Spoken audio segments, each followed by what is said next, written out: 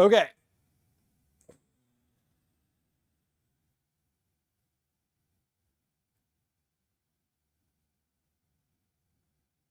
Hi. Welcome in. This is a cooking stream. My name's Lou. It's nice to have you. I'm a home cook. I'm a recipe developer. I live in Philadelphia. The stream and the channel is all about cooking and conversations. It's mostly a live stream. If you're joining us after the fact, we have chat down here. This is what I'm responding to. If you're on the vertical stream, it's going to be down here somewhere. Today, we're doing a big trip prep. So one of the things that I like to do, in addition to vegetable forward family meals, meal prepping, baking, recipe development on stream, I do a lot of camping. And today we're meal prepping for taking my son and 11 of his friends camping, tent camping. So we're doing a bunch of big batch cooking today. For that particular trip and today I'm doing 2 dinners and 2 breakfasts. The 2 breakfasts that we're doing are pancakes, which are super easy. I'm using a dry mix for that. We're just going to put that in a bag and we'll put some liquid in it when we get there, no problem. For the other breakfast, we're doing breakfast taquitos, which are basically eggs, cheese, sweet potato, and turkey bacon rolled up in like a burrito. We're making those today. So I have the sweet potatoes in the oven. The turkey bacon we're going to put in the oven. The eggs, we're going to try a new process today, which I've never used, which is cooking them on a sheet pan, basically baking them instead of doing them individually in a pan, because I'm trying to make like 40 of these things. So it's inefficient to do them one by one in a cast iron pan. So those are breakfasts. For dinners, we're doing some simple burgers and hot dogs for one of the evenings. So I'm going to make some toppings for the burgers. I'm going to caramelize some onions today, primarily for that. I might slice some raw onion too. I might just do that while we're there. And the other dinner is grilled cheese and tomato soup. So I'm making a big batch of tomato soup. We have this huge pot back here that is going to be for that. This is a tomato and lentil soup. It's a recipe that I wrote that I'm just scaling up to be quite a bit bigger. And we're doing grilled cheese. The grilled cheese is just going to be standard Stroman King white bread with a couple different types of cheeses on it. So that's what we're doing, what we're prepping on stream today. If we want to get into the cadence of what we're doing, here's the order of operations for today. We are roasting the sweet potato, cooking the turkey bacon, caramelizing the onion. We're packaging the caramelized onion. We're cooking the eggs because all of that needs to cool down. Then we're going to make the grilled cheese. To make the grilled cheese, we're going to assemble it, heat it, grill it, freeze it, and package it. Then we're going to make the tomato soup. To make the tomato soup, we're going to make the soup, package it, and freeze that.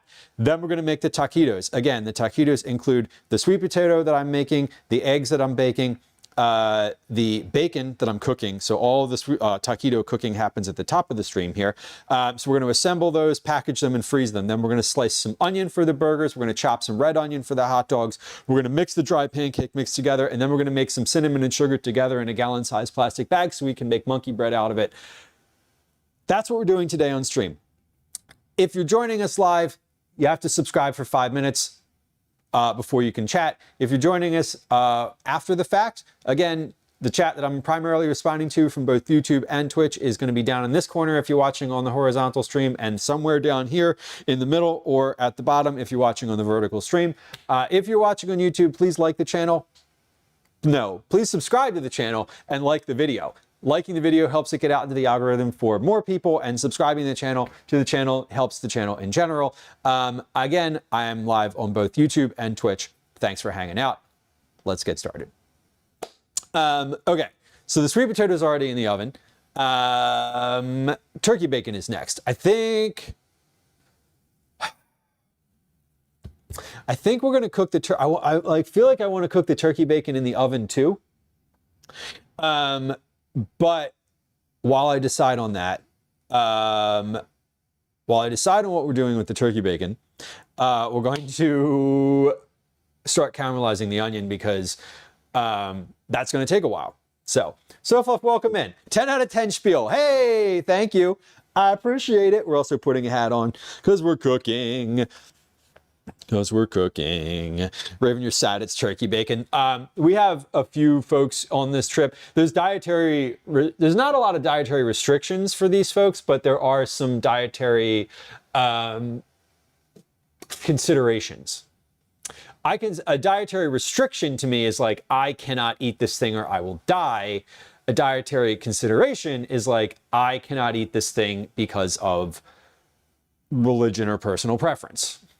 So we have some dietary considerations on this trip. So everything we're doing is, there's no beef, there's no pork, and yeah, no beef, no pork. So like we're doing turkey hot dogs, chicken burgers, and turkey bacon. So no beef, no pork, and that's gonna be how we do it. Let's do the onion first. So we're gonna caramelize. Do y'all say 1 if you say caramel, 0 if you say caramel, and 2 if you say caramel? Does anybody say caramel? Nobody says caramel. That's odd. That's odd behavior. So we got, wait, one was caramel, 2 was caramel. Okay. No zeros. What's a 0? Dan's like, I have a dietary consideration and don't enjoy that food product. Anyway, dietary considerations. Let's use the big cutting board because I haven't used this in a long time. Caramel? Okay. I kind of switch based on context. Like, not context. I don't switch based on context. I think I switch whether or not I'm using it standalone or using it like mid-sentence. I don't know if that's actually how it works, or if I don't actually do that. I know that I say both of them. I thought I said 0. Fair. Valid, Dan. How many onions am I caramelizing? 4. Pecan or pecan? Yes. I say both. Yeah, I do. I feel like I say both.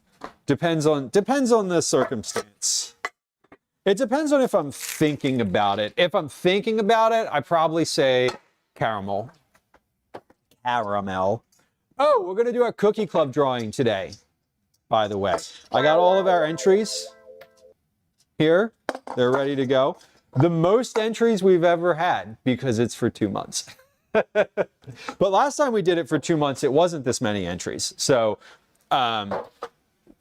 we did good. I'm moving some things off the stove here so I can use the big burner for these onions. I might move the onions to a smaller burner at some point, but we'll see. Okay, big bowl. Let me get out a bowl for scraps. Not going to be that many scraps today, honestly, though. I feel like we have lots of onions, lots of garlic, but we're doing like bulk stuff, so we just have like a lot. Any ideas of meals I can cook using a rice cooker? A rice cooker? Like, in the rice cooker? I actually don't. I don't have a rice cooker. I feel like, I mean, rice is like the foundational element to a lot of meals. So I think just being able to cook rice is kind of nice. I've never actually cooked a meal in a rice cooker. Does anybody use rice cookers for anything specific? It's like a heated pan. I still make my rice I make my rice in like the same pan that I've made it in for a long time, and it's like such a specific process. I've made it in the Instant Pot recently. I feel like with an a rice cooker is an unfamiliar appliance to me. In an Instant Pot, are you allowed to have an Instant Pot? Raven, do I need a cookie skillet? I mean, I wouldn't say no to a cookie skillet. A cookie skillet's one of those things that I'm not gonna buy, but I would have one if I was given one. When I am cutting the onion for the soup today, I remembered that the food processor has a like shredding setting on it, and I want to remember to use that today, because otherwise it's going to take me a while to dice. There's 5 onions for the tomato soup, and it's going to take a while to like do those. So I want to if I'm going to use the food processor, I'm pretty sure I won't forget. Specifically rice, Spaceball says. Yes, I mean specifically rice. Sofa, if your mom makes meals in the rice cooker, okay. Bella says, I've seen people while traveling use rice cookers for lots of things other than rice. I don't own one myself unless you count the Instant Pot. So yeah, same. And that's like, it's an appliance that I understand is like one of those things where like if you eat rice regularly, you just have one. There's no like question about having one. I don't cook rice as regularly enough to like necessitate having one. If I did have one, I would certainly use it for rice though. Like obviously. I feel like there's a cookbook out there in the world that's like meals in the rice cooker that aren't rice. There has to be. 9 says there's a lot of recipes that come up online. I'm looking for Instant Pot stuff. Yeah, that's kind of what I was imagining. So like no Instant Pot, no air fryer. Yeah, rice cooker is pretty low energy, right? Like it's a lot less of a risk.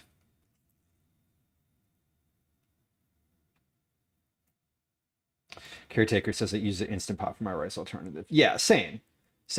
I didn't for a long time, and I don't remember this happened on stream. I was like, oh, let me try to see if the Instant Pot works, and like, obviously it works for rice. I think I'm gonna do 4 onions actually worth of caramelized onion because when you caramelize an onion, there's not a lot of it left, you know. Boatside Fly, welcome in. Hello, Lady Lyra, welcome. Yeah, slowly approaching the 4 years. It'll be 4 years. I had my first stream May 12th, 2022. Which feels weird to say. Because it doesn't feel like I've been streaming for that long. But 4 years is quite some time. The content of the stream has changed quite a bit in that time, but overall it's pretty similar too, you know what I mean? I haven't still doing much the same shit that I was doing before.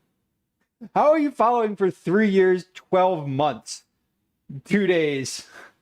Is it 3 years and 12 months, 4 years? I don't get it. What? Bowtie Fly, were you following me for longer than I was streaming somehow? Or was my first stream... Did I completely mess up the date of when my first stream was? I don't remember. I can't remember shit. So good suggestions for Rhino for the rice cooker meals. That's I love that. Sea Films, welcome in. Good to see you. Happy Tuesday or whatever day it is. Hold on, where are we? There we go. The chef, welcome in. Good to see you. Oh shit, I can't even shout out on my own fucking channel. That's fine. Listen, no, it'll come. It'll happen. It'll happen. Oh, it's cute. That's right. It's cute. Oh, it is Cinco de Mayo. Right. Shit, and it's a Tuesday too? Should have done Taco Tuesday instead of making fucking 2 gallons of tomato soup. Chef, nice to see you. I did. If you're on Twitch, there's a shout out, or there's going to be a shout out in chat for the chef V. It's coming. There's a couple shout outs queued. Lady Lyra, there's a shout out right now. Lady Lyra, friend of the stream, friend of the stream. We have some good shout outs coming up. So like when there's a shout out in chat, you should click on it. But the chef, I was really enjoying your stream the other night. You have a really good cadence of like talking and being just sort of like in the moment and filling, I always say filling the sound, like the absence of chat with the sound of your own voice, because I like to do that myself. When folks aren't chatting on stream, I just like continue talking, and I felt like you are doing a very good job of that, and it was like very engaging and funny, and and fun to watch. Just vibes. And that's all it ever is, really.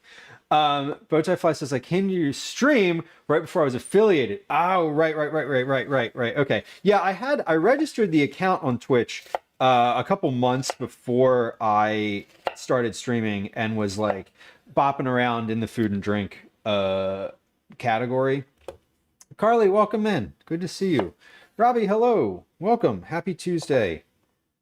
Thank you. I'm new. Same. I mean, kind of. Listen, I don't feel any more prepared or less prepared than I think I did.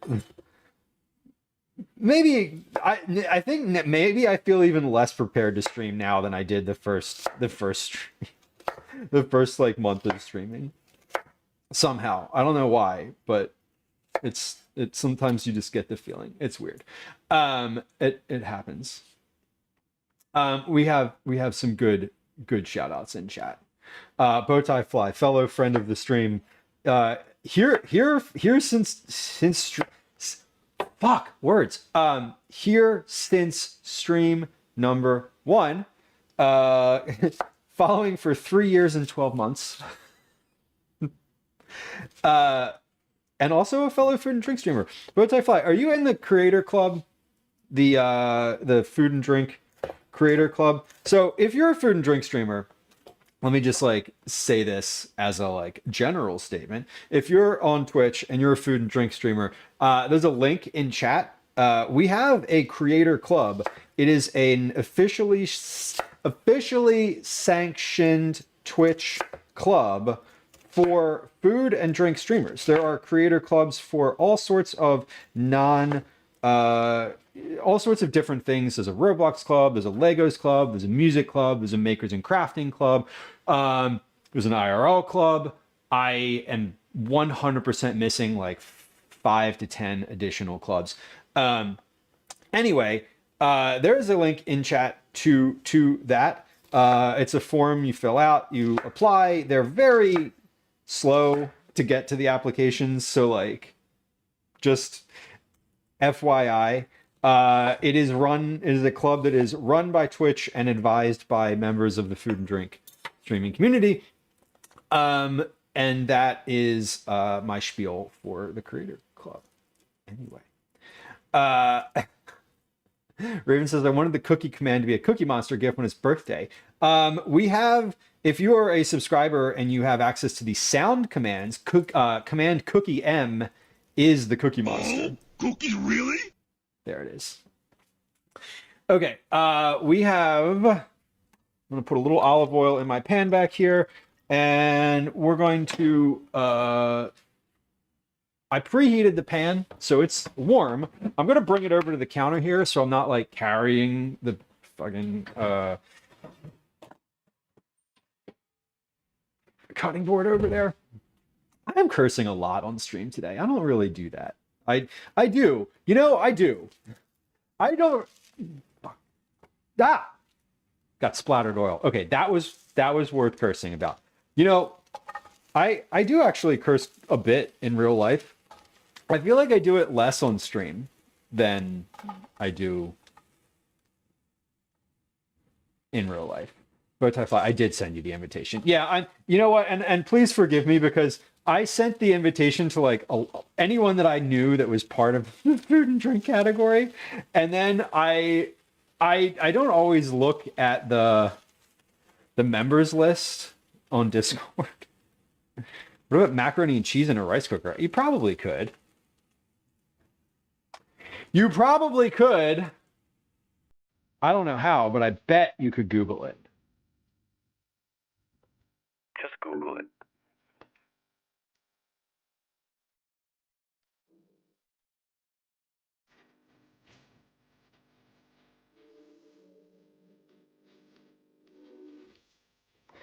Anyway, say all the F's and P's and S's. Which one's S? Oh shit! Right. See, you see what had happened is, I don't always know. Yes, and that's one of the things that I liked. I appreciated. I was like, whenever I watch someone else's stream, I always appreciate when they're cursing a little bit because it feels more like normalized. There's a lot of cursing that happens in my house. My kid curses quite a bit, but you part of what being a parent is like teaching them, hey, you can curse in front of me, but don't do that in front of your grandmother. It's all about balance, right? Unless she does it first. In that case, like, you know, fucking go for it. All right. These are good. We're gonna put. Oh, hold on. I'm sort of like, there's a couple pieces in here that are not quite the right like consistency. They're like the skin that sort of snuck through. So let's get the. Let me get my hands washed and step away from the deluge of onion juice that is assaulting my eyeballs right now. These are Vidalia onions. They're a little sweeter, and I'm using those instead today. They were, I like them a little bit better, and they were only 10 cents more a pound than the regular yellow onions, so I figured that was okay. Salt, that's right. A little bit of salt on here. And we're going to cook these very low and very slow until they're done. Probably an hour, probably 2, possibly 3. Possibly more if I forget about them, which I won't because they're in an obnoxiously sized cast iron pan. I do actually, hold on. What else am I using my stove for? So the sweet potatoes in the oven. I have 13 minutes left to go on that. The onion is on the stove. All that needs to do back here is caramelize. So like once that's done, we can package it up. Once that's done, we're going to not package it. I'm going to let it cool because if I put it in the package right away, it will steam and then it'll get wet and we don't want that. So we're going to caramelize that till whenever it's done. Now we've arrived at the turkey bacon problem. The turkey bacon problem is not really a problem. I just have a lot of it. I sort of want to cook that in the oven. I think I want to cook it in the oven. I think I'm just going to cook it right on a sheet pan. I'm going to cook the eggs on a sheet pan too, though. And I want to cook those first. Do I want to cook those first? Shit. This is the problem. And also, I don't want to cook. I can cook the turkey bacon at 425. So my oven's currently at 425. I'm going to cook the turkey bacon on sheet pans. I'm going to use my crappy sheet pans. These are the crappy sheet pans. These are the better sheet pans.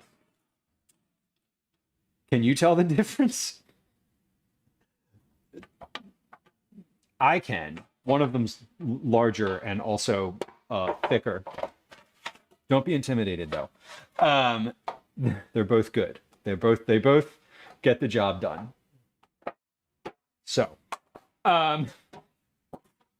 Jesus, we've almost derailed. Turkey bacon. I'm just gonna cook these right on the sheet pan. I am gonna put a little grease on the sheet pan though. I just had the thought, I have a whole mug of bacon grease in the fridge that I could grease these sheet pans with. And I'm like, no, the whole point of the whole point is to not use pork. Anyway, I think I will probably put parchment down though, because I don't want these to stick. Yeah, I'll put a little parchment on here and spray the parchment with like a little bit of olive oil. That way it's because the turkey bacon doesn't have as much fat in it. That's what I worry about. A1 parenting. I mean, listen, a part of the thing is like, you know, you got to let them do the thing, because if I'm like, there's no cursing at home, you can't say shit at home, he's going to just not say it at home. He's going to say it anywhere else in life. I just want to be able to give proper context to the cursing that's happening. Like, hey, you don't use the F word like that. That's not right. Let me tell you how it's correct. Raven says my grandpa's the one who taught me how to curse and throw a punch. Hell yeah. Grandpa wasn't messing around. I do love a Vidalia onion though. Carly says I caramelized onions in my crock pot and it worked better. Okay. Did it have like I wonder if the Instant Pot has a setting to like caramelize onions. I feel like it will. I feel like it does. Don't forget the parchment. Yes, we did it. We did not forget the parchment. I did arrive. I arrived there. Take a sheet pan and put the pan directly on top of the bacon. I'm not going to do that, Raven, because I don't have enough sheet pans. The more beat up the sheet tray is, the better it works. This is also true. Is the turkey bacon actually bacon? No, it's bacon shaped turkey pieces. Size doesn't matter. No, it doesn't. I mean, no, it buffering.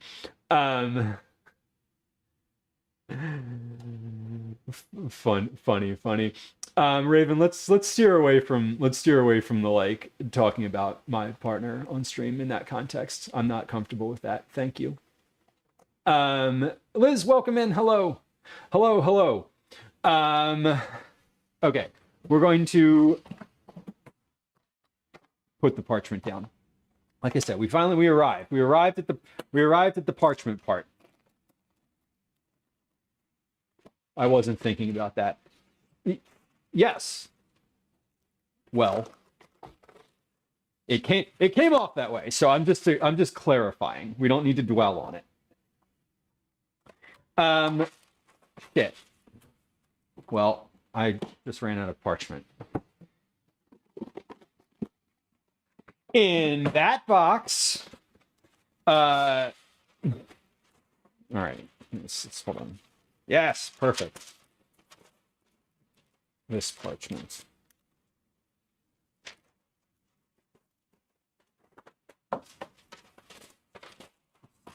This one fits.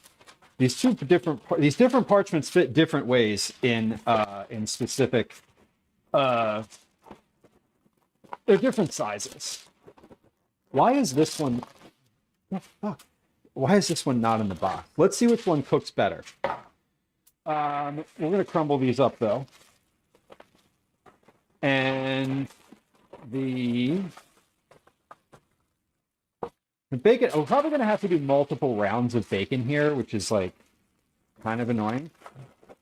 I am the sweet potatoes are in the oven. They're going to be done when they're done. See films, the parchments are different colors. They are. They are. They're different brands. One of them is smaller than the other one. This one initially was too large to fit in my box, but now it does. So this one will now just go, damn it, no, it doesn't. It's still, this is the Kirkland brand, like, roll, and it's literally, like, it doesn't fit in the thing. It kind of does, but, like, it doesn't, the lid doesn't close all the way. It's, like, still there's too much roll, which is why it wasn't in here in the first place. Anyway, we'll just put that one back in the box and just pretend like we didn't do that. Liz, thank you. I will be there on Friday because we're going to be getting our cookies to the post office on Friday morning specifically. So I will pick up, I might be by there before then, but we're definitely going to be there on Friday.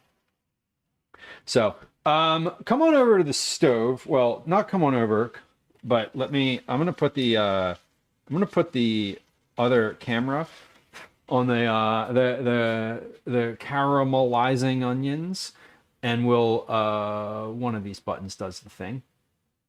There it is. And we'll put the camera on these onions, and you can watch them caramelize in real time. Wait, that's not the right one. There we go. Beautiful. All right, turkey bacon time. What's the best thing to cook over a campfire? Probably hot dogs, honestly, because you can cook them on a stick. S'mores. I wonder why the emote didn't work. Which emote did you try? I missed it. Okay, we have a lot of turkey bacon. Here it is.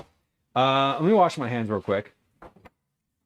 I feel like every time I say, let me wash my hands, I always say real quick. Like, as if it didn't take the same amount of time every time.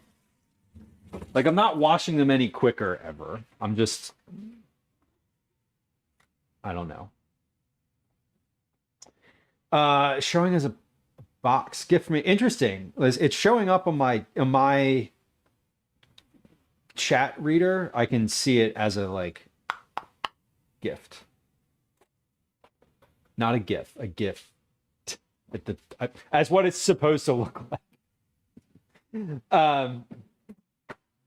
Raven says most of the time you do. Yeah, just like I've just gained self-awareness just there. I was like, I feel like I say this often. Okay, so the people at I shopped at Reading Terminal yesterday because like bulk stuff like this, like I'm always gonna buy at Reading Terminal. Why did I put a glove on one hand and not the other? What the fuck? Why am I using these gloves? The ones I don't even like. The existential questions abound today. Liz, fair enough. Okay, we have turkey bacon. Oh, I wanted to spray the thing. Oh, see, something's like we're in the zone of like I'm not in the groove yet. We haven't like gotten into the groove yet. We will not get there today. We're doing our cookie club drawing today. It's totally not at all talking about the groove. But we are going to do a cookie club drawing today. I'm going to do that towards the end of stream. I know I mentioned the timing around 5 p.m. On a recent stream, maybe the last one. Trying to get there. But Gwen also told me that she can take Calvin to karate tonight. So I'm like, oh, I don't have a hard stop at 5:30. Okay. So Yeah. We're good. We're good. How many hats do I have? Unclear. I actually don't know. I really genuinely don't know. It's more. How many of this brand hat do I have? Command hat in chat if you're like, what hat are you talking about? What brand are you talking about? Am I wearing one of those today? Yes, I am. It's like today would be the day that I'm not actually wearing one of the hats that I usually wear. Anyway, I probably have 20 plus of this brand and more others. I should have put these on our cookie sheet pans. That's what I should have done. Why am I using my crappiest sheet pans? It's fine. We're gonna have to do 2 rounds of the bacon, and that's totally okay. But let's put this in the oven. The oven is on currently. It's at 425. We have sweet potatoes in there that are baking. I'm gonna give these onions a little stir. I can hear the onions, which I really don't want to. I really don't want. Like, I don't. If they are sizzling like that, then they're gonna cook too fast and not get the flavor that I want. So I feel like I'm going to move this pan to a smaller burner because I can't turn it down any further than it is. It's on the quick boil burner at the moment, which is like not where it's supposed to be. All right. The sweet potatoes have actually been in the oven for 45 minutes now. So I'm going to, the oven's on, it's been on since before stream started. There's about 30 seconds left on my timer, which is like in the span of 45 minutes baking a potato. It's nothing. So they might be finished. They might not. I'm not sure. So we're going to check those and see how it goes. V, enjoy your workday. I hope it's a good one. Thank you for coming through. If you have any like questions or if you like want to chat about streaming, like food stuff, like technical stuff or whatever, like feel free to send me a note in whatever format works best, email, Discord, or Twitch whispers. Don't whisper me on Twitch. That's a bad, I just never check those anyway. But yeah, feel free to send me a message. I'm happy to like send some thoughts. Okay, checking the sweet potatoes in here. We have a few bubbles coming out. These are not quite finished here, but so I think what I'm going to do is I'm going to move these sweet potatoes to the bottom rack where they can just continue to bake. I'm going to put this bacon on the top rack so that it gets a little better air circulation. And I don't know how long this bacon will take, so let's take a timer and we'll set it for, let's go with 15 minutes. 15 minutes. I'm going to want to check the potatoes again. So whether or not the bacon's finished in that time, I think is not relevant to what I'm considering. So if the bacon is finished after 15 minutes, great. We'll do like round 2. If it's not finished, we'll wait longer. I don't know what else to say. The bacon, the sweet potatoes, and the eggs are all for the taquitos, which are breakfast-oriented taquitos. We haven't gotten to the eggs yet, obviously. All of that is the last thing I'm doing on stream today. So I'm utilizing the oven to do all of those. We're gonna bake the eggs on a sheet pan too, as a new venture today, instead of making all like 40 individual scrambled eggs. So while we're sort of waiting for all of that to happen, I am going to start on the grilled cheese. Am I going to start on the grilled cheese?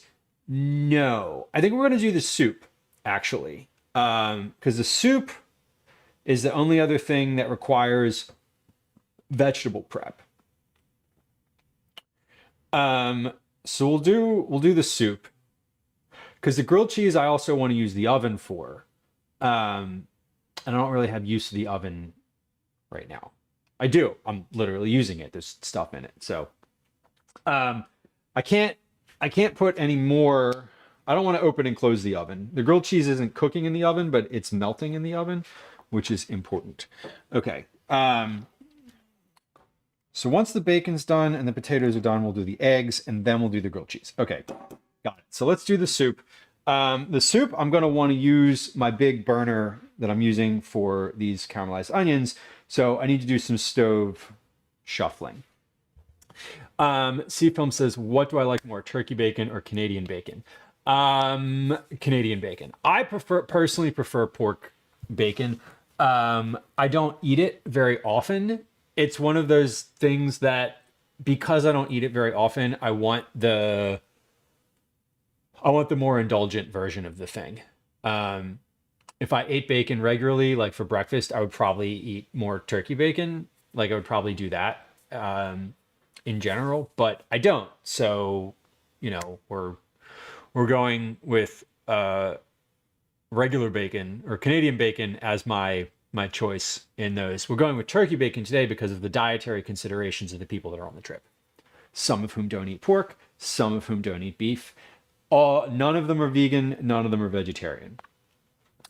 Most of them are 10 years old. So we're trying to keep things like simple, you know, grilled cheese without caramelized onions in it. We have the caramelized onions on the side, and you can enjoy them separately on your burger or not. That is your choice. Dan says, does my family normally use turkey bacon or regular bacon? No, when I buy bacon for the household, I'm usually buying pork bacon. There is a fact. I do in fact love facts. I'm a big fact fan. It is, yeah, Raven, it's like a big scrambled egg on a sheet pan. So I'm making so we're going to fill basically like 20 eggs on each sheet pan mixed with a little bit of milk. And then we just put them in the oven and bake them. We put down some parchment paper on the sheet pan to make sure that it's like, you know, not sticking to the bottom. And then we pour the eggs just directly on top of it. So it's all sort of a process. I would love another oven. Another oven would be kind of amazing.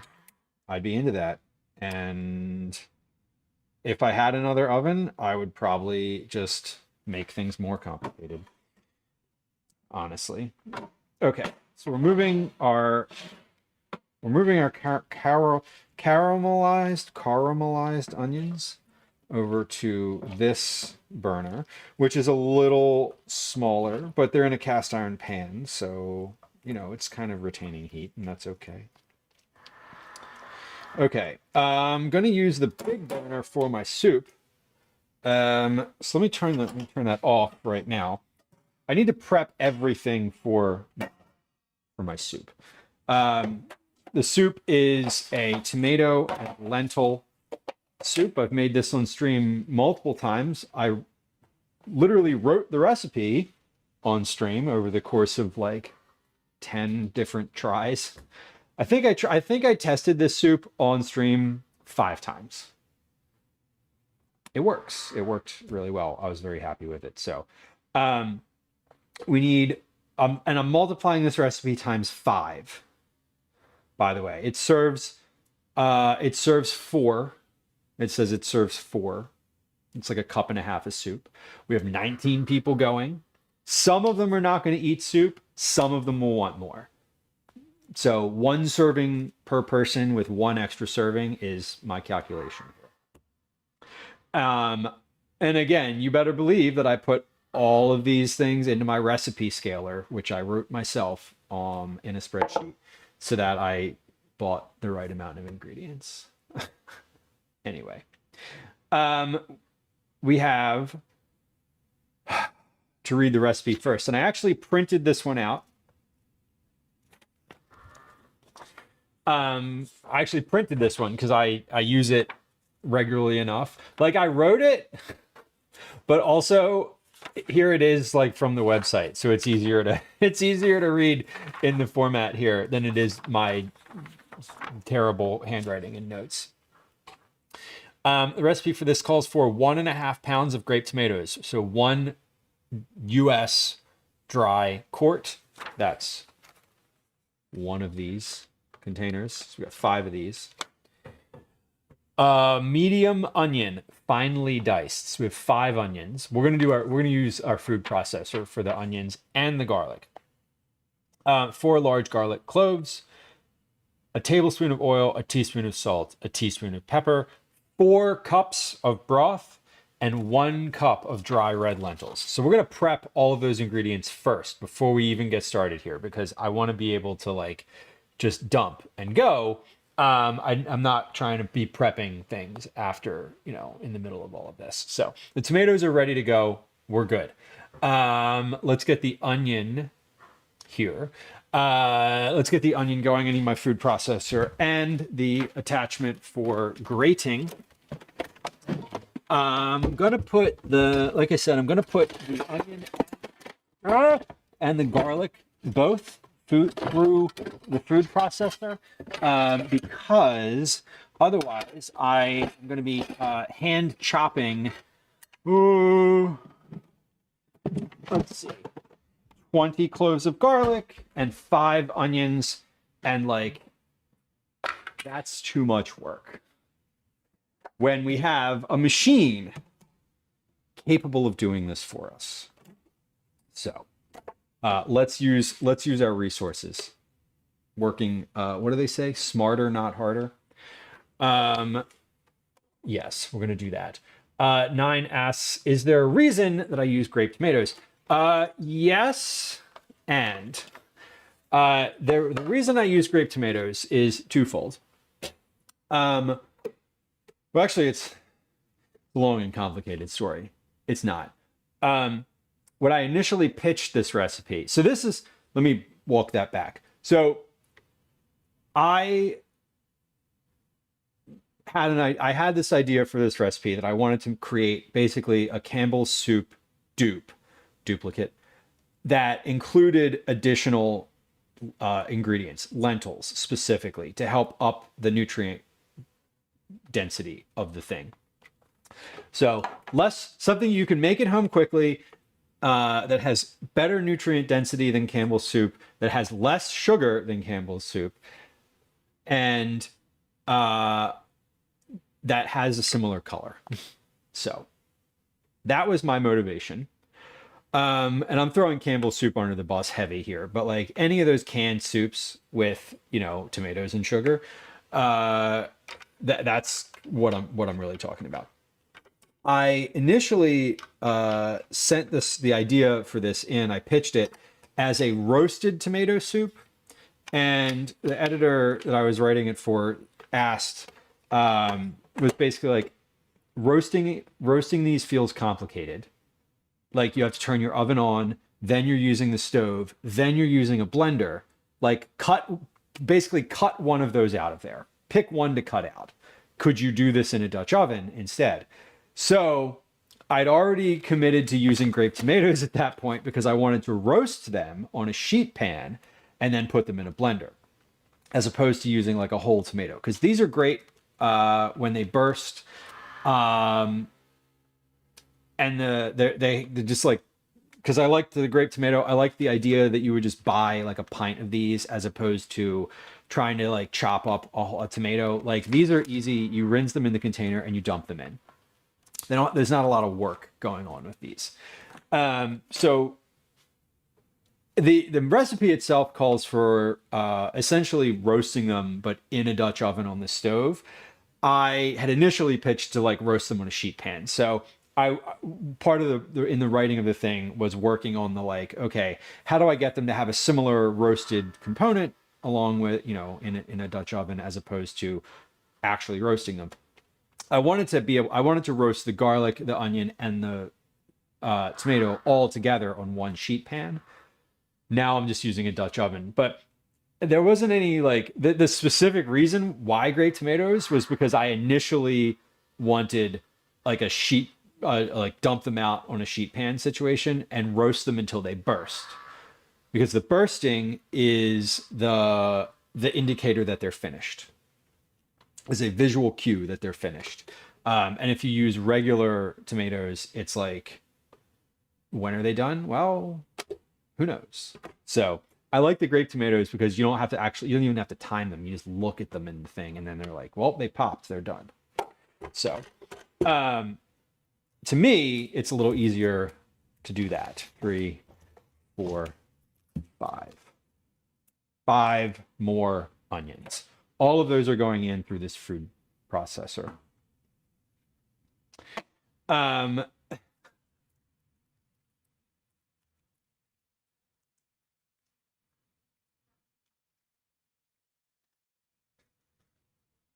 Raven, that's wild. That's right. I remember you telling me about having the cafe. I feel like you'd mentioned that previously. Realized I didn't do TTS. That would not go through the TTS. You have to pay for TTS.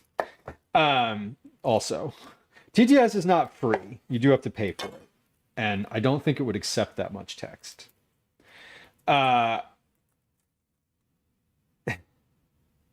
Thanks for explaining. For wanting a good tomato soup recipe. So much skin using the grape tomatoes. Yes, there is a lot of skin, but for this one, I put it. This is a blender. Like, this is a blender based soup. So you cook it, and then you blend it. Essentially, that's the not essentially. That is literally what you do. You cook it and then you blend it. I blend this soup for a good like 2 to 3 minutes. So that it gets completely smooth. Because again, the dupe aspect is to get it to be like tomato soup. I've always been able to use it for free on my friend stream. Yes, on your friend stream. Not this stream.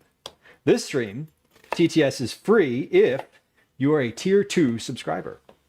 Tier 2 subscribers get free TTS on this channel. There's lots of different voices, and you can find the listing of those in the box on the profile page on Twitch. If you're a member on YouTube, you can also use TTS for free. And you can use bits to trigger the TTS. Command TTS in chat if you'd like. TTS is text to speech, for those of y'all who are not familiar. If you would like to have your message read aloud on stream, you can use bits for that. And there is a list of different voices you can use too.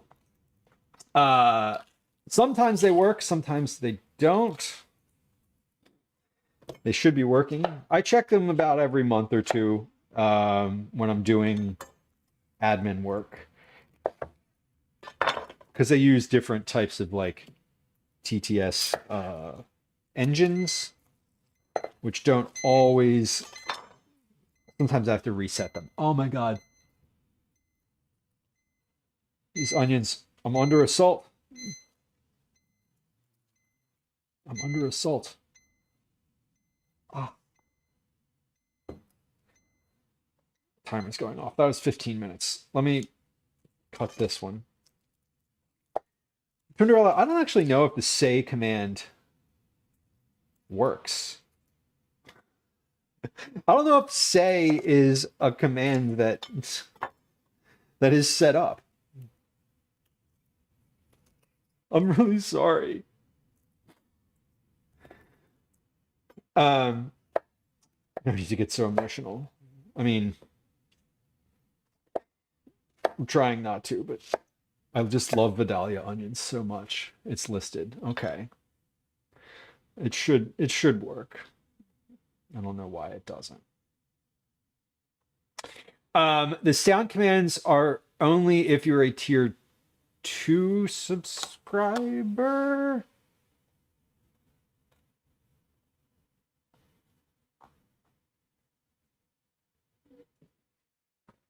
the commands, yeah, I think the commands only trigger if you are a tier 2.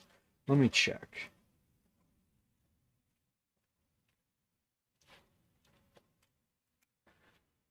I don't even know. Fuck. Are they not working? I'm about to derail. Here we go. Hold on. Do I have event log?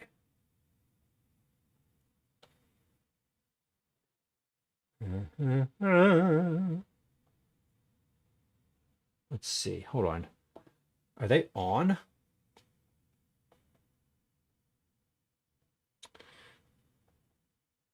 Yes, it should be on. Let's see. Does it work for me? Hey, listen. Huh.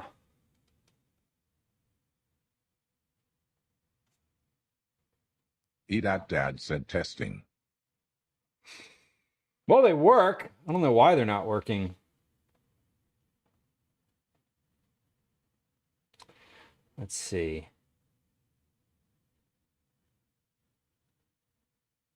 Say is not, I don't even see that. Hold on.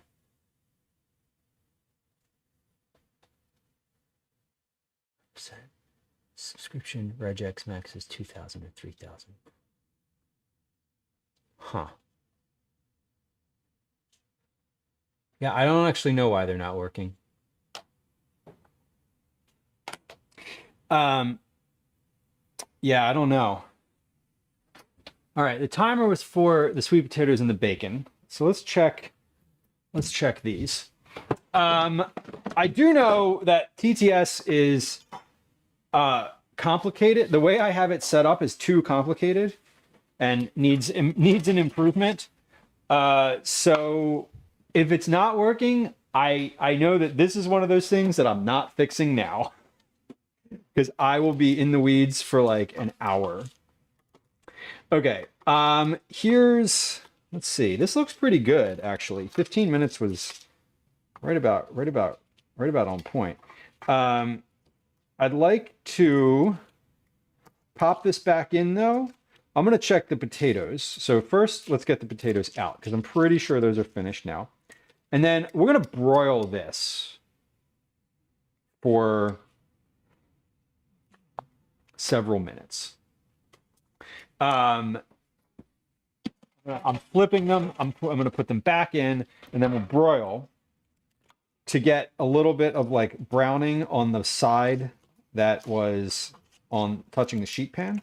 But this came out really well. I'm happy with doing the sheet pan, and I feel like this was less intensive an experience than trying to put all of these on the griddle and manage like a griddle, right? Because the griddle would be the griddle I would have to like maintain looking at it, and also like worry about smoke and oil. So this is much nicer. Much nicer. Let's check these potatoes again. We should be just about finished here. I'm not going to broil while the potatoes are in the oven. Yeah. Oh, yeah. Oh, yeah. These are nice and soft. Beautiful. Okay. These are ready. We're going to put these on a cooling rack. So I'm doing this countertop shuffle today because we got a lot of stuff happening. So we need to get cooling rack number 1. I'm gonna have a lot of stuff on a cooling rack today because I'm putting the sweet potatoes, the bacon, and the eggs are all gonna go in a cooling rack. So let's broil these on high. Let's set a timer because otherwise I'll forget and we'll have like real burnt crispy bacon. So let's set a timer for 3 minutes from right now. Great. 9 used to have Morgan Freeman as a voice on the Echo Dot. That's amazing. And I didn't know you could do that. Whoa, these are already cut. I almost just sliced my finger. Trying to snooze, and it's like, get your lazy ass out of bed. That would be motivating.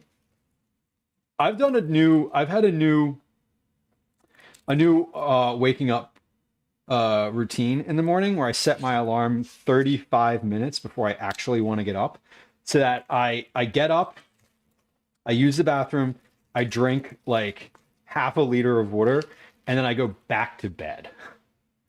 And that's been working really well, because it's basically like I'm like intentionally I'm intentionally waking up earlier, and it's like I get a little nap in the morning almost, which is kind of nice. All right, welcome. Hello.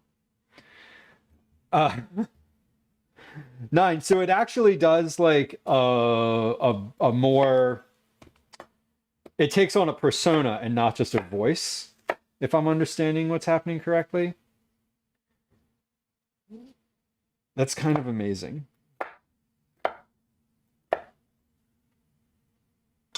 All right. We have, wash my hands real quick. Timmy, welcome in. Looking while I load the dishwasher. I love loading the dishwasher. It's one of my favorite things in the kitchen, when you have a full sink of dishes and you like get the whole, you get all that stuff in the dishwasher and there's like 4 dishes left in the sink. It's so good. It's so good. It's like the best feeling. Timmy Buble, fellow food and drink streamer, does recipe testing on online, doing there's a shout out in chat for Timmy every week, once a week.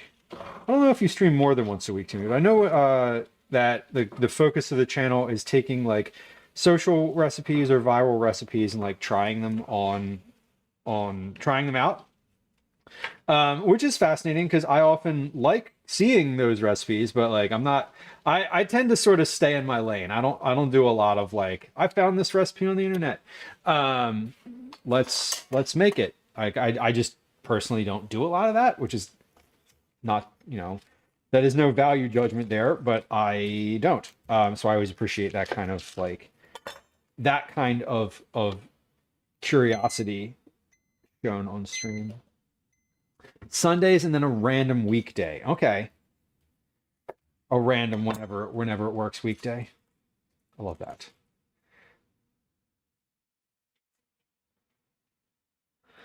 Expand the room. I would love that. That would be nice.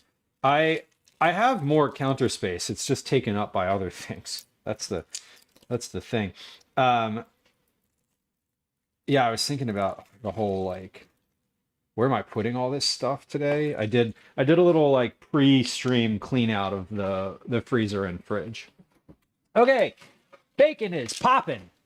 Hell yeah, that looks great. And now, speaking of like, where do I put things?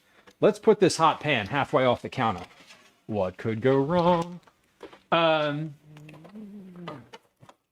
Before, let's not before. We have to, I have to shuffle some things around on the counter here so I can put these pans over here to cool down. I actually want to use those pans again right away, because I want to put bacon like back in the oven. So we're going to start migrating and doing some changing over of things here. The lentils I'm going to use soon, so let's move those there. Parchment I'm going to use again momentarily. Let's do that, and then that. Parchment here. My spray, my spray is over there. The lid is over here for some reason. The rest of my bacon is going to go on that pan in just a second.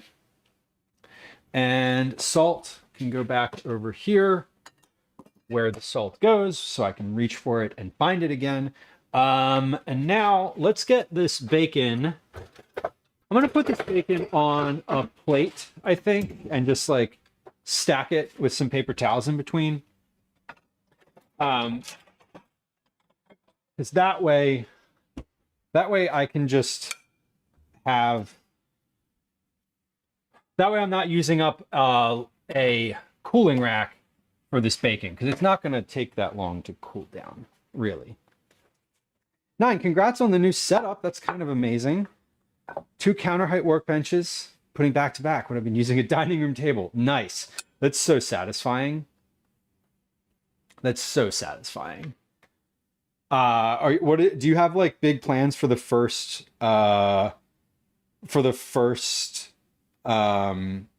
stream using that? Are you like trying to make use of the entire space? That would be kind of fun. So many drawers. Excellent. I love to hear that. I have like funny, some of the space in this kitchen is a lot of it is used for cooking stuff or food or whatever, and some of it's like not. And I feel like the rule with space is that like your usage of it will expand into the space that you have, sort of no matter what. And I always think about that when I like clean out the cabinets at the house, and I'm like, why do I like, I'll like clean the cabinets out, and then there'll be inexplicably like an entirely empty cabinet at the end of that process. And I'm like, this is just going to fill up again. And like, damn if a month later, it's not completely full. The last time I cleaned out the cabinets, I distinctly remember the one cabinet, which is over there. It was like, it had like 5 things in it. It was nicely organized. And now like stuff is falling out of it when I open it. It's like, okay, but what happened? What happened here? What went wrong? All that is to say, it's kind of awesome that you have this like new space. Okay. So we've got a lot happening here.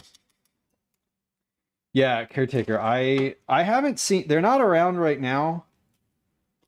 Elsie, actually, I think Elsie's right here, our girl cat, but I think she's sitting on the chair. I haven't seen her. I saw her a little earlier, but like I haven't seen her head pop up in a while. So she may be nearby, but she's less interested in what I'm doing currently than something else.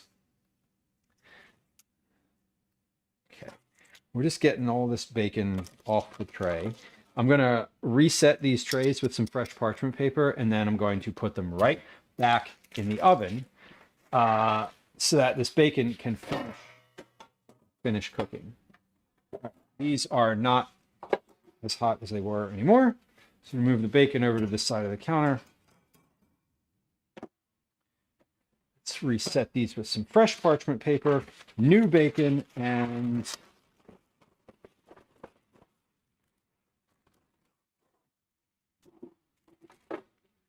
then I'll keep going with our soup process. So the sweet potatoes are done.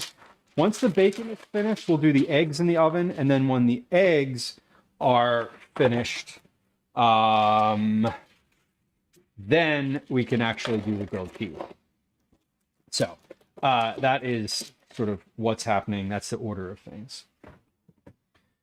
So let's get this bacon onto the tray and into the oven. Built a spice rack. Excellent. Excellent. Oh man. And the whole extra's covered. I know. I have this problem, 9, where I'll buy spices, and then I'll like go to put them away. And when I go to put them away, I'm like, oh, I have like extras, or I have like, I don't need the big bulk bag in the drawer. Let me put the big bulk bag somewhere else. And then like when I go to put the big bulk bag of the thing where I am intending on putting it, I then realize, oh, I already had a big bag of this. Damn. So anyway, cut to why I have a ton of cumin currently in the house. right? Raven, the kitten appearances on stream are not dictated by me. Those are dictated by my partner who is not home. So at some point it's possible, but I make no promises.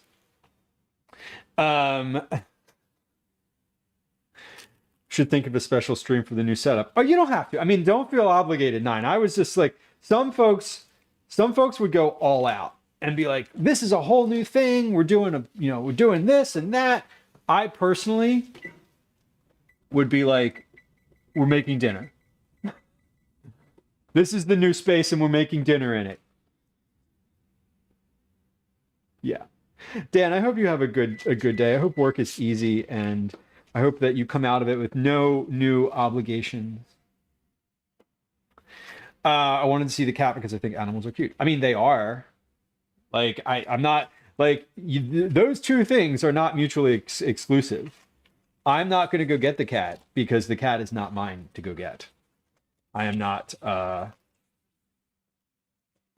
I'm going to wait until it is time for the cat, which is if our cats came around, I certainly would force them to make an appearance, but they're not around at the moment. I had an extra piece of bacon on this other tray, and let's put that on this tray. There we go. Okay, we're good. Can I put both of these on this tray? Hell yeah, I can. Excellent. No overlaps. That's what we love to see. So the bacon for that I'm making now, the burgers that I got, the chicken burgers, and the hot dogs, the turkey hot dogs, are all from Godshall's Poultry, for what it's worth, in Reading Terminal. Hey, remember when I was like, if a cat comes around, I'll make him make an appearance?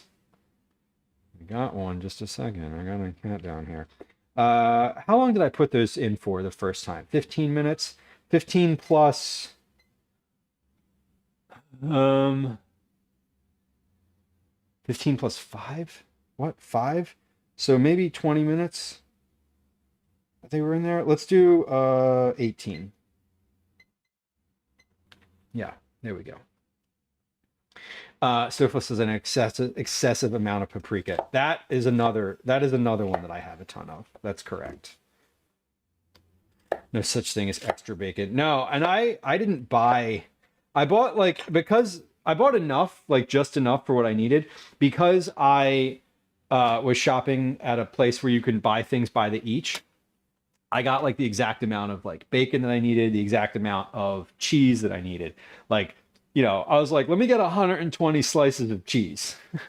And they were like, what? And I was like, I said what I said. Do y'all want to see a cat?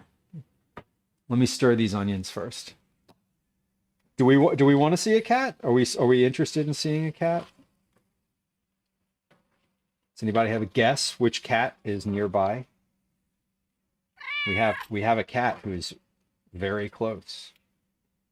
You can't see them on stream. They're not possible. You can't see them currently. I'm gonna grab a cat. Are we ready? Hey. Yeah, you were close today, huh? You wanted to be very close. Well, let's get even closer, huh? Can I pick you up? I'm gonna pick you up. Okay. Okay, we have a cat. Oh, we have a raid too. Well, we have an OB today. Command OB, there he is. Hello, friends. Welcome in. What was on stream today? What was today's recipe? I have lots of questions about going from being a TikTok / Insta / YouTube creator, to being a live streamer, because I haven't gone in that direction. Orma, welcome in. Friends who joined us, welcome. This is a cat. He doesn't really want to be he doesn't want to be held. He is curious about what's on the counter. He now is recognizing there's bacon. Friends who are hanging out here on stream, Dead Greg's is a newer to the live streaming space, but not new to the food and content creation space. They've been making recipes from Greg. They've been making Greg's recipes. The name of the channel is deceptively simple. Dead Greg's, as in like Dead Greg's recipes. Anyway, they're welcome to the live streaming space. I'm gonna put this cat now. I'm gonna put this cat down now. Let's say bye to Obi. Here he is. Okay. Bye, babe. Bye, babe. Okay. We're also gonna lint roll here and wash my hands. But they're working into the live streaming world, and if you follow them elsewhere on the internet, which lots and lots of people do, it'd be great to follow them live. They attempted to stream to TikTok along with YouTube and Twitch. Woo! That's a lot of processing on that computer. That is a lot. That's a lot of processing. Although if you're processing a vertical, all you really need is one vertical and one horizontal feed. I bet Twitch. Yeah, I was gonna say I bet Twitch is probably having them do the multiple encoding. Anyway, 3 different phones. That's a lot. I do YouTube and Twitch. Who is Greg? Are they really dead? Yes. I believe. Why am I out of? I'm so out of focus right now. What is happening? There we go. I believe Greg was their roommate, if I'm not mistaken. I could be mistaken though. It's happened before. I've been wrong in the past. I clipped it at some point. The uncle of the roommate. Okay. Got it. Yeah. I'm like, it was a relative. There's lore. There's more lore than I know. But it's a really fun and interesting concept for a channel, and pays like a nice homage to someone who like clearly collected recipes and enjoyed cooking, which is fun. Friends who joined us from Dead Greg's channel, welcome in. It's nice to have you. My name's Lou. I'm a home cook. I'm a recipe developer. I'm also a parent. I live in Philadelphia. My pronouns are he, they. I'm really happy that you all joined us. This stream is mostly about cooking and conversation. So if you like to lurk, feel free to hang out. Please hit the follow button. If you are a lurker, follows are silent, so there's no alerts or sounds or any of that. We do mostly vegetable forward family meals and recipe development on stream, but we also do baking, meal prep, and snacks, cookies once a month. We're doing trip prep for a camping trip today. We're making like a big batch of lots of different things. So we're making tomato soup and grilled cheese. We're also making taquitos and a couple other small item things. If you are more of a YouTube audience, we're also live on YouTube. There's a vertical and horizontal stream on YouTube, but please go, there's a link in chat to that. Go ahead and click it if you are so inclined. And if you're watching on YouTube, thank you. Please hit the like button. It helps the stream get out to new people. And if you're watching this later, go ahead and hit the subscribe button. If you're watching it now, you can hit the subscribe button too. So that'd be great. Vela says, perchance I have a slow cooker. I do. If you're trying to caramelize onions, I do big batches in a slow cooker and it works really well. Good to know. Why am I opening the lentils? Close the lentils. We're not ready for the lentils yet. These are going to spill out all out over the counter. We don't want that. Okay, we're good. Velas, that's a good idea. I do have a slow cooker. I've never used it for that. I always just do them in the pan, and I don't. You can't do them in a hurry. That's the thing. So when I'm making caramelized onion on stream, I almost always just start it at the beginning of stream and then like let it go for the whole thing. Good idea though. Because I love caramelized onion, and the only way that I can do it in a big batch is in this big pan. Woman says Dead Greg's also takes submissions from others who have recipes. Okay. That's smart. That's smart, because when you run out of recipes in Greg's book, what do you do? Wise. That's a good. I like knowing that. I did not know that. I've caught a couple of the. I watched some of the videos on YouTube. I did go back and watch a little bit of the VODs, video on demands, from previous streams, and it's fascinating. I like Obi. We got a cat. I caught him visually. He looked at me. Oh yeah, babe, you got caught. He looked at me right as he was about to jump. He was like poised, and there's bacon. You can't see it. It's underneath. It's over here. If you're watching on the horizontal stream, it's like right here. And if you're watching on the vertical stream, you can't see it at all. Sorry. So anyway, we are caramelizing onion. We're making. No, bud, you're not gonna. He's trying to sneak around the corner. No. I see you. I continue to see you. You're being observed. Nine says, I thought about sending them some old recipe cards from a family that have sketchy instructions. I love a sketchy instruction because you do have to do a little interpretation. Bella says, I'm saying it's an easy thing to do. And you know what? I appreciate the suggestion. Like, I don't feel judged.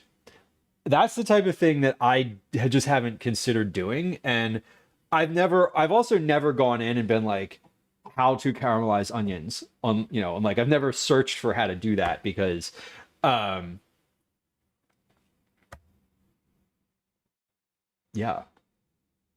because I never have, because it's always just the same way. It's been the same way forever. You guys are Greg, are you asking to make more food? There's a world in which an AI Greg exists, and you get contributions that way. Instructions easily found on the internet. You'll be surprised to know you can find out how to do it online. All right, so for this recipe, this calls for onions and garlic. It calls for let's do 20. It's 20 cloves of garlic is what this calls for. 1, 2, 3, 4, 5, 6, 7, 8, 9, 10, 11, 12, 13,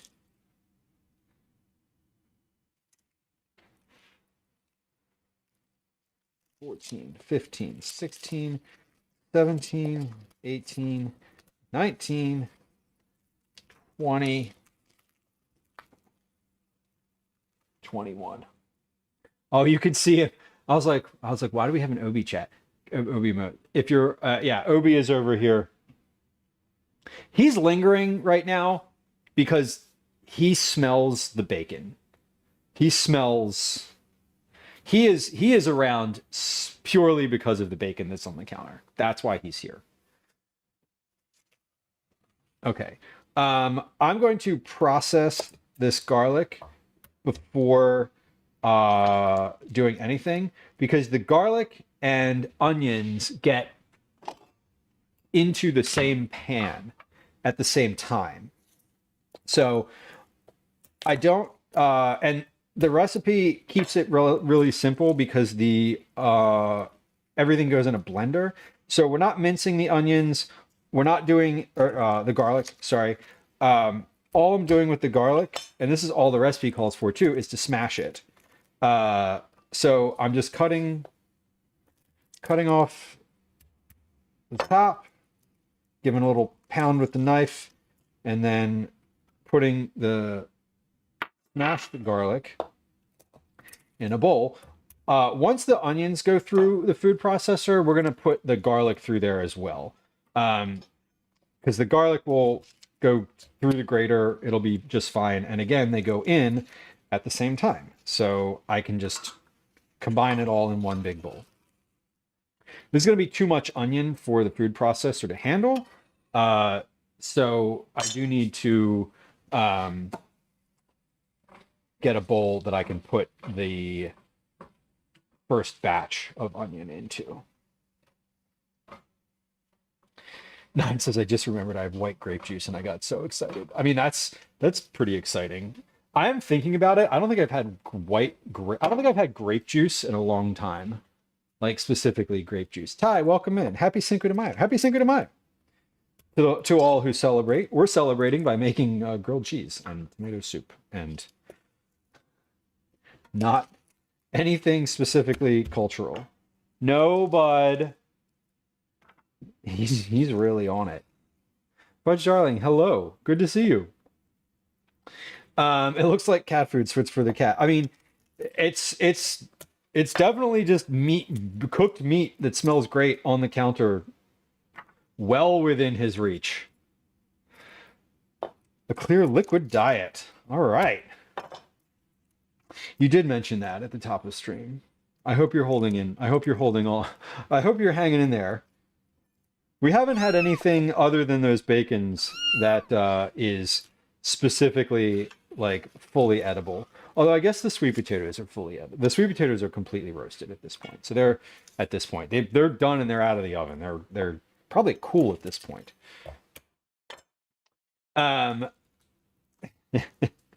Yeah, and Obi is now right here, by the way. He's like he's lurking. Over the past couple weeks, Obi has gotten a lot more proximal, a lot more like nearby. He's been the cat who's sort of like not reclusive. Reclusive's not the right word. He's and he's not like more friendly. He just wants to be near more frequently. And when I say near, I mean specifically near me. He's always wanted to be near Gwen. That's not what I'm talking about. But he's always, you know, for the past year, he's kind of been like, I'll be nearby, but like, you know, not regularly. He keeps like he's coming around to me a lot more frequently, which is like, what am I doing differently, and how can I keep doing it?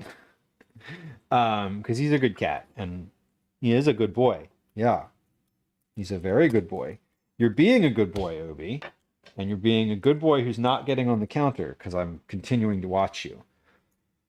If I take my eyes off him, though, he's definitely you're proving my point, bud. Don't make me evict you. No. Go ahead and flop. Go ahead.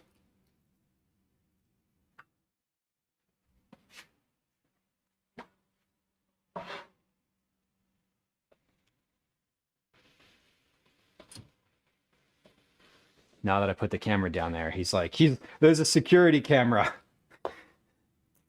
I moved the camera down so I could turn it on and just you'd see him on the screen, like continuing to try to get up on the counter, but he decided at that moment he was finished with his attempts for this moment. Dark Seiko, welcome in. What are we making? We are making quite a few things today. We're making right now, I'm doing all the prep work for tomato and lentil soup. We're doing a tomato soup. It's sort of a like smooth canned soup duplicate that also has lentils in it. So we're making that, and I'm prepping for that. On the stove right now behind me here, I have onions that are caramelizing. I'm making taquitos, which are like breakfast taquitos. So on the counter over here, which is why the cat wants to get up, I have bacon that's cooling off. I have some more bacon in the oven that has about 1.5 minutes left on it. I have sweet potatoes over there. Sweet potatoes, bacon, cheese, and eggs are going in the taquitos. I need to cook the eggs still. I'm waiting for my oven to be free of its bacon obligations. So we're doing tomato soup, taquitos, and grilled cheeses. I'm making food for 19 people. So I'm doing like a big bulk amount of things. I've got like 5 onions here that I'm going to put in the food processor, and then we're going to use those for the soup. I got 20 cloves of garlic, like 5 pints of tomatoes. Like we got a lot happening. So I'm not making a large variety of things. I'm making a small number of a lot of a small number of things. That's the That's the difference today. Often I'm making a bunch of things for trip prep. Today, we're doing roughly 3 things, but they're going to take a while because it's just like a lot of work. And the grilled cheese, both the grilled cheese and the taquitos require assembly. So that is also kind of a lot. So we're working through it. We have a plan. I've got my plan for all of this stuff to come together when it's, you know, I've got my timing. I've got my timing here. We're almost finished with the bacon. There's a couple seconds left in the oven. So before we do anything else, I'm going to check that bacon. I'm going to flip it, and then we're going to broil it for just a few minutes. Last time I did 3 minutes. That was like perfect. So we're going to do that again. But let's get that out. Where's my trivet? There it is. Okay. Trivet.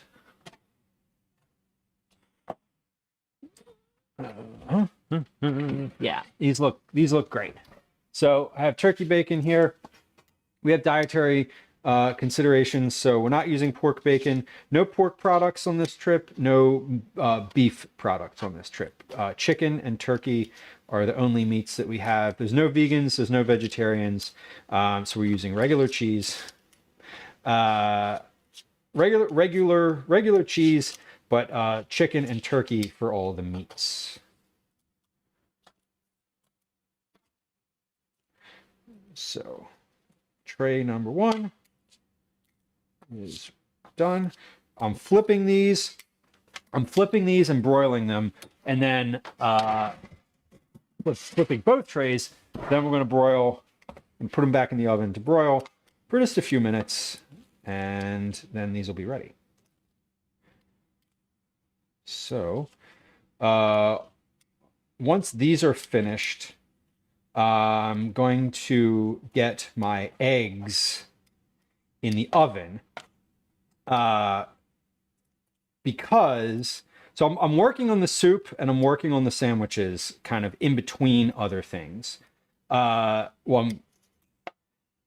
now what I'm doing is getting all of the ingredients ready for the taquitos. So those need to be cooled off before I can assemble them. So like I need to cook the bacon and cool it.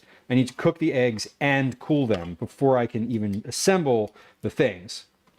The soup also needs to get ready, but like that's just going to be in a big pot, and once that's finished, it'll be like fine. I don't need to package it right away. I need the oven for both. I need the oven for the eggs next, so that the eggs can go in, bake, and then cool. Then we're going to do the oven. Then we're going to use the oven for the grilled cheese. I'm going to pre-melt the cheese. We're going to hit them on the griddle for like 1 minute per side. So the oven's doing a lot of work today, and we're just prioritizing what can go in when. I need a 3-minute timer for my bacon that's in there. Looking out front because there's noise. Okay, contractors at my neighbor's house. Perfect. But yeah, that's what we're doing today. I have onions on the stove. These are just going to be for burgers. Like these are a topping, so they're cooking along. I'm caramelizing these in my big cast iron pan. We're getting through it here. They're going. I did do a 3-minute timer for the broiler, so once that goes off, we need to pull that bacon out. Where's that bacon going to go when I pull it out of the oven? I'm going to put it on the counter there, and then once it's finished there, I'm going to put it on the plate with the rest of the bacon. I'll make sure this isn't sticking. It's not. Okay, good. So I've got a plate with lots of bacon on it, and I'm just going to put it right on top of what I've got there. Consolidate some space. All right. Whew! We're doing it. We're doing it. 9, you went to the park with pockets full of bacon and the dogs were following you. That's kind of fantastic. I'm not going to lie. I saw and board games. I saw your name. I saw you pop into chat. Where is it? I don't think I said hi to you, but I did see your name. And hi. Welcome.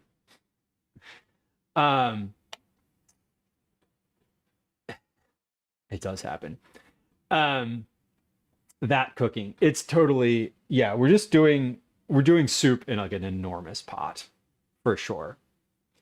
The cosmic taco energy is powerful. Dark Seiko, it is. And I don't often do like special stuff on stream for holidays and things like that. And I sort of wish I had today, but I also had I also was like, oh, this week is like, I have to do trip prep and I'm doing cookie club. So we're doing kind of both of those things at the same time. Welcome back. 9 says, I hope that other parents appreciate you rather than resent you. I don't give a shit if they resent me.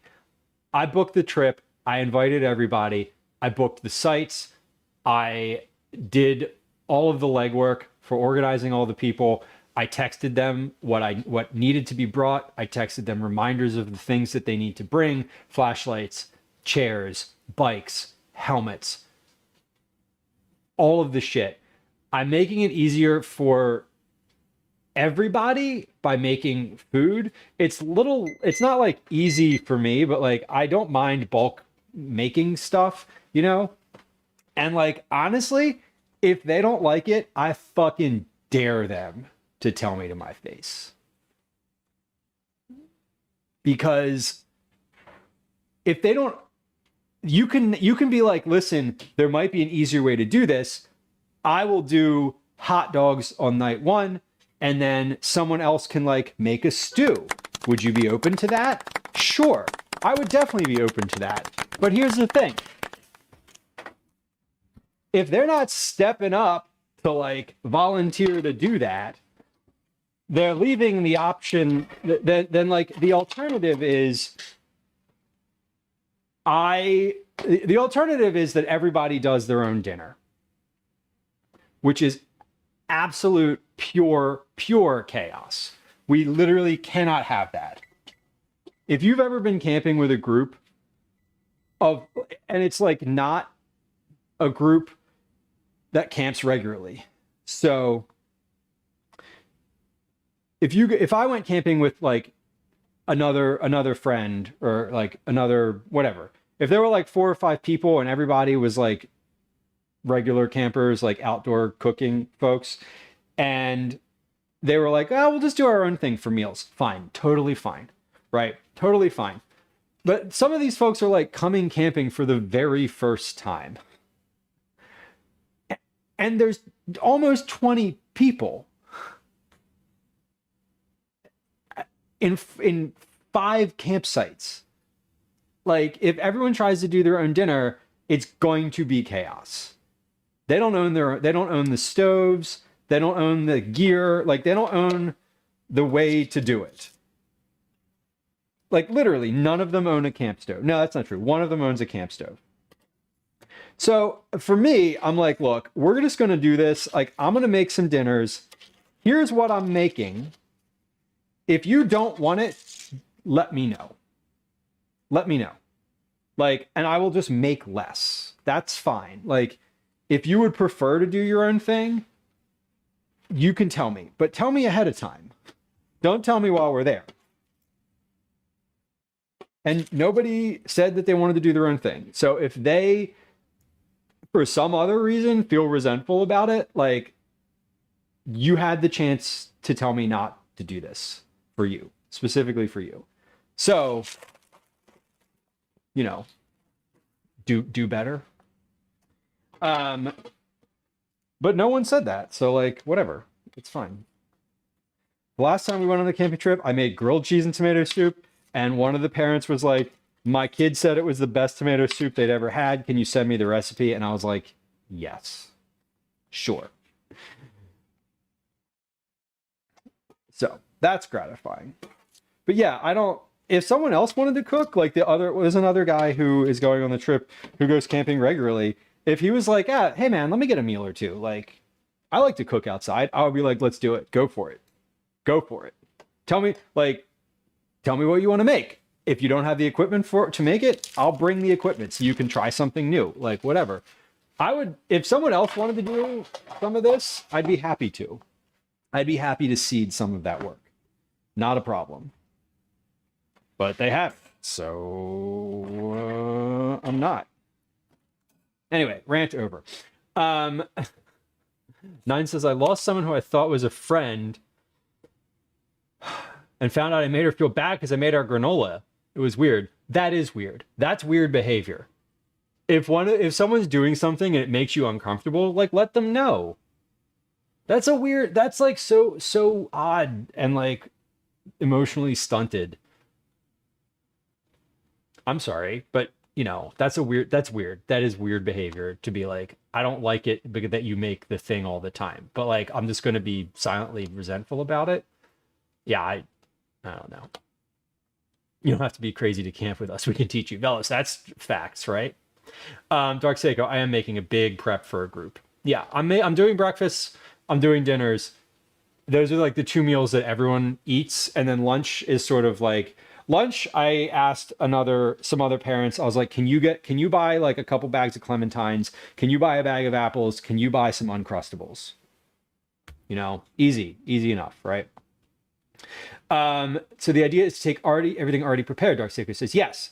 Yeah, exactly. So the soup is going to be finished, completely finished, heated up on the stove. The grilled cheese sandwiches are cooked and grilled already. I'm going to put them in chafing dishes, like metal chafing dishes, and just put them on the rack by the fire. That's it. Like, I'm going to heat them up. I might heat them up on the griddle, but like, we're not assembling, we're not cooking. Breakfast taquitos are the same thing. Those go in the chafing dishes over the fire or on the griddle. Pancakes, I am going to grill separately, but pancakes are just like easy. Yeah, no cooking. No cooking. Did I miss all the cats? Cyborg says no. Yes, but also here. Here's another one. He's back. He never really left, but now he's just here. Odie, welcome in. Good to see you. I hope things are going well for you. For you, I hope your spring has started. I don't know if you're still climbing, but it's like outdoor climbing season. We're into that now. He is a cute little baby. Look at him. Look at him.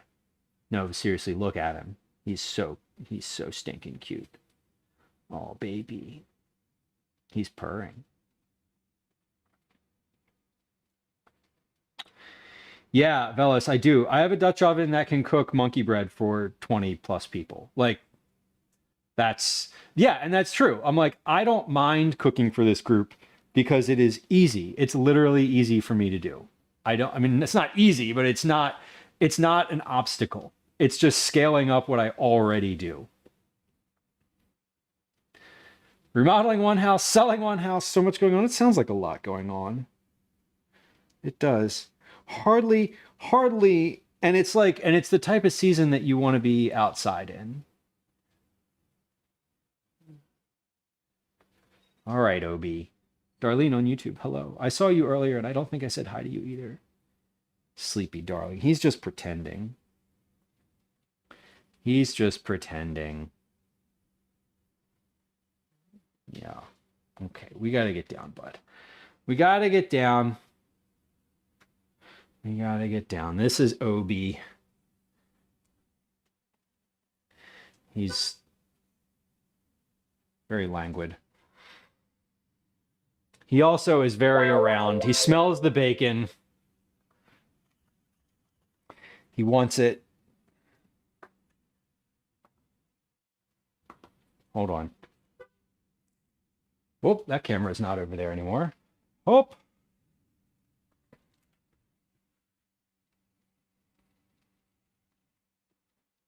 There he is.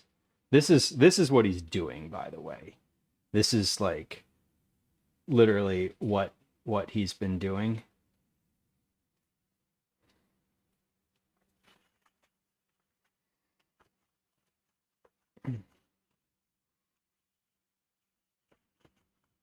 my God. White cats with white fur and black t-shirts, not great.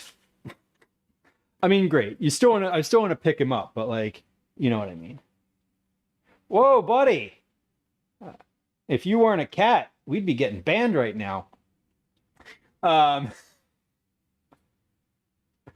Bellis, we're jumping at the bit to get ourselves outside here. Yes. Yeah, and I am too. I'm like, the weather this weekend is supposed to be like a little bit. There's like a little rain in the forecast, but I'm like, I don't really care. I don't really care. Darlene on YouTube says, "Did you see me streaming?" I did not. Were you? Where were you? Were you live on Twitch or were you live on YouTube? I know that you're on both, so I'm. That's not. I know that you're asking the question on YouTube, but I'm also aware that you are. You're on Twitch as well. The cat with the fur, like the. Oh my God, yeah. He knows the whole crowd is looking at him. There he is. April showers bring May flowers, and it's now May 5th, so where the fuck are the flowers? Why is it raining? What are we doing? Eggs. The eggs. No, we're gonna put the onions in the food processor first. So I want to get these off my cutting board. I want to get my garlic off the cutting. I want to get the onions and garlic, then we'll cook the eggs, because the sandwiches are going to take a while no matter what. So the eggs will have plenty of time to cool down, and then the soup, like, they'll have plenty of time to cool down, and I want to get these off the counter. That's the vibe right now. That's where the energy is. We're going to put those in a big bowl. Am I using a bowl for anything else? That's a rhetorical question. I need an answer to that. The soup, no. Taquitos, no. Onion, no. Okay, yeah. So everything is just going to go in here. Great. Is there anything in the oven right now? No. Is the oven on? Yes. Is it at the right temperature? Yes. It's at 350. Stir the onions. Why are the onions so damn hot right now? There's like, they're like sizzling on here. I feel like this pan somehow is hotter than it should be, but it's on the lowest setting, which is annoying and also fine. I just need to stir them. I think maybe they were just, I don't know. Whatever. Who knows? I don't know. I legitimately don't know why they're making that sound. Okay. Do I have any other? I do. I have other onions to cut. So let's do this. We're going to chop these onions in the food processor. Then I'm going to chop the rest of my onions. I need some red onion that I want to have on top of the hot dogs. We're going to dice that. And then I'm going to be finished with like my onion processing today. And then we'll be able to get the cutting board off the counter, which will free up the space here for other stuff. So that's what we want. I just had a cat in my hand. I'm going to wash my hands, and y'all keep an eye on this one, because when I turn around, he may make an attempt at the counter. He may not. He seems busy at the moment, but he's suspicious. All right. I'm just going to wash my hands, and then we'll get these onions all chopped up. Instead of doing I need a fresh towel. Instead of doing these by hand, I'm just going to put them in the processor because they are all getting blended eventually anyway. So I'm not like, I'm not worried about them. I was just thinking if I wanted to like put these in just with the processor. Can I just like put these in? We're going to try it like this first because I already have the plate on here and this is already looking sus. So let's just go with this. We'll do it this way. Quilpy, welcome in. Hello. Usually do a fire, but you have a ban. That's sad. It's definitely frustrating when you get to like a state park and they're having a fire ban.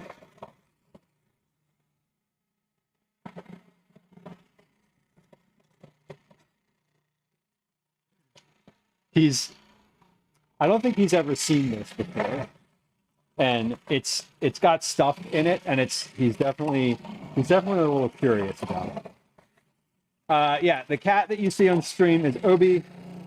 He is one of our 3 cats. We have 3: Obi, Elsie, and Ash. They are siblings. They're not identical, obviously. But this is Obi. He's the largest of all of them. They're still just over a year old, so they are. He's still got a little bit of growing left to do. Obi is orange. He acts orange. So all those stereotypes about orange cats are like very true. He is very intently. He's down here. So the context, this camera is pointing like right here. So if I put my foot up, like you can see my foot. So he's next to me. He's like right near me. He's very nearby at the moment.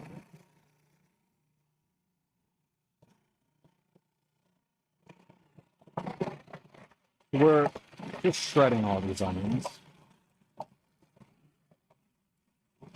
Wow, this is a lot quicker than chopping these by hand. Good. I'm glad that I remembered that I have this thing that processes food called a food processor. Y'all are reminding me I need to call the park and ask them if they have any bands on fire. The thing with me with camp food, though, is that I don't ever go camping and have something that is only able to be cooked over the campfire. Everything that I plan for has the option of cooking it on the stove too. Because for that reason, I don't ever want to get in a position where I can't cook the thing that I was planning on, you know. But I also want to account for, like, if it's raining, I want to be able to cook the same thing. S'mores are much more fun with a fire. S'mores are awful when you make them over a gas stove. That is true. That is very accurate. We're going to shove all of this garlic right down in here.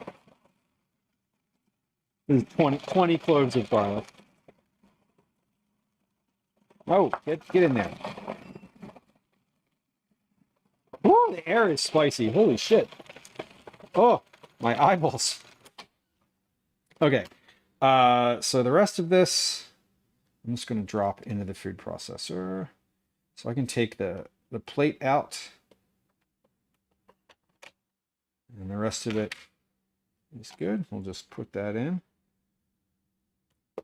There we go. Perfect. It rinse off the lid here. Am I using the food processor again today? What would I be using the food processor for? I feel like I was going to use it twice, but I don't remember what. No. I don't think so. I don't think so. I think this is it. So we're going to do our... we're working on our prep for our tomato and red lentil soup right now. So I have the onion and garlic in here. Olive oil, I don't need to measure. Salt, pepper, no. Broth, no. Lentils. I do need to measure the lentils. I don't need to measure specifically. I want to make sure that the lentils don't have little rocks in them because they might.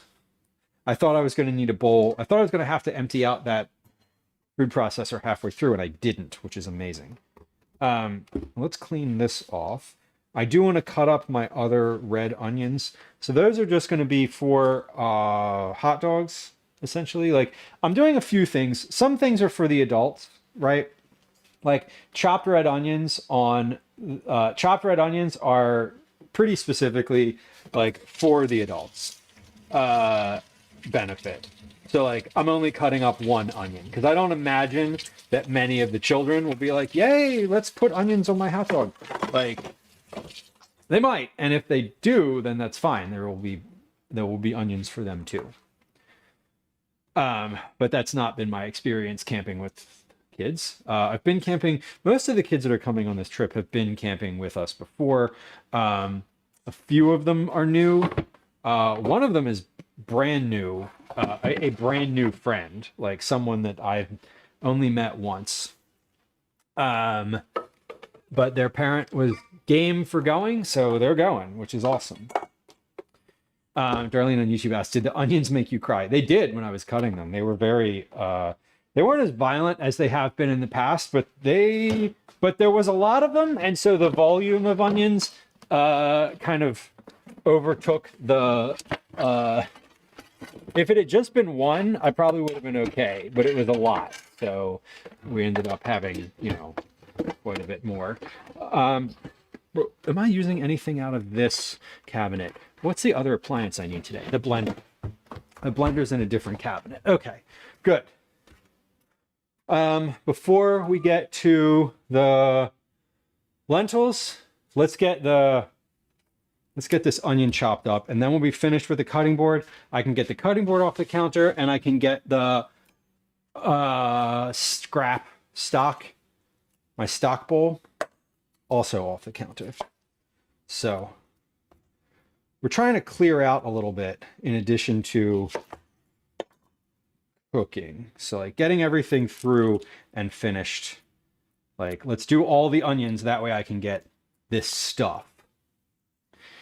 Kathy says, I broke a molar last year, missing a rock in a bag of dried black beans. Yeah, yep. And that's why I check.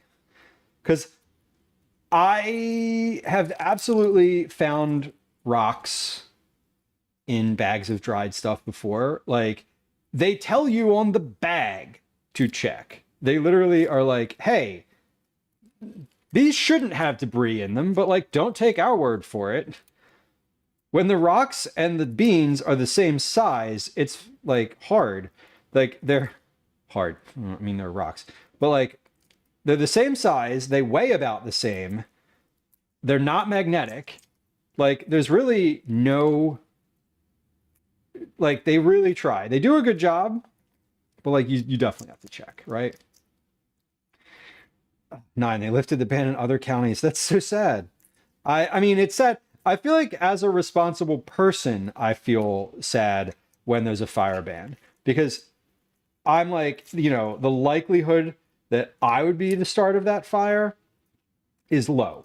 But you can't be like, hey, park ranger, I promise you that I'm going to have a giant bucket. Like, I promise you I'm not going to let it get out of control, or blah, blah, blah.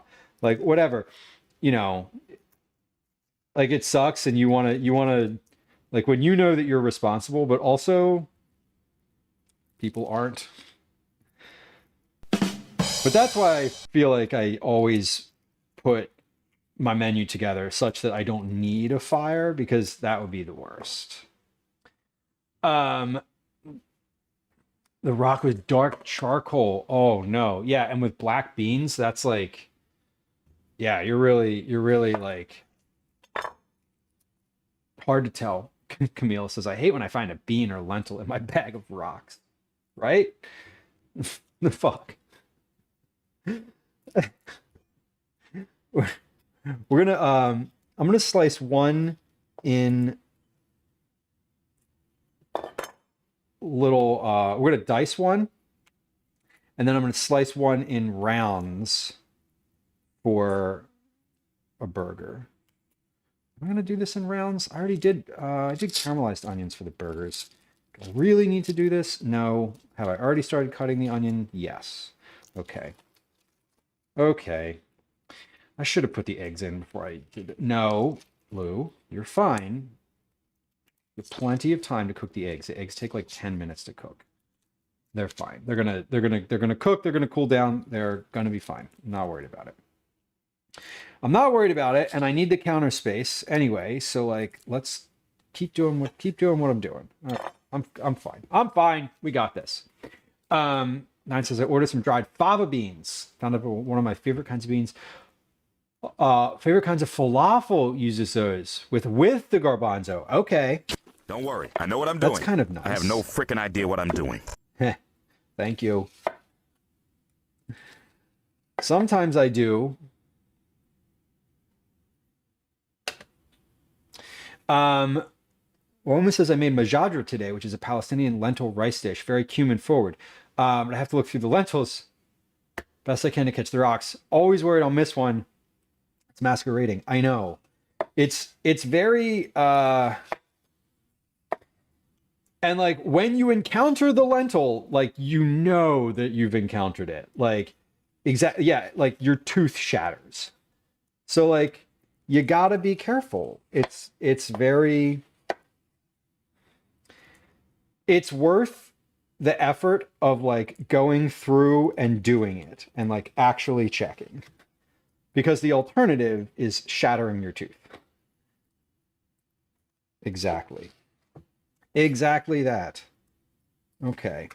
I don't have a good process for I do not have a good process for checking the lentils for rocks. I just kind of sift them through my hand. I was just thinking a moment ago, I was like, I'm gonna put them in like a little bowl. Like I'm gonna pour out like a quarter cup into a bowl and just kind of like swish them around and then get a another bowl to dump them into. So we're packaging this onion. This is onion that I'm chopping for to just as like a topping. So I actually want to put this in flat like it is because I can put more of it in here if it's just if I don't separate it right now. I can separate it while we're there. Beth, welcome in. Good to see you. I hope your Tuesday's going well. It is Tuesday. Yep. I stopped for a second and I was like, buffering. Red lentils. Yeah, rocks are definitely easier to spot in the red lentils. I am using red lentils today, so I'm pretty sure I'll be able to get everything. The other thing that I could do, if I wanted to, with this specific dish, I don't. The recipe doesn't call for it. But because this is a blended soup that goes through the blender at the end, I could just strain it and have the like if there were rocks in it, you'd know it when it was in the blender. And if you didn't know it, they would get caught in the strainer. But I'm still going to check it first because I'd prefer not to put rocks in my blender.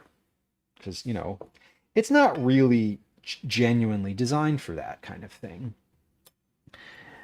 All right. But we're working through things today. After I'm done with this onion, I'll be finished with processing produce. So I will not need to do anything else with onion or garlic. We have our tomatoes, but they're already on the counter. I'm just using grape tomatoes out of the package, which are super easy for this soup. So once I'm done this, I'll clear out my counter space here, cutting board, etc. We'll have a little bit more room to work because after this, we're going to start assembling some sandwiches. That's coming up. Okay. Wendy, welcome in on YouTube. Good to have you. Never seen onions so big. Well, we got Vidalia onions today. So they're a different size, usually. These are, this onion is a red onion. But the ones we were using earlier are pretty sizable. I like a big Vidalia onion. It's my favorite onion type. Okay. So we have our red onion and our red onion both in dice and cross-cut form. I'm going to leave those on the counter right there because if I open the fridge to put them in, I will disturb the cat who is in front of the fridge and in this camera. Dr. Hex Mikey, welcome in. Hello. Happy Tuesday. All right. So my cutting board, take that over to the sink. not washing this just yet. We're gonna leave that for a little bit. I am gonna wash my hands. So I can't open the fridge until the cat moves. I can't open the freezer until the cat moves, which is fine. I don't need either one of those things in this exact moment. So that's, that's a thing. Actually, no, I can open the freezer. So I'm going to do that. Oh, look at him. Look at him putting on a performance. Bud.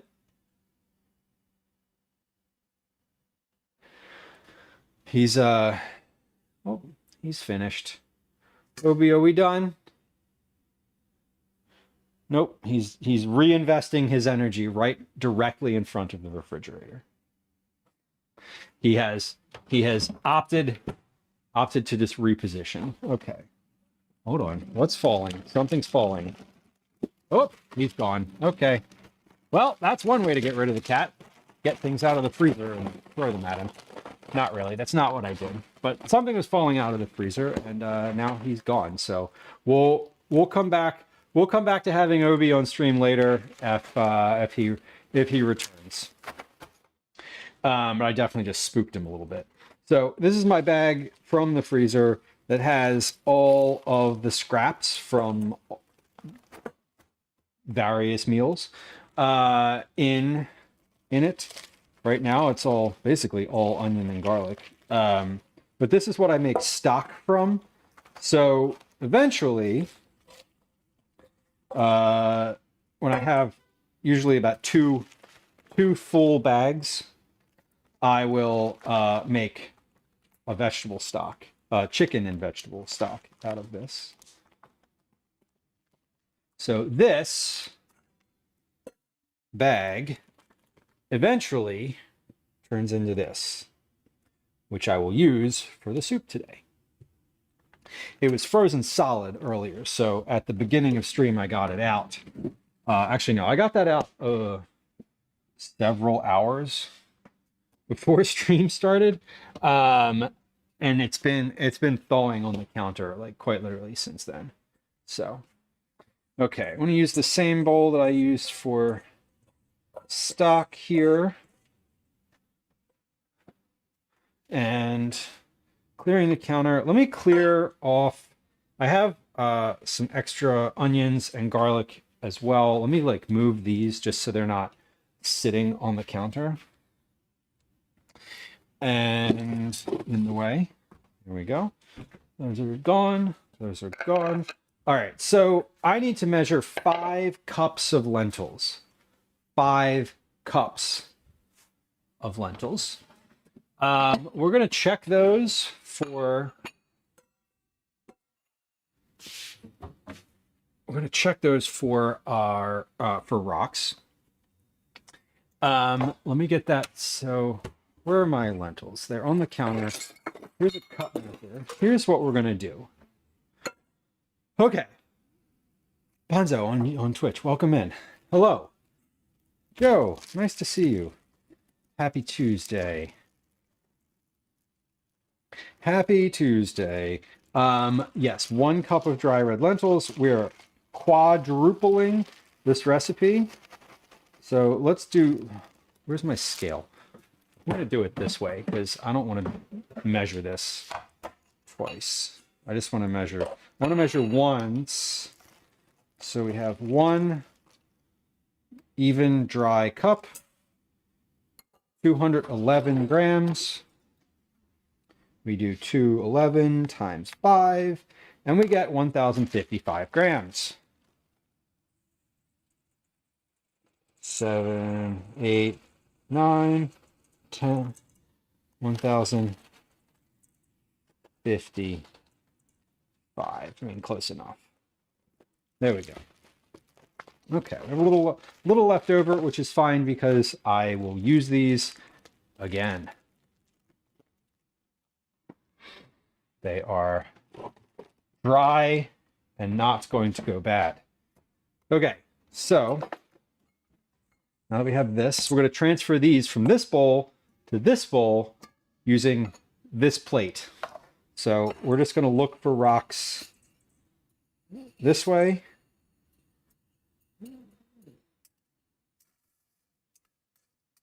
And let's get a little side bowl for the things that I find I don't really want to go in there. Little pieces of other grains, etc. Meh,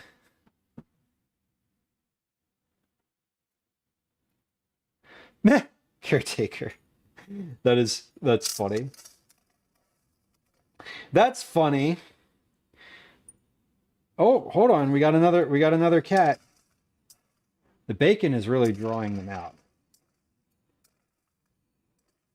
So this is a scintillating process, I assure you.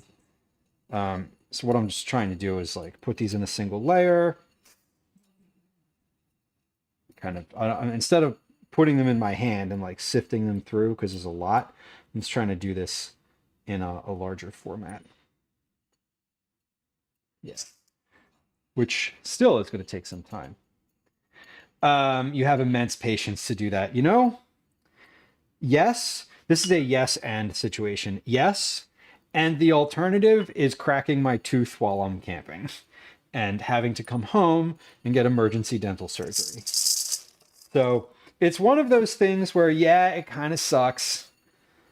And I'm still going to do it because I don't really want to have to get my tooth fixed.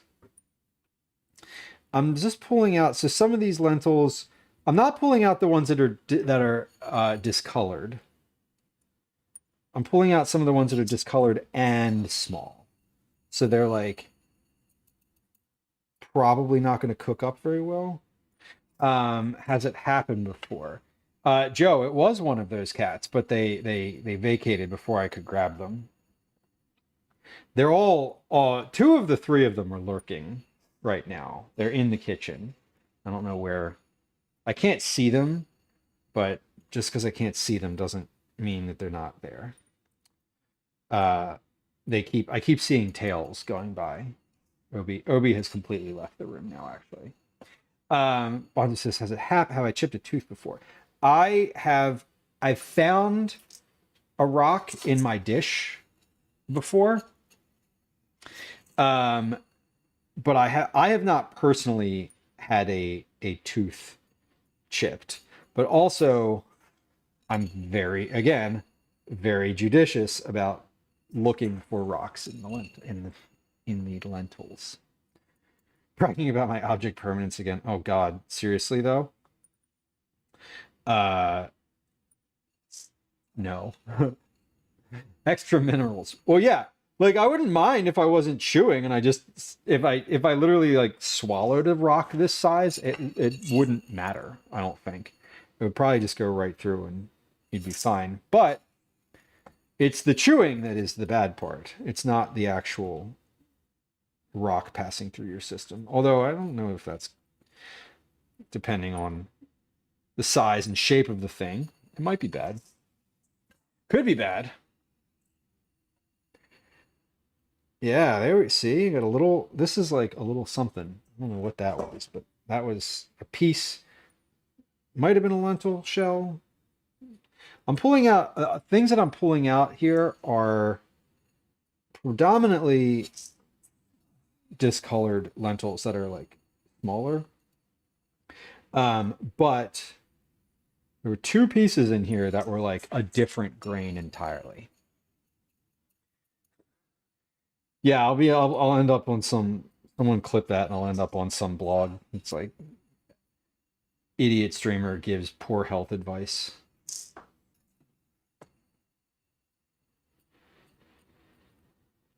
All right. But we're getting there. This is a slow process, but it's one that I think is worth doing for for any type of like dried grain that you get like this, beans and lentils, specifically. Because little teeny tiny rocks slip through. They do.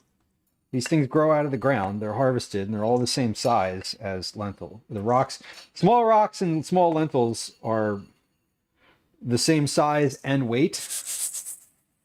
And like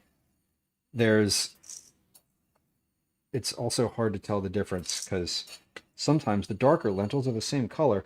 For red lentils, it's super easy. I'm basically like I'm like panning for gold, but I'm like panning for rocks. Panning for things I don't want to find. I'd rather do this and find nothing than not do it and find one in my food. 9 says I don't always carefully check. I mean, this is probably pretty thorough what I'm doing here. Usually if I'm just cooking like at dinner time or whatever, what I almost always do is just put them in my hand and kind of just like look for stuff as I drop it into like a pot or something. Get a metal detector, which would be great if I was searching for metal. But the rocks, only certain ones show up on a metal detector.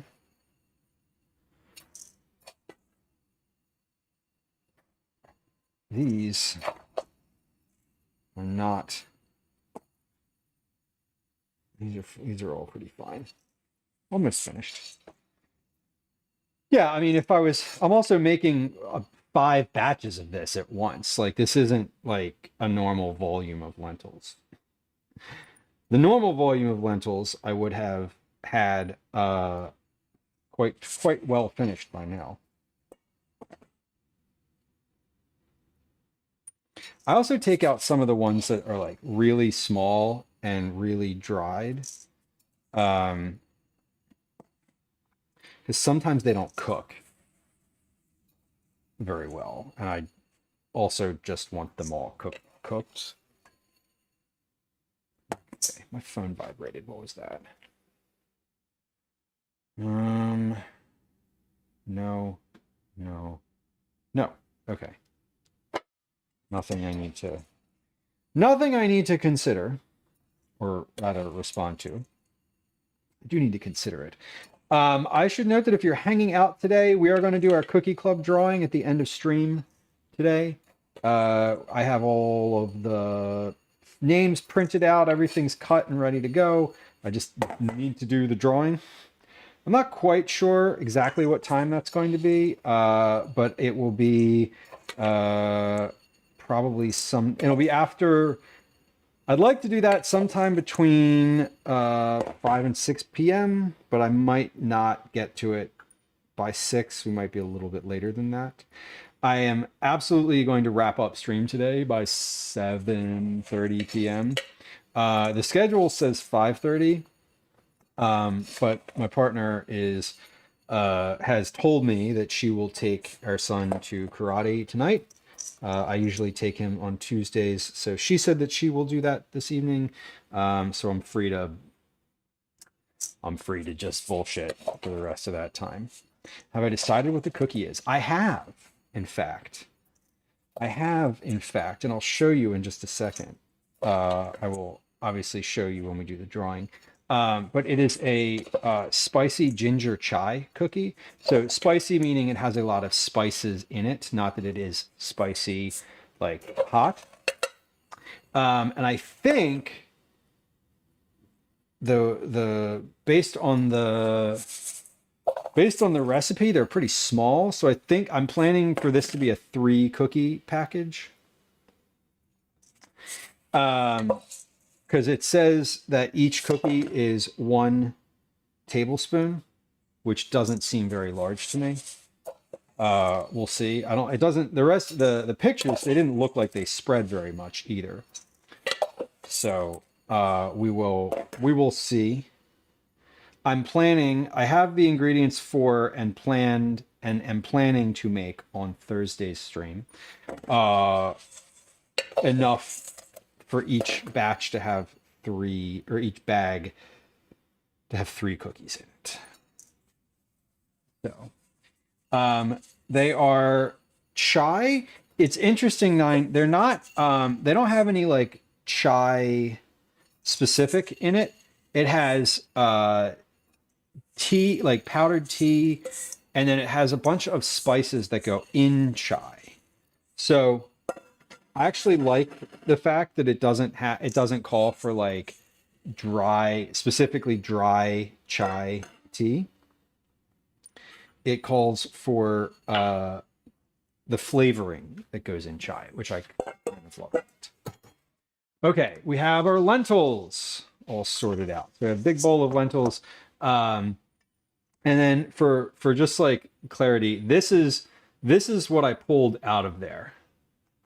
There's mostly like dried, smaller lentils in there. There's a couple pieces that were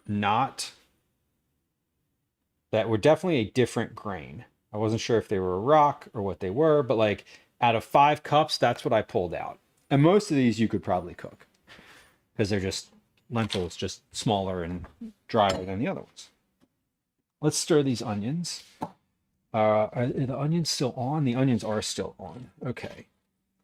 Oh yeah, there's a little cooking coming through. They look like regular lentils. Well, they are. I said they're still regular lentils. They're just a slightly different size or color than the other ones. They're a smaller and a lot darker, which to me means that they may not cook the same way. But this is the bowl of regular lentils. These all are ready to go. Whoa, if I'd have dumped all those out on the floor, rage. I would have literally just like raged. Okay, so everything is prepped for my soup. Let's go back to the top here and just like check. Let's see where we're at. So we roasted the sweet potato. We have cooked the turkey bacon and we're caramelizing the onion. I've sliced the onions for the burgers and packaged them. I've chopped the red onion for the hot dogs and packaged that. Tomato soup, grilled cheese, taquitos. So we still haven't actually made anything yet. We're still prepping ingredients. So now, before I get the soup going, I want to make these eggs. Because when the eggs are finished, as the eggs are cooking, I'm going to get the oven. The eggs are going to cook in the oven. Once the eggs are finished, I'm going to empty the oven, and then we will be able to make our grilled cheese. Because with the grilled cheese, I'm going to put those in the oven and heat them to melt the cheese. So that's sort of the goal. So what we're doing right now is I'm getting my sheet pans together. We're going to make basically 20 eggs per sheet pan. Adding just some salt and pepper to these, nothing wild. I'm laying down parchment paper. So we're going to spray the sheet pan. I'm going to lay the parchment paper down, and I'm going to spray it again. The goal is that the eggs bake. They're basically scrambled eggs, baked eggs. But once they're set and no longer jiggly in the center, we'll take them out, and then they'll just cool on the counter until they are room temperature.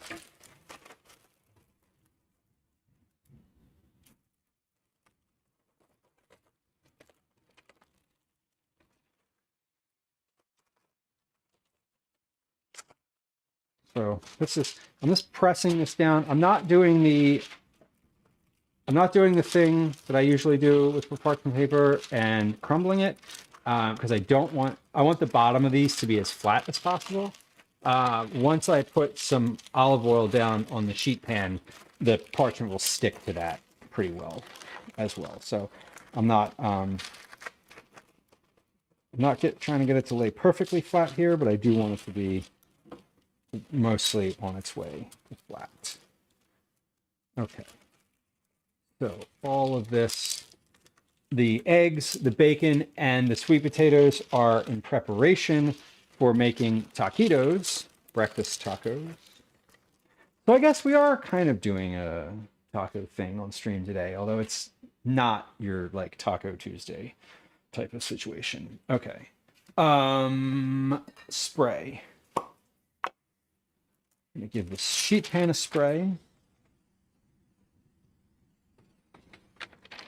So I usually just use olive oil for this, but I've been using a spray today, and that's fine.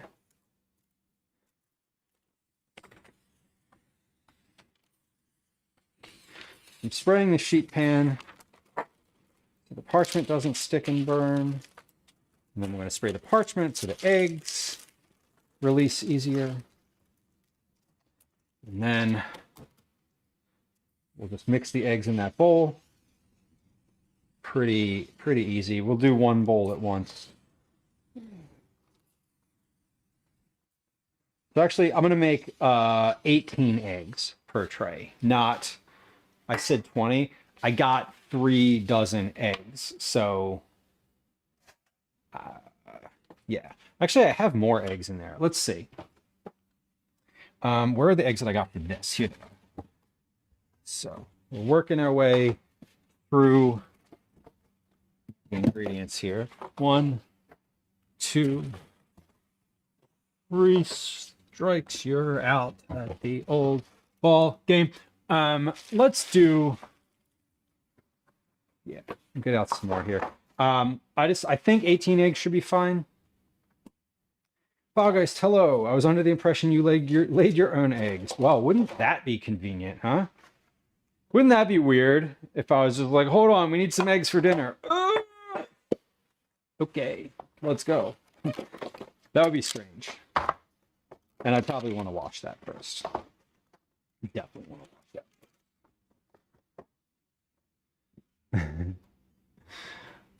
All right, speaking of washing, I'm going to wash my hands before I crack all these eggs.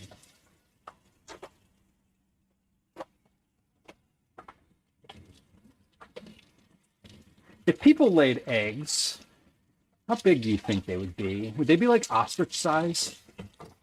I mean, ostrich eggs are pretty big.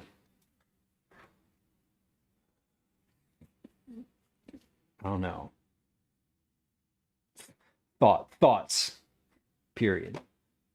All right, let's get these eggs cracked. Where's my compost bucket? There it is. So we're gonna do all these eggs, and we'll put them in my compost bucket, the shells anyway, which is right next to me.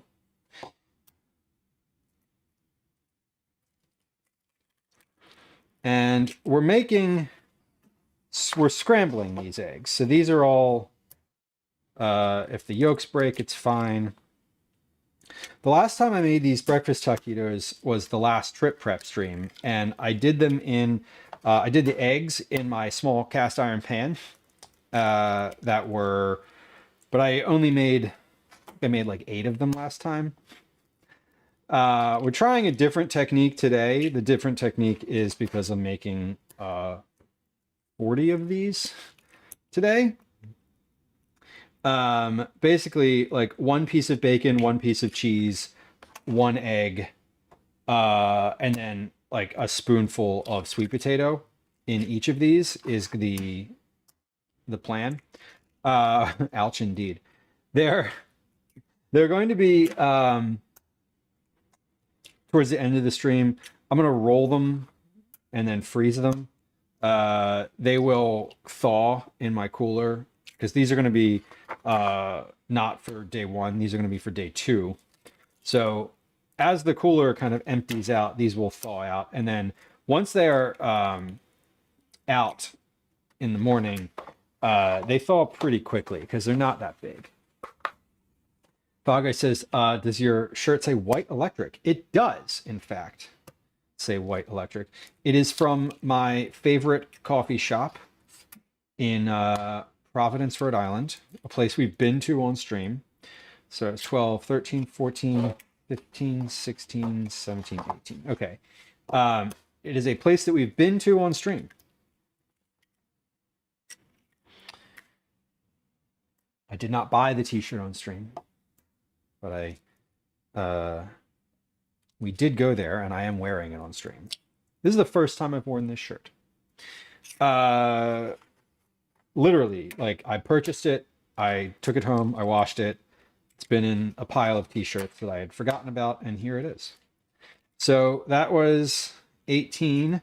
I'm going to crack 2 more eggs into here to make it an even 20. So that's basically 1 egg per taquito.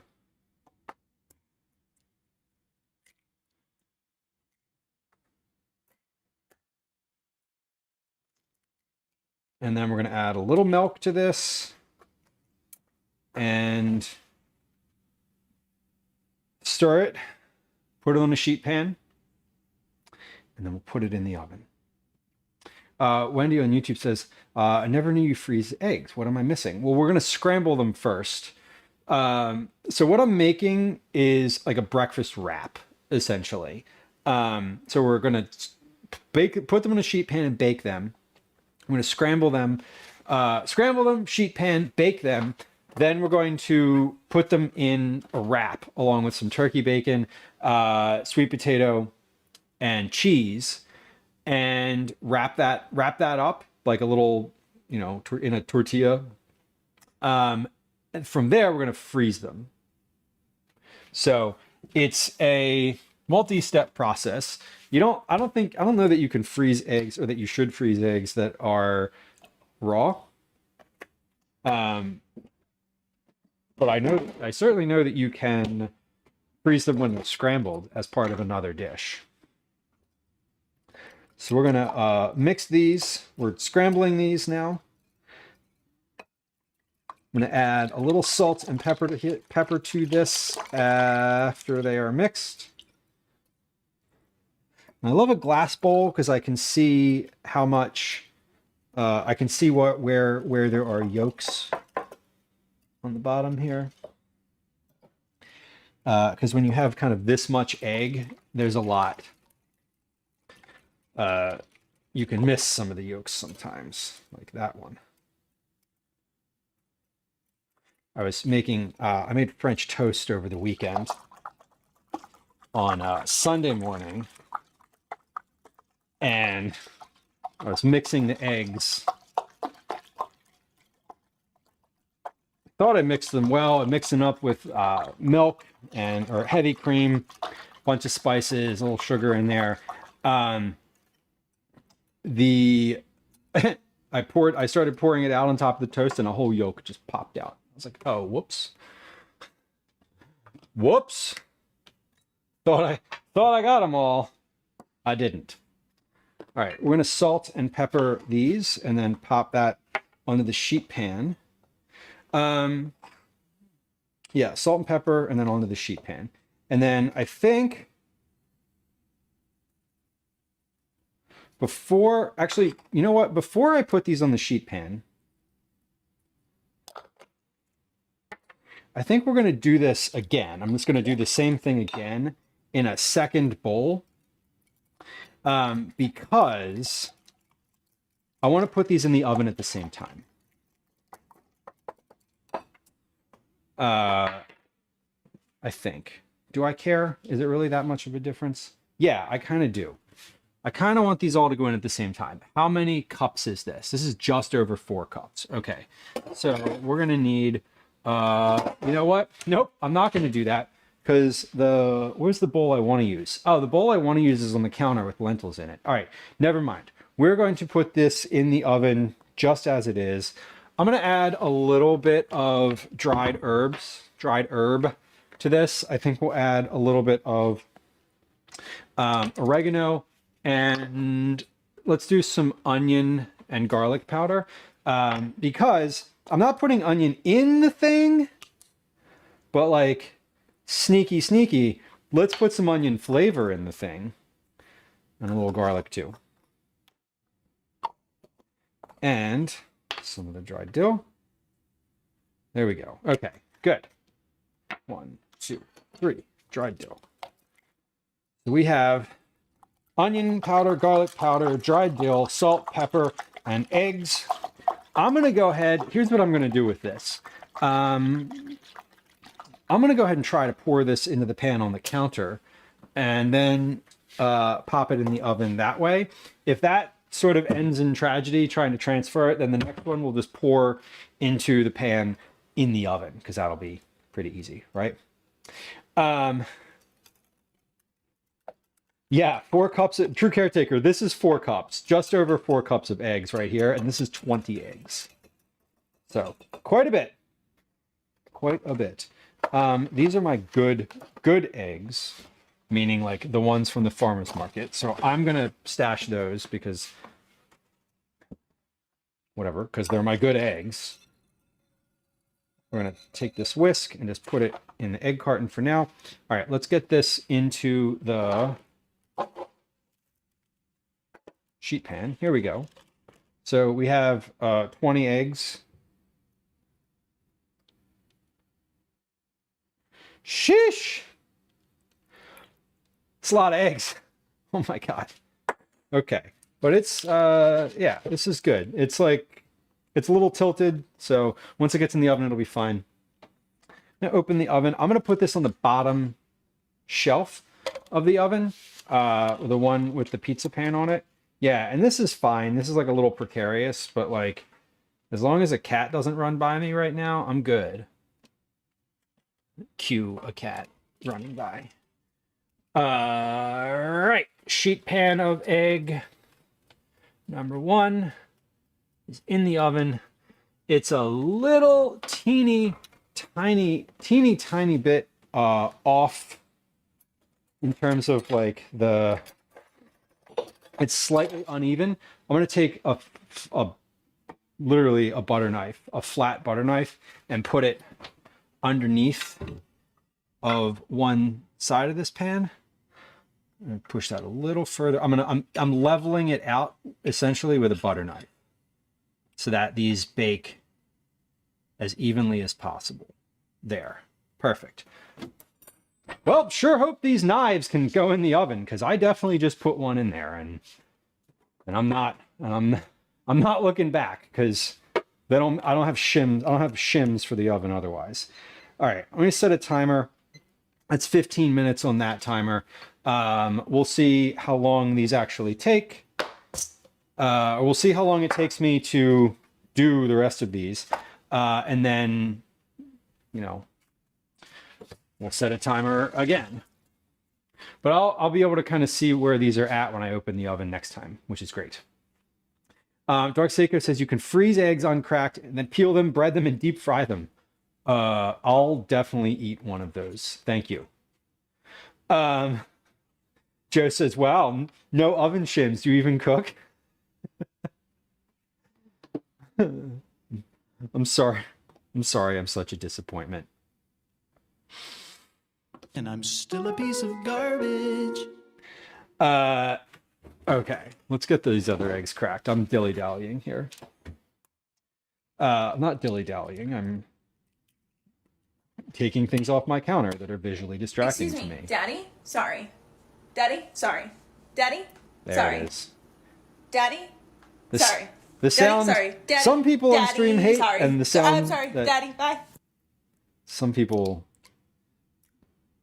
don't care about. I don't think anyone actually loves that sound. Yes, Eva Marksman, welcome in. That is a great first time chat today. I'll tell you what. And Eva Marksman, I want to tell you, I didn't mention this because they do not do meal prep. I don't prep them ahead of time. But that is what we are doing for dessert. I have not done it with chocolate caramels before. That sounds really fantastic. And I have a bag of chocolate caramels in my baking cabinet that's been in there for a little while that I haven't used. Haven't eaten them either. I haven't like snacked on them. Right? The banana though, the banana boats, what do you call those? I call those banana boats. I almost always just put the same stuff that I put with s'mores, because I'll buy like a bunch of s'mores ingredients and then I'll buy some bananas and we'll do like banana boats one night and then s'mores another night. Yeah, those are really good. Those are really good. So you cut the banana in half, like a banana split. You put the stuff inside of it, you wrap it in foil, and you just toss it directly in the fire. And they cook in like, depending on your fire, they cook in like 15 seconds. I've definitely pulled them out before and had the banana be like liquid. Be like, oh, oops. Definitely roasted those a little too much. Yeah, you really only need to cook them just long enough to get the stuff melted inside. That's awesome, though. Welcome in. Justin, be chillin'. I'm cooking chicken wings for the first time in my life today. How are you cooking them? I'm not grilling you, although maybe you're grilling the chicken wings, but I'm curious, are you doing them like air fryer? Are you doing them over the grill? Are you deep frying them? Like, what are you doing with them? What's inaugural chicken wing cooking look like for Justin? On the grill. Nice. Classic. A very forgiving way to cook them. Joe, you've never heard of these. Yeah, they are, and I'm also familiar with them from being in Scouts. I was in Scouts forever. Big formative part of my childhood. And young adult years. And yeah, they're definitely one of those things where, like, you know, your troop had a tradition of doing something, right? My troop did, we always did like cobblers, right? Like the dump cobbler, like you put like 2 cans of fruit mix in a Dutch oven and you empty like some cake mix over top of it. Like literal dry cake mix, and then like a bunch of butter pats on top, and you cook that up. Yeah, are y'all flat for wings? Are you flats or drums? I'm team flats myself. I love a flat. They're I find them easier to eat. Yeah, Velos, dump cake. Dump cake is easy. Any of that stuff that you literally just put in a Dutch oven is gold. Although the bananas don't go in a Dutch oven, but like it's just the same ease of wrapping them in tin foil, which is not tin anymore, it's aluminum foil. Lemon, pepper, and barbecue. I love that. Joe says it went and ended badly. Yeah, I'm sorry. I'm sorry to hear that. It's definitely, not everyone has a great experience in Scouts. I personally had a very good experience. I know that it's not a program for everybody, and I also know that sort of the older you get, the more you understand, like, oh, you know, maybe this organization isn't quite what I'm looking to get out of an organization either. Justin, team flats. Awesome. Yeah, I kind of love the flats. I find them easier to eat. You just put your hands at the top of the bone and you're like, you just press down and the meat just kind of like pulls off. It's great. Yeah, 100%, Joe. That's to your point about Scouts. The experience that you have in scouting is, I would say it's like easily 95% based on the quality of adult leadership that you have and their willingness to work together, their willingness to plan fun trips, their general decency as human beings, and their adherence to like rules and, you know, understanding children and sort of making the best out of it. You know, I think, and let me be a little bit sexist here. Scouts is an organization that men run, and a lot of men think they know what they're doing in a lot of areas, and there's a lot of like ego and power involved. And when you have all of these people who are all of a sudden emboldened with all of their fucking patches and their regalia and their like control over these impressionable kids. That is not always a great recipe for a good experience for those kids. So generally speaking, if you have a group of men in Scouts who work together well, who have empathy towards each other, who understand children and their feelings, you will have a good Scout troop. If you have men who just want to wear the patches and just want to be in control and just want to be listened to because they're not listened to in other areas of their life, then you will have a bad experience. And that is so true. Like, I have been around Scouts my whole life, Scouts as an organization, and I have encountered both of those people often.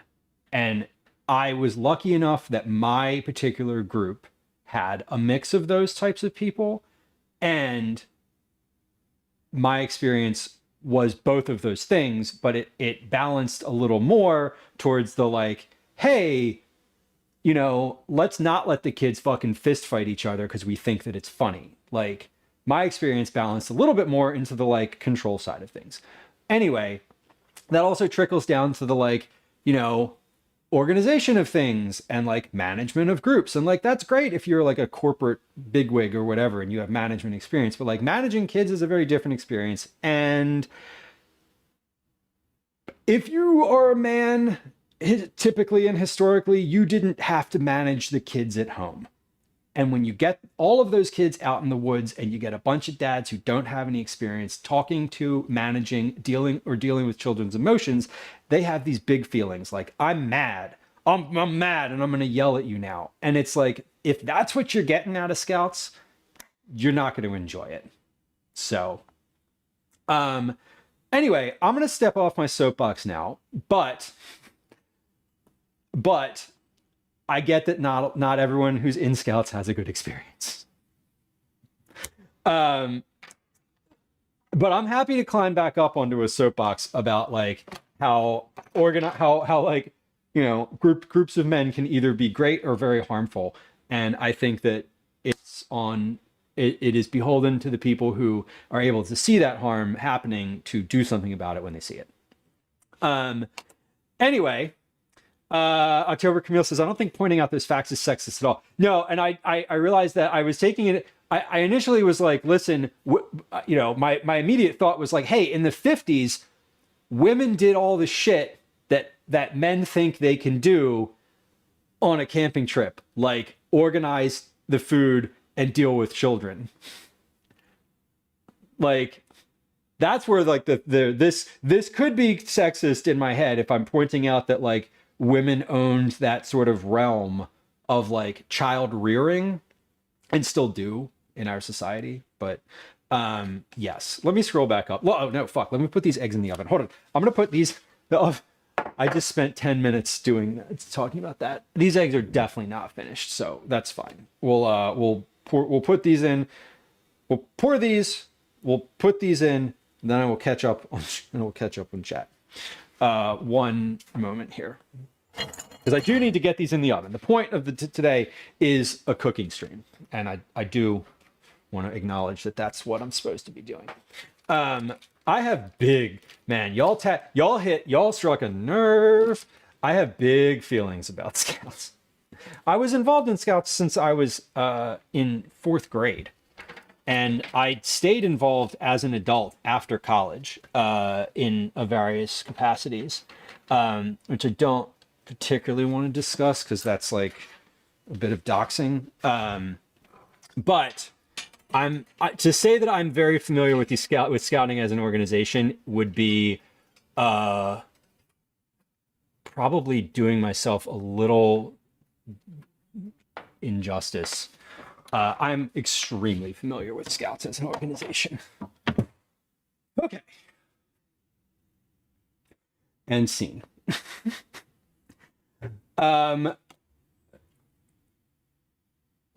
Justin says, be honest, does your kid like your cooking? Yes. Yes, he does. Nine says like drums for dipping. Okay, totally. I get that with the dipping. Yeah, it's got a little handle on it. It makes it convenient. Jane, nice to see you, Jane. Whew, found him. Jane, I'm sorry. Twitch is a weird place sometimes, and I get that. Deep breaths, indeed. Let me set my timer.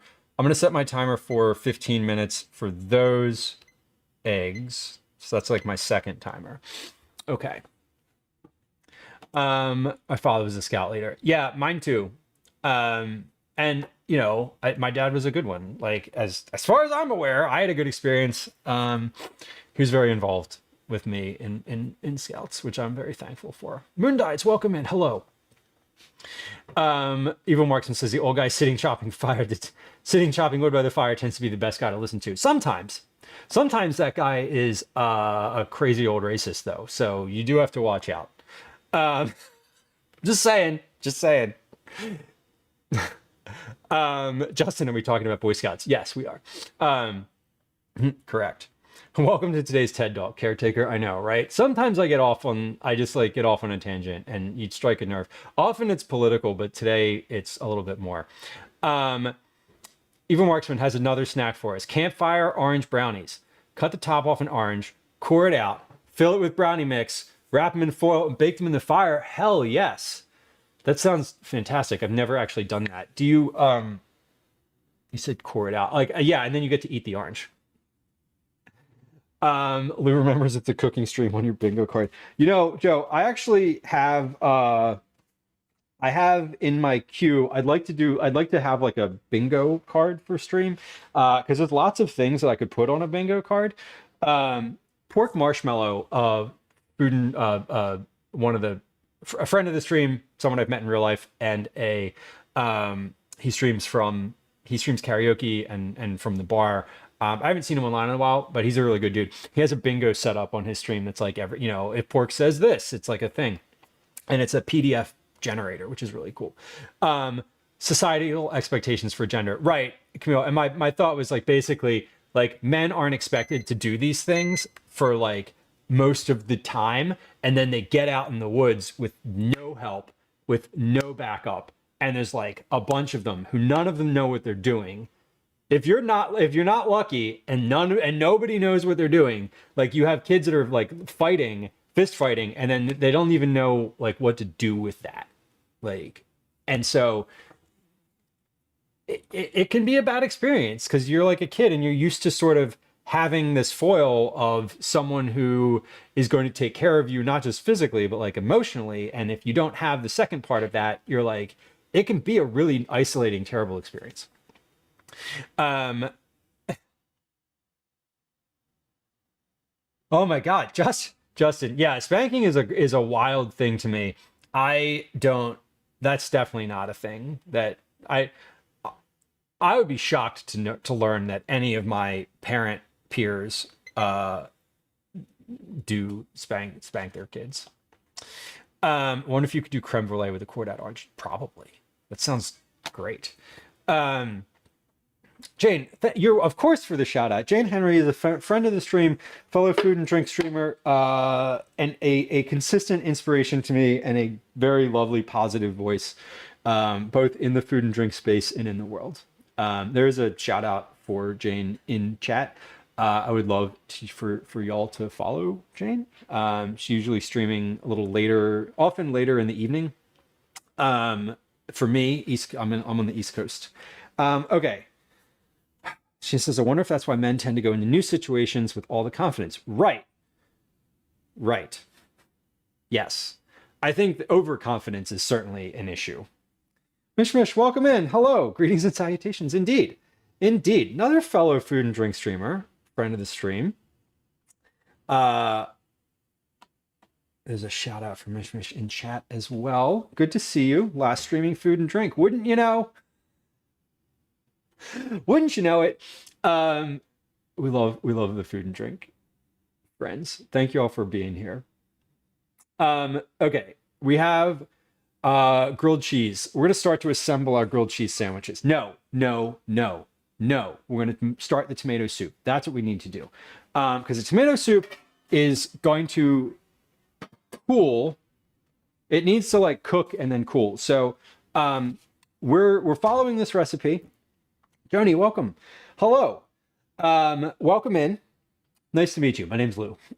We are cooking today, and we are going to make lentil and red tomato soup today. We're following the directions here for this recipe. We're multiplying it times 5, so we're using this massive pot back here. Let's read the directions first. In a Dutch oven, set over medium heat, stir together the tomatoes, onions, garlic, oil, and salt and pepper until the vegetables are well coated. Spread the tomatoes into a single layer, cover the pot with a lid, and cook until the tomatoes have burst and softened about 15 minutes. Okay, so we want to first turn this pot to medium heat. Medium in my kitchen is 4.5. Medium is 3.5. 3.5. It's 3.5. 7 divided by 2 is 3.5. Then we're going to stir together the tomatoes, onions, garlic, salt. I need to get some more salt because my little container is just about empty. So we're going to fill that up first.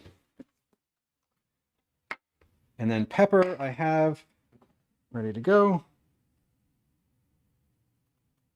Okay, now salt and pepper, I am going to measure these because if I don't measure, this is a situation where I am likely to under season the thing because I'm multiplying it times 5.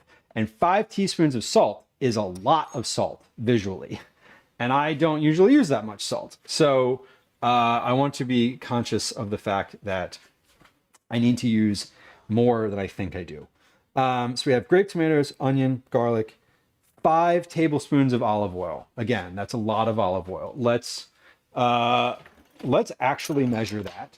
So we're going to come over to the stove here. Please work.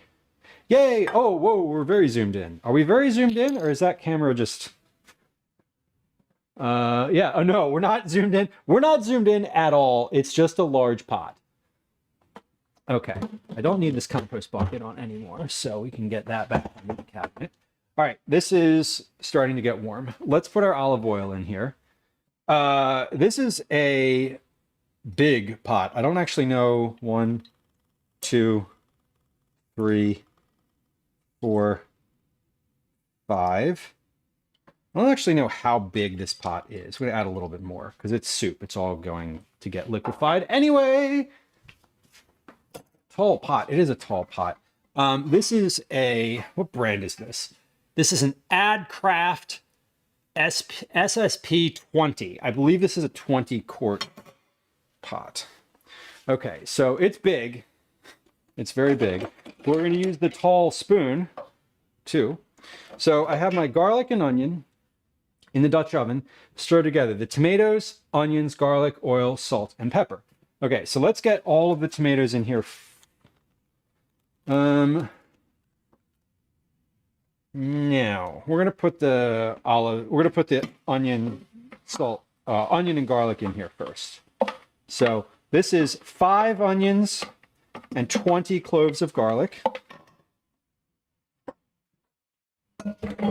Just went in here.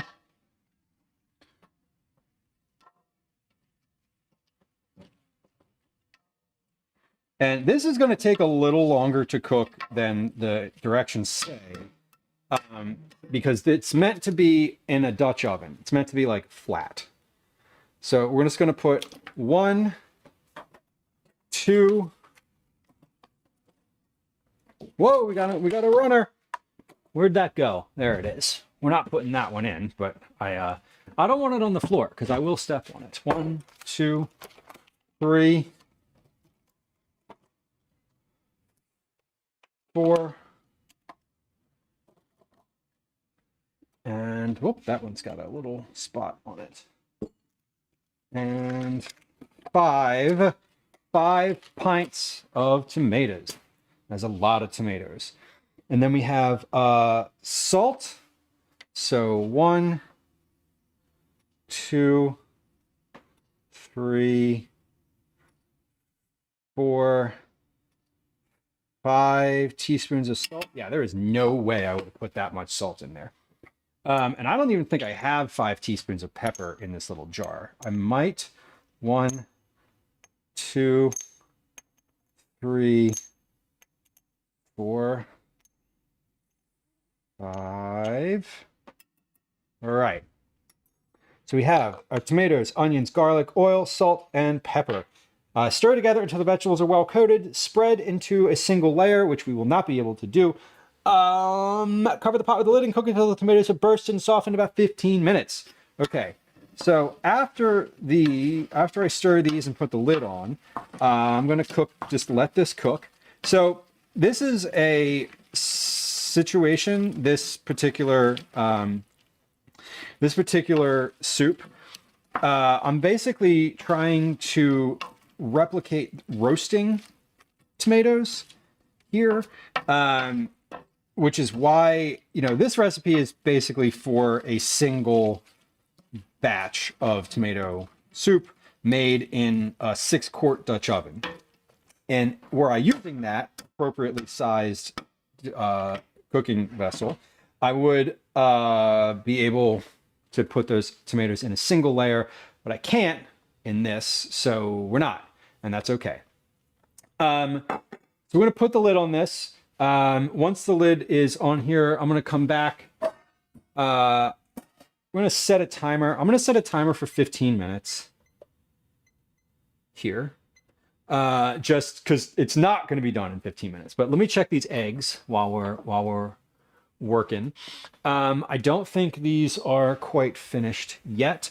The ones in the bottom were in first. They are, oh yeah, those are done. Okay. I've never baked eggs like this before in a sheet pan. So let's pull these out and just take a look. Marianne, hello, welcome. All right, here we go. Sheet pan of scrambled eggs. Are we good? Are we set in the center? I can't even really tell. Hold on, let me get a chopstick. Classic chopstick task. No. Those need a little bit more time. There's like a little liquid underneath of there. It's a little too liquidy for what I feel is good. The edges look good. So our overall, like, here's, if you're checking out here, here's what I'm looking at. These eggs, right? The color of these, the color is a little yellower on, hold on, I'm gonna focus, I promise. Well, nope, I'm breaking my promise. We're not gonna focus. There we go. Whatever. You can still see the color. The color is a lot lighter on the edge here where it's like fully cooked. And then in the center, it's darker where it's not quite fully cooked yet. So I'm gonna pop these back in. I'm actually gonna switch the top and bottom sheet pans here. I'm gonna rotate the one from the top to the bottom. Am I gonna do that? Nope, I'm definitely not gonna do that because the top one is liquidy. It's still sort of chilling. So I'm chilling. It's hot, in fact. It's the opposite of whatever chilling is. So I'm going to continue just to keep these right where they were.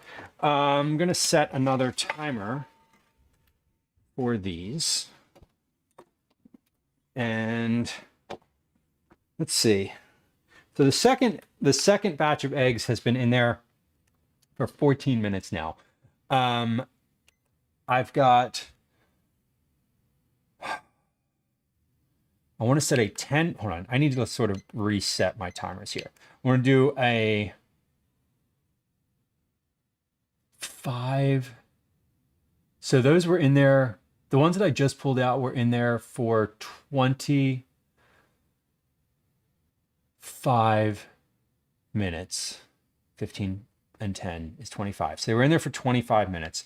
So there was a minute left on those other eggs. It's 15, so 10. The second batch of eggs should take about 10 minutes. I'm gonna set a timer for those. 10. No. Let's do 12. And then I'm gonna check the other ones in 5 minutes. No, let's do 6. So half of that time. All right, my pot back here with the soup process, we're just starting to bubble. So basically, like once this starts to boil in here, I want to put the lid on and forget about it. I don't actually want to forget about it. What I don't want to do is continue to open it and release all the heat, because what I'm doing is cooking all the tomatoes. I'm making sort of like enough liquid in the bottom that they're going to boil, and then there's the heat will keep them. The heat will cook them. They do need to be in there for a while. So it's just starting to boil. So I'm going to set a timer. I'm going to set another timer for 15 minutes. That is for the tomatoes. Okay. Once the tomatoes are cooked,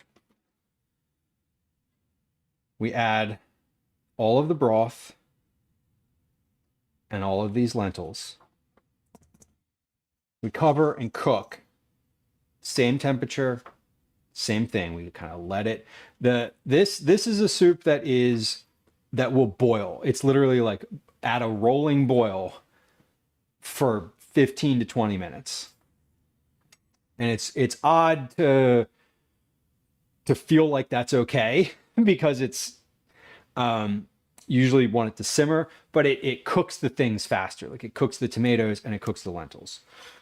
I've tested this a bunch, so like I need to remember that I did test this a lot. Just cook until the lentils are soft and beginning to break apart, 15 to 20 minutes. The soup will be at a rapid boil. When finished, both the lentils and tomatoes will be very soft and broken down. Transfer the soup to a high-powered blender. Blend the soup until smooth. Taste and season with additional salt and pepper. Okay, so we are on our way here. This process is moving. I don't need to do anything else. The pot is good. What I want to do is transfer all of my other ingredients over to my counter here, so that I can start utilizing this space over here again. So my son Calvin just got home. He's home from school. He's probably going to come say hi. Just a little heads up for y'all. Hello. We're doing prep. A package outside. Okay, we'll just leave it on the counter over there. Oh, it's vacuum bags for the cookies. Cool. It says that it is for blue. Yep, it's for me. Yes, it is. It is in fact for me. Can you spare a piece of bacon, or is there something? Can I spare a piece of bacon? They're counted out, but I suppose if you want to eat a piece of bacon, you can eat a piece of bacon. Are they Okay. really hot? No, they're probably cold at this point. Oh, okay. Oh, yeah. Okay. They've been sitting. Those and the potatoes have been out on the They counter look for a really while. They're quite not hot. In fact, I'm gonna move all of my broth over to the counter by the stove, because that is going into the broth, and the lentils are going in here next. And I can just have those. What are you doing? Sparkling water. You got it. You're into my fancy order now. I don't know if I like this. Well, we don't have anything else. Okay. It's fine. Drink the fancy water. Okay. I'm clearing off the counter just a little bit here because there's a lot of stuff sort of built up, and I need to make room. Okay, so lentils and broth. Lentils are here. All of this on the back counter behind me is going into this big pot. We are going to Okay, someone stepped on a mouse. process, hold on, tomato soup. tomato soup is in progress. We're going to start with the grilled cheese. That's what we're doing now. Because the grilled cheese will use the oven, and I don't want to leave the oven on for too long without anything in it. Because I've already done that today. So that's the next kind of step here. I have a minute left on the eggs that I brought out a moment ago and checked. About 6 minutes left on the eggs that were in there. 13 since April. There we go. That's more than one per day. Yeah, well, I do say it a couple times per stream. Calvin's noting the amounts of times that I've been noted saying the word water. And I also want to note that, like, probably not every time I say it gets tracked either. So, you know, that would be depressing. Or not. It'd be fun. Okay, towel is up there. We're going to check these eggs in just a moment. As I said, the next step here is our grilled cheese. Someone in class today stepped on a rat. Someone in class stepped on a rat? And then the A rat? And then the janitor had to come clean it up. Or a Not the one that I told you about. I don't know. Okay, a rat would be No, it was insane. Mickey Mouse. It was Mickey Mouse. A rat would be an insane thing to step on. It was Mickey Mouse. I remember. Okay. Oh, I'll drink some of that now. yeah, I know. I was putting it on, Okay. but it's not resealable. No, it's not resealable. All right, we're gonna check these eggs. Let's pull the one out again. So I'm making eggs in a different format than I have before. That's odd. It should be. Want some scrambled eggs? Can you get me a chopstick, please? Thank you.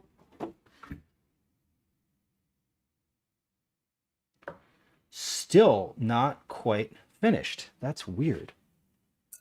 Okay, well, let's pop these back in again. I think it's odd that these haven't quite finished cooking. I kind of want to bump the oven temp. I looked real quick at the on the internet for like to see. Basically, I looked to see, like, is it possible to bake eggs on a sheet pan? I'm like, yeah. Yes, leave it there. And like, obviously you can bake eggs on a sheet pan. If I thought about doing it, someone else has already done it. Many people have already done it, which is true. But they said the one that I saw said 350 degrees for 15 minutes. That's not accurate. Because I was baking those at 350. It's been 30 minutes and they are definitely not finished. They're finished around the edge. But anyway, this is fine because the next thing I need the oven for is the grilled cheese. And as you can see, that's not quite ready yet. So, you good? Yeah. Okay. I'm gonna have one of those pudding cups. I haven't had them served yet. Have a pudding cup. Enjoy. You know what goes great with a pudding cup? A banana. A spoon. A spoon. This kid and his jokes. No, a banana is what I was thinking. Oh. Doesn't sound like it would go well. It would. Banana pudding is amazing. Mm. Okay, before I start getting the grilled cheese together, because the grilled cheese I don't think it's not going to take a ton of time. I want to get that sweet potato out of its paper packaging here and get it into a format where it can be used right away. It should. I've been cooking a lot today. Bella says I'd be dipping the banana in the pudding. Yeah, I know. I'm saying. I'm saying I'd have like half of it. Yeah. Well, have a half a banana then. They're on the counter. They're literally on the counter where the bananas always are. He looked over there. I can see. I'm literally looking like. And do you see them? Because they're right where they usually are. You're smiling. Get a banana. Yeah, they're next to the watermelon. I see a watermelon and a floating orange. Uh-huh, a floating orange. They're over there. Just get a banana. Eat the first half and then have the second half with the pudding. No. There you go. No. I love bananas. No, I don't. Yes, you do. How about you have them? How about pick a different vegetable, a different fruit, A different vegetable. different fruit. When you say it sounds like bananas or vegetable. They're not. Bananas are actually a berry, but Yeah, because they have. all right. We're about to. No, Because they have fruit. Not but. no, I'm not talking to you. I'm talking to the cat on the floor that's about to jump up here. No. There, I said no. She should listen now. Yeah, she's gonna listen to you. She doesn't listen to anybody. She stares at you and then does the thing that you're telling her not to do as she continues to stare at you. I mean, clearly she listens. She's Yeah, such a good girl. clearly. Okay, so we're weighing this. Let's weigh the bowl also, because I'm not gonna have the bowl is 192 grams.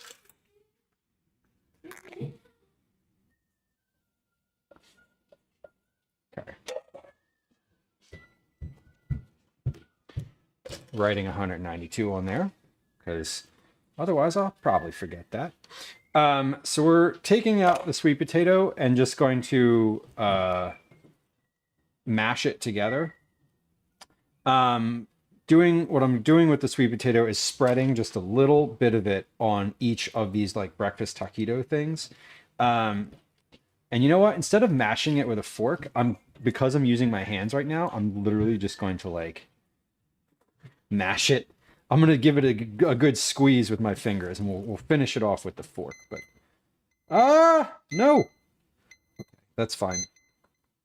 You know what? There's no way those eggs are finished yet. I'm not going to look right now. I'm going to finish with these potatoes and then we'll look at the eggs.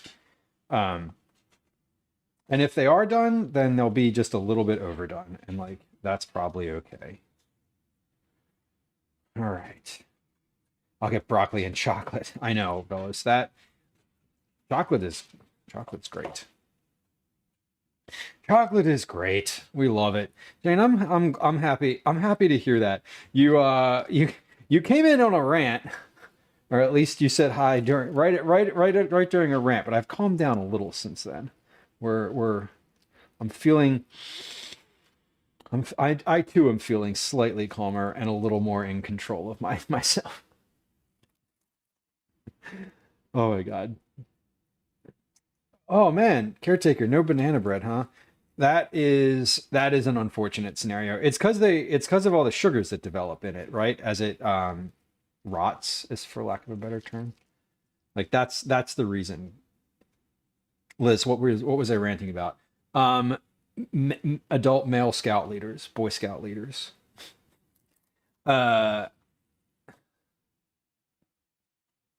Random but true.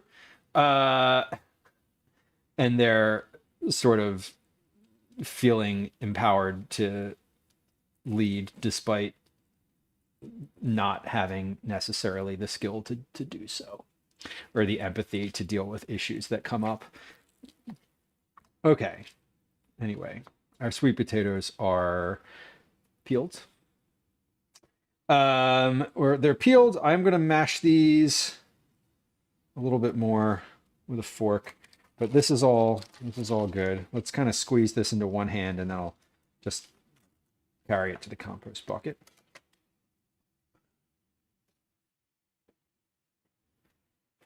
There we go. And then it's 889 grams, 889. I'm going to mash this.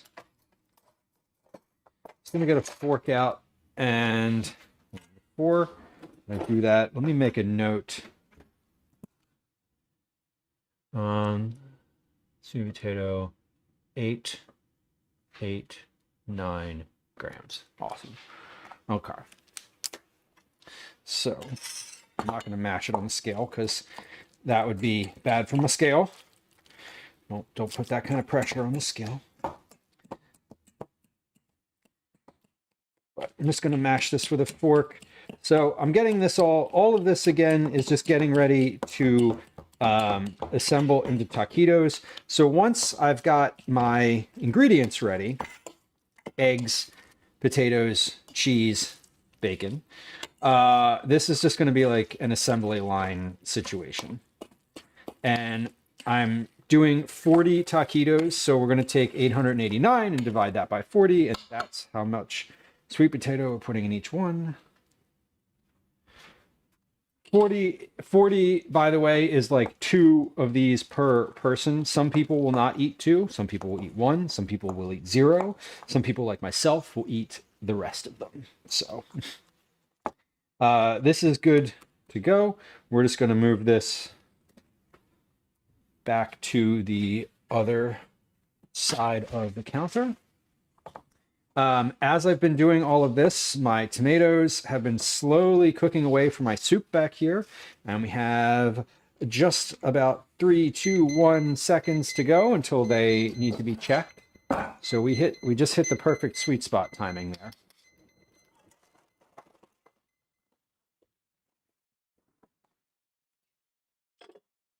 All right. And I need to wipe my counter and give it like a little clean because I've been there's been a lot going on here, and there was an egg on the counter a little bit ago. So first we're gonna check the tomatoes and stir those. No, first we're gonna check the eggs. The tomatoes are fine. The tomatoes can cook basically forever. They shouldn't, because then that would be too much. But all right. How are we doing with these eggs? I keep checking the center here, and basically all I'm looking for is liquid. Are they liquidy just under the surface? And these are not. So these are finished. Here's a whole tray of scrambled eggs. I'm going to cut those. We're going to cut each. I made 2 of those trays. We're going to cut each tray into 20 pieces. Let's see, how are we doing with this one? This one is on the top shelf. So this needs probably, based on the other ones, about 10 more minutes. So we're gonna put that back. I can take these 2 butter knives out of here now because the eggs are set enough that they're not going to spread downward. I also changed the temperature of my oven. When I checked these last, I bumped it to 375. So it's a little hotter than it was. What did I say? 10 minutes? 10, 1, 0, 0, 0, start. Okay, 10 minutes. Now, before I do anything else, I want to wipe my counter, and then we're going to I'm going to wipe the counter, and then we're going to check in on my needs. Wipe the counter, check the tomatoes, stir the onions, and then we're going to check the checklist. We're going to check the list to see if I need to do anything else, what I'm missing, what I forgot. Because I haven't really looked at the checklist in a while. I've just kind of been doing the things that were already in progress. So, but we're cleaning the counter here, actually cleaning the space.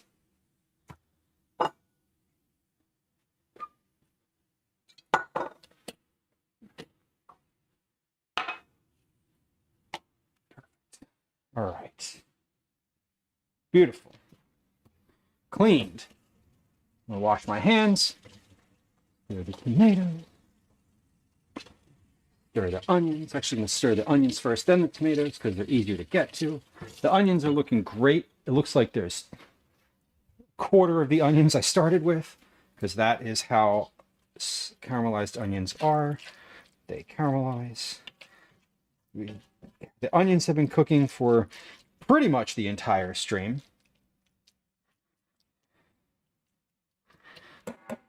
Looking great. All right, come on over here. Let's check these tomatoes out. If you enjoy a good like steamy steam bath on your face, now is the time.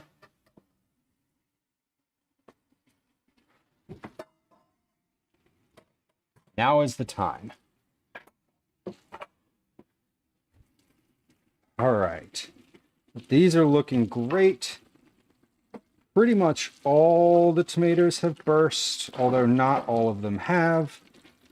And that's okay. I'm going to give these another few minutes here, because I'm definitely seeing about a quarter of these tomatoes are still whole.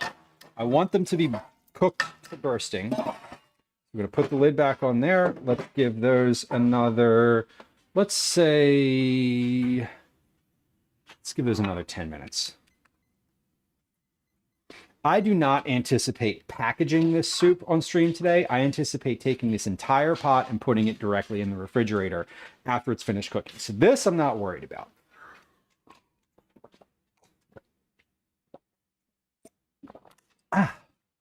Delicious. Okay. Sorry, I know I'm a little behind. Bella says you can have a lot of the sugar things in small amounts. I could eat half a banana as dessert. I would probably be very okay. That, yeah, I feel like some of those, it's good to know whether that's true for you or not. Like some people who have, like dairy issues, are very similar where, they can have like a little creamer in their coffee, but they can't have, a milk-based food item.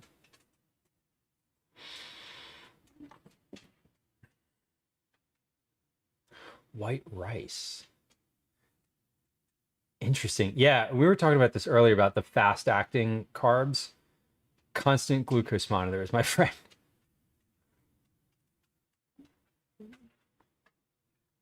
Rhino, cooking's coming along well. Thank you. Jane, you miss oatmeal.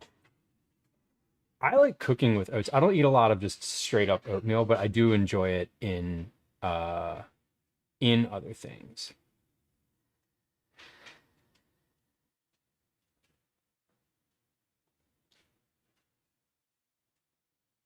Your glucose monitor is covered, Jane. That's good. It's funny. I feel like the glucose, those.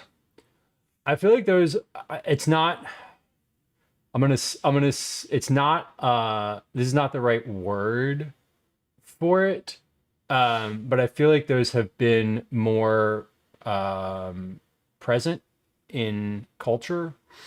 Like, I want to use the word accessory, but it's like, obviously it's not an accessory. It's like a medical device. But I feel like there's a lot. I feel like, maybe growing up, there was like stigmas around any like visible medical thing. Right. And I feel like that stigma is not there anymore, or at least it's not in my awareness. And I don't think kids care anymore. Caretaker says, my soapbox, insurance companies suck. Mm-hmm. Yup. That's a pretty good soapbox. There's a lot of people on that one with you. Me too.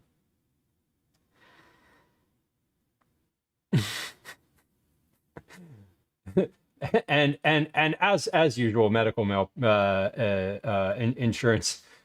insurance fraud is not encouraged, but certainly if it's necessary, you gotta go for it. I'm not gonna tell. Jane says, I got to eat oatmeal when I went camping because we were hiking 2 miles a day. Couldn't take any insulin during the day because we're burning the carbs off. That's kind of neat. It's neat in the sense that like you're like, oh, I'm just going to use this so fast that it actually won't matter. That's so wild. The body is so weird sometimes. I know very little about diabetes and the nuances of it. So I'm sorry. Like I don't have the capacity to like speak to the depth that y'all the depth of your experience. It's yeah, I feel like I know there's like, it's more pervasive, I guess, or more visible. I don't know. I feel like it's, and there's a lot of things like that, like in the medical world that are less, there's less of a stigma around it. I feel like growing up, if you had some sort of like medical need like that, like you didn't, we just didn't, I didn't hear about it. Like I didn't, nobody, like kids didn't talk about it, like glucose monitors, like those types of things. And I'm kind of like, I'm glad that in the general world, like medical, anything medical is less of a stigma now. Like, yeah, it's insurance is what it is. But like culturally and in society, I know I know that folks that are experiencing, experiencing diabetes or, any type of mental affliction or physical disability, like, obviously they're going to face cultural and societal hurdles. And I also think that just the visibility of all of these things is so much greater now, which is great. I love it. Yeah, no, and I just want to be open that I like y'all please feel free to chat like about any of that, because I'm not going to gatekeep like the topics here. I just want to be open that like I don't have the awareness to like speak to anything. I don't have the awareness to speak to your experience with authority or really at all. So I just want to be like, I'm just being open about that. Because I don't want you to think that I'm like ignoring or not contributing. Okay, tomato soup, taquitos. We're good. Okay, we're in like the bulk. We're in the bulk of the thing now. Now is when like I'm making the tomato soup. I have no more prep to do. I always learn a lot. It's one of the things on, on stream that I appreciate is all the different experiences and sort of viewpoints. And some of them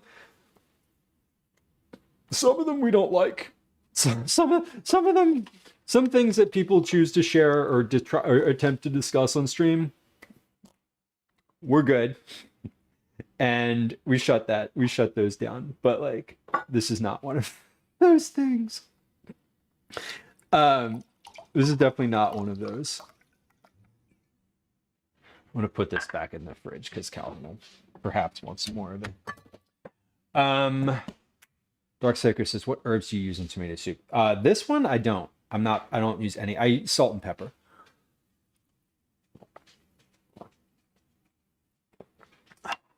Yeah, Velo's 2 years still learning how to eat and how things react. And I'm sure things are gonna like change because the body changes.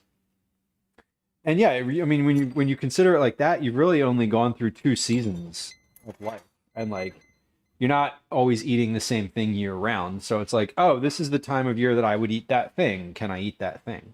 And that's only happened twice. Okay, we're gonna check these tomatoes again. Come on back over to the stove. Here we go. Here's a little steam for you. Whoa, there's a little steam from my arm. That could be a burn. It's not. Okay. Let's give these a stir. So we're trying not to stick. Nothing's really sticking here because there's a lot of liquid still. And these tomatoes have pretty much all burst at this point. What I'm doing is just taking a wooden spoon and kind of pressing it against the edge of the pot and feeling for how much resistance is there. Because the tomatoes that haven't burst. Can you get her, please? Thank you. Okay, so these are pretty good here. We're doing well. I'm doing well. Mishmish said when being in the medical field, there are still some cultural issues when it comes to health issues and the care. So medicines are not culturally sound. No, and that's true. And depending on the body that you live in, your experience dealing with the medical system and specifically doctors is going to be wildly different. So no, totally. Like if you are a like white male speaking to a doctor, your experience is very different than a black female speaking to that same doctor, even if that doctor, you know, is otherwise a decent human being. So I definitely, speaking from only one side of the experience, that experience that I just described, I feel, you know, I'm certainly not qualified to speak, but I do know that it is very pervasive, that people receive extremely different treatments. Add the broth and the lentils. Use a spoon to scrape up any brown bits. Cover and cook. Okay, so we're at the point where we need to add broth to this. Let's add the lentils first. So we have 5 cups of lentils, which is certainly going to stop this from boiling. We're going to stir those in. No, it's not, in fact, going to stop this from boiling. Okay, what is that timer for? That timer is for my eggs. Okay, so we're multiplying this recipe times 5. So we have 5 quarts of broth going in here. I'm bumping this all the way up to high, because this broth has been out on the counter. It's been thawing for several hours, but there's still a few icy chunks in here. So we're getting I'm bumping this to high. So I want to bring this to a boil.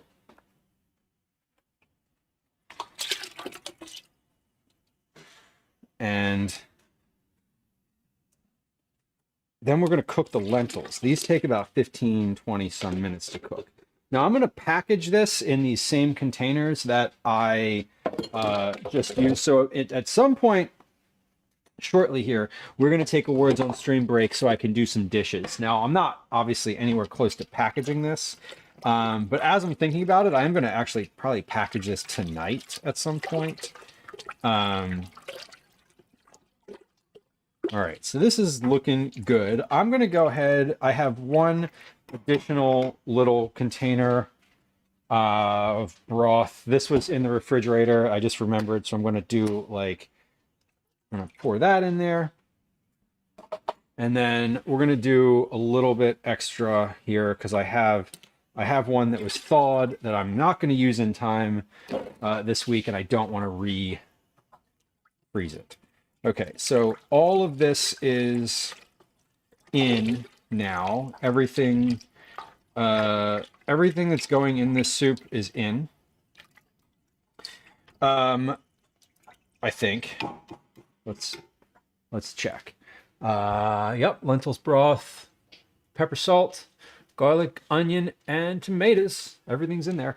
All right, so we're gonna pull the lid back on. Pull the lid. We're going to put the lid back on. I'm going to let that come to a boil with the lid on because that will boil quicker with the lid on. Then we're going to assemble our grilled cheese sandwiches. Grilled cheese sandwiches are going to go on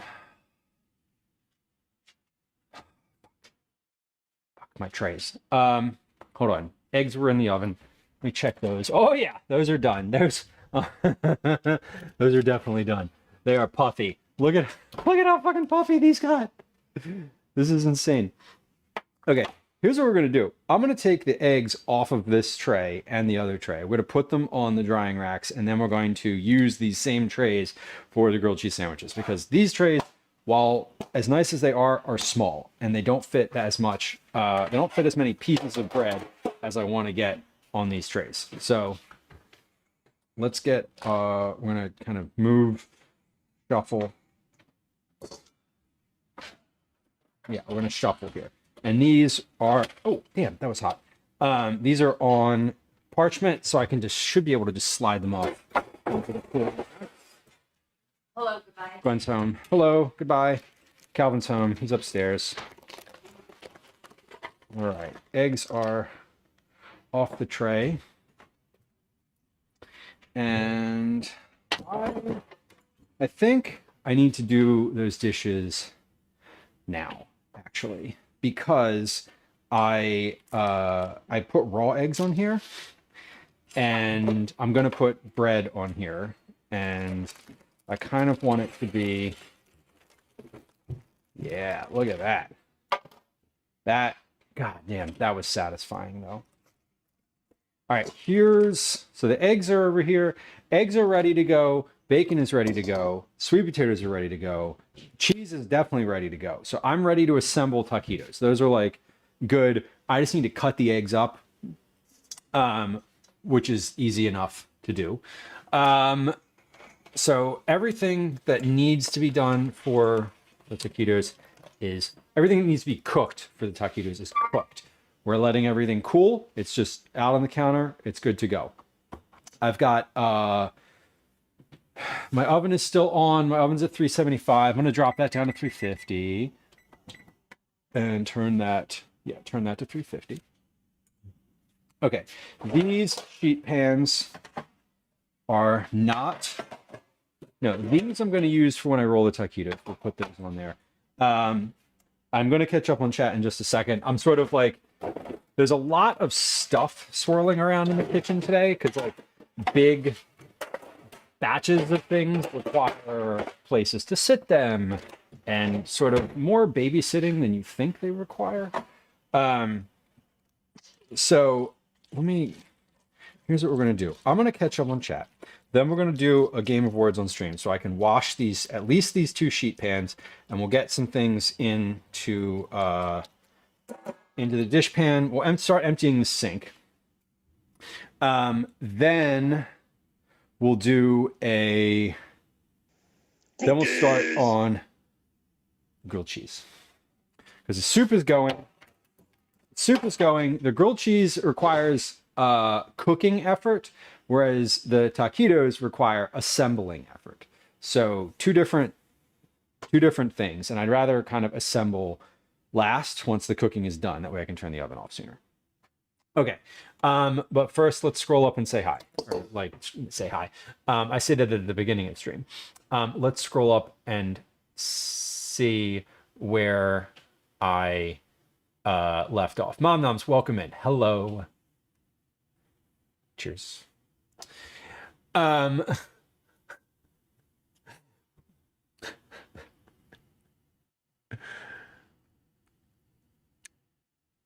Ooh, Velos, discovering you can eat something, the hot dog and hamburger buns being keto. That's a nice thing. Do y'all trust it when something says gluten-free? Jane says, I made gimbap with rice. With no rice. It wasn't very pretty, but it was so good. You know, you eat with, people say like, oh, you eat with your eyes first. Yeah, but you know who has the last say? Your mouth. It doesn't have to look good. It genuinely does not have to look good. Fellas, enjoy the pizza or Chinese food, please. I kind of love that. Bella says, I'm going to break down if I win Cookie Club and have Luke send me cookies. This month, we're going to do the spicy ginger chai cookies. They are not gluten-free. They do have, in fact, a bit of sugar in them. Broccoli, hello. Welcome in. Welcome in. Yeah, that was definitely a burn. I definitely burned the outside of my finger with that. Yeah, and I was thinking about the sheet pans and like the cutting them. And the last time I did them, the eggs, I did them in individual portions in a cast iron pan, but there's too much today, so I didn't want to do that. Cito, welcome in. Hello. Hello. Fudge Darling, you like classic chocolate chip cookies? I love a classic chocolate chip cookie. I'm in the mood for cookies. We're going to make them on Thursday, but I might make some freezer cookies before then. Bella says, gluten-free doesn't matter too much. It's the amount of fiber. Cal, what were you reading? Your book's down here. I was reading Diary of a Okay. It's the amount of fiber. I thought you were already upstairs with you. I thought you'd already taken that upstairs. Okay.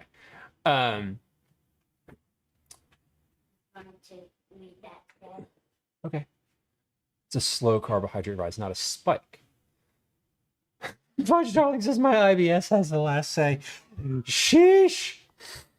You know, I had that thought, not specific to IBS, but I had the thought around what actually has the last say. I didn't verbalize it, but I suppose we've jumped that shark now.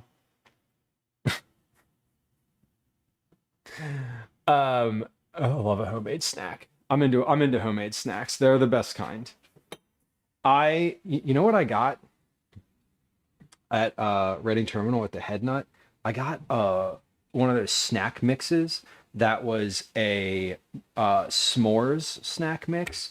It has like chocolate coated grams and these like weird these like dried marshmallows and little bits of chocolate.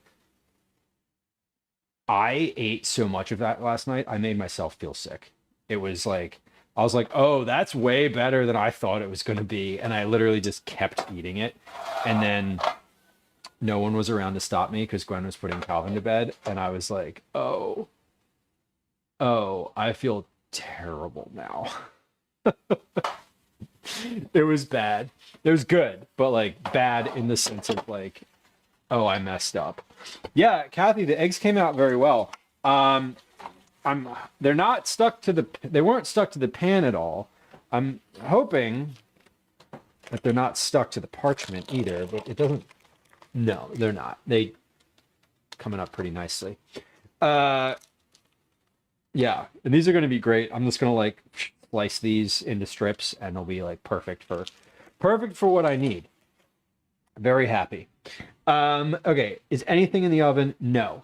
Let's check this soup again. We're not quite at a boil. I need the soup to be at a boil. So I have it on high. I don't see any ice chunks in here anymore. But once this hits the point of boil,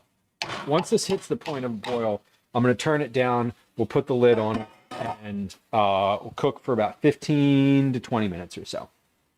That's going to be, and then once we cook that soup for 15 to 20 minutes, it is finished. Like it's ready to eat, ready to cool, ready to package, whatever kind of ready you want it to be.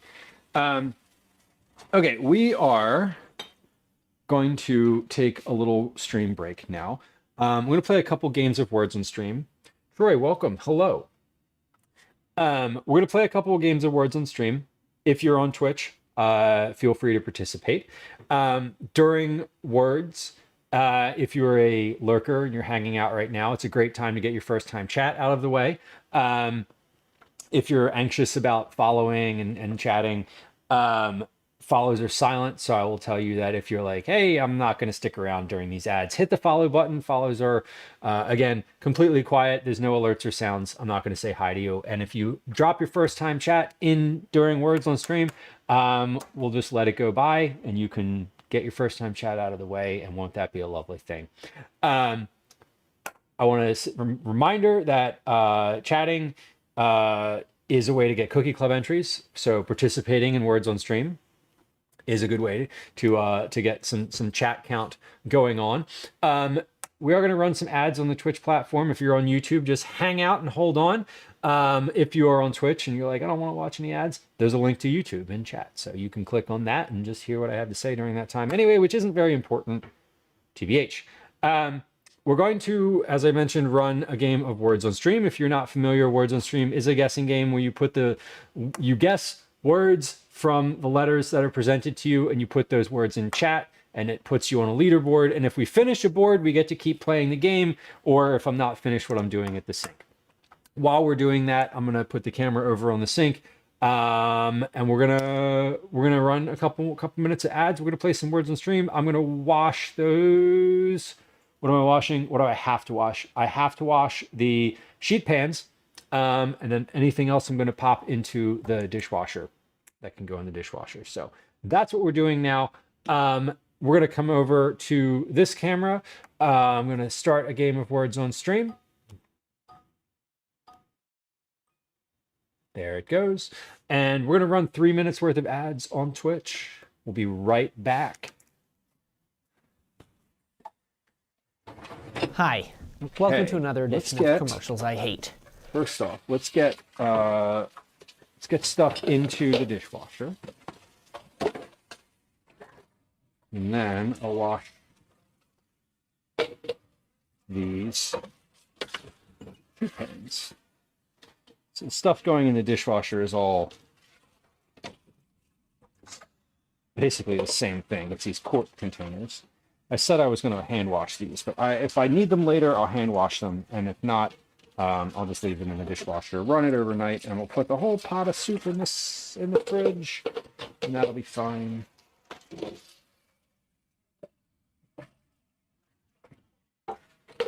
And that will be fine.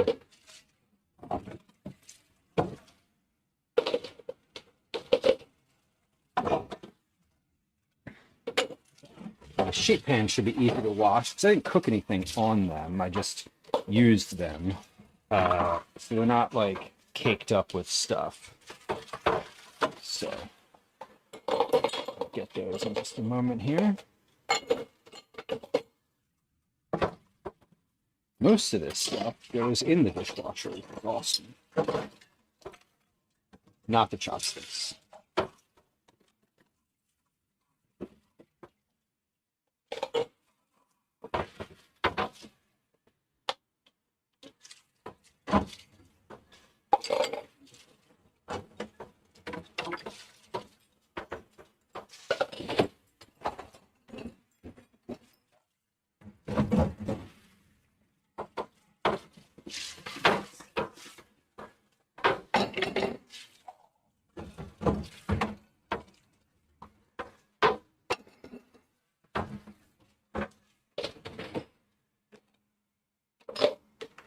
All right, we're getting there.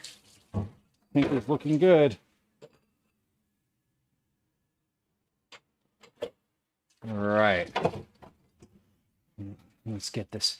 I'll get another one going here. Good to go.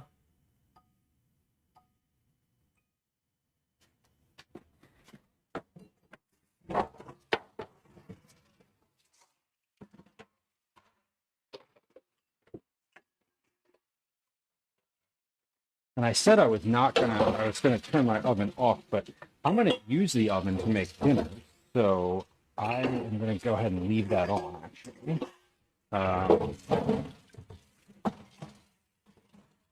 We're using it to make a real simple, like fish in a pan.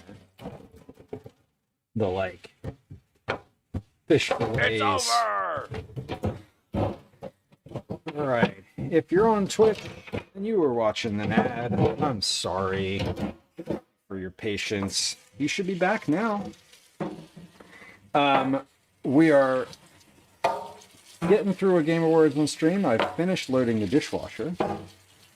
And I am washing these couple sheet pans here. We're going to pop these in the oven for just a brief moment. So that they dry, and then we'll be back. So I'm using the sheet pans to prep my grilled cheese sandwiches. That's the goal here. We have about 30 sandwiches to make, not 40. We're doing 40 taquitos, but 30 grilled cheese sandwiches. We have 19 people on this trip, and I don't think each of them is going to have 2 sandwiches, but I think some people will certainly have 2 sandwiches. All right, that's good enough for now. All that's left, we have just a little bit left in the sheet or in the dish pan. But overall, we did real well with our dishes here. So, welcome back. Here's where we're at. I've roasted the sweet potato. I've cooked the turkey bacon. I've cooked the eggs for the taquitos. Those are ready to go. I have tortillas and cheese in the refrigerator. That's fine. I'm gonna get the tortillas out now because we're going to use them. And when you have them in the fridge, they're a little bit, let's put these on the other side of the counter over here where you can't see, but I can certainly see them. I'm going to leave those out now for the time being, we're turning our attention to grilled cheese sandwiches. So we have 1, 2, 3 loaves of bread. I have all sorts of cheese in here. I had them count this out. We have 4 pieces of cheese per sandwich, which is a bit. I have my taquito cheese. That's in here for a little later. We have 3 different types of cheese. We have provolone, Cooper Sharp, which is basically American cheese, and then I also have mild cheddar. So this is great. When we were talking about pricing, right? Price for things. We've had this conversation on stream before as it pertains to Reading Terminal Market specifically. And I know the question's been asked like, hey, are things like cheaper at the market? Like if you were to go to Wegmans or like your normal grocery store, Acme, Ralph's, whatever, pick another big grocery store. Would things be more expensive or less expensive? Well, I have mild cheddar cheese. 1.4 pounds of this is 40 slices of cheddar cheese. It was $9.93. So let's call it $10. If you were to buy like the pre-sliced packs of cheese, it would be way more than that. Those pre-sliced packs are like $4 to $5 each, and they only have like 10 slices in them. Some of them do. Some of them have 20 and they're more.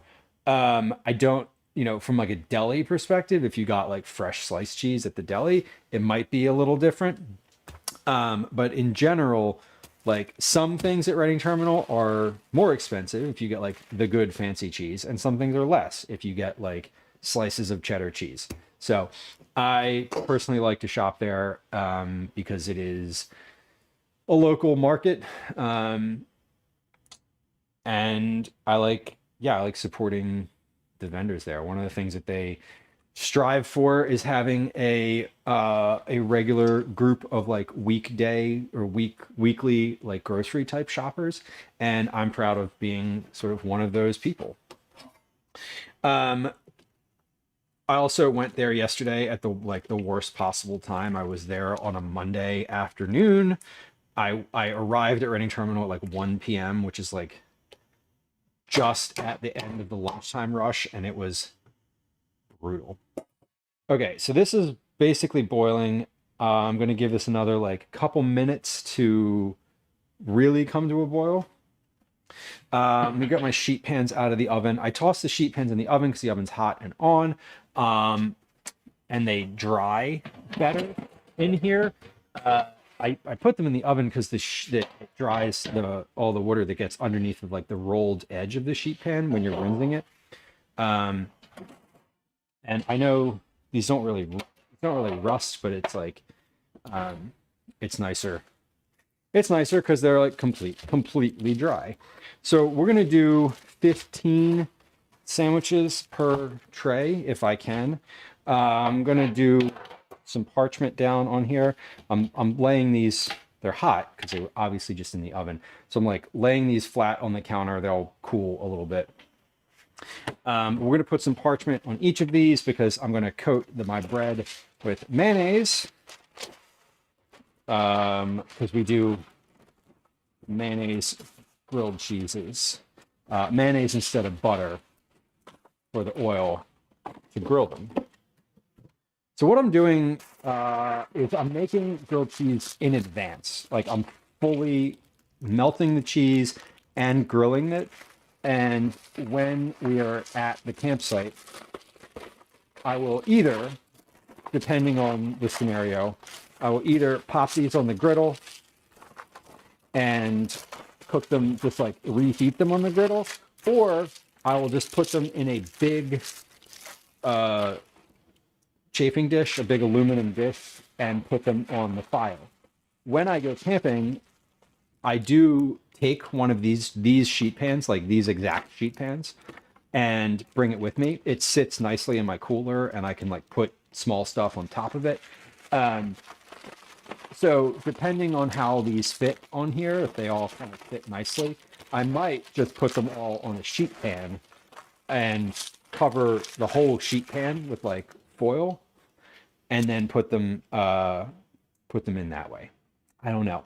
So I'm sort of I'm not positive how I'm reheating them, but I know that I don't want to grill individual sandwiches while I'm there. I want to have like fully formed sandwiches that are completely melted together that I can just like stack like Legos in a chafing dish and reheat. So we're going to save the family roll here and we're going to start with the king roll. So I need, like I said, 30 sandwiches.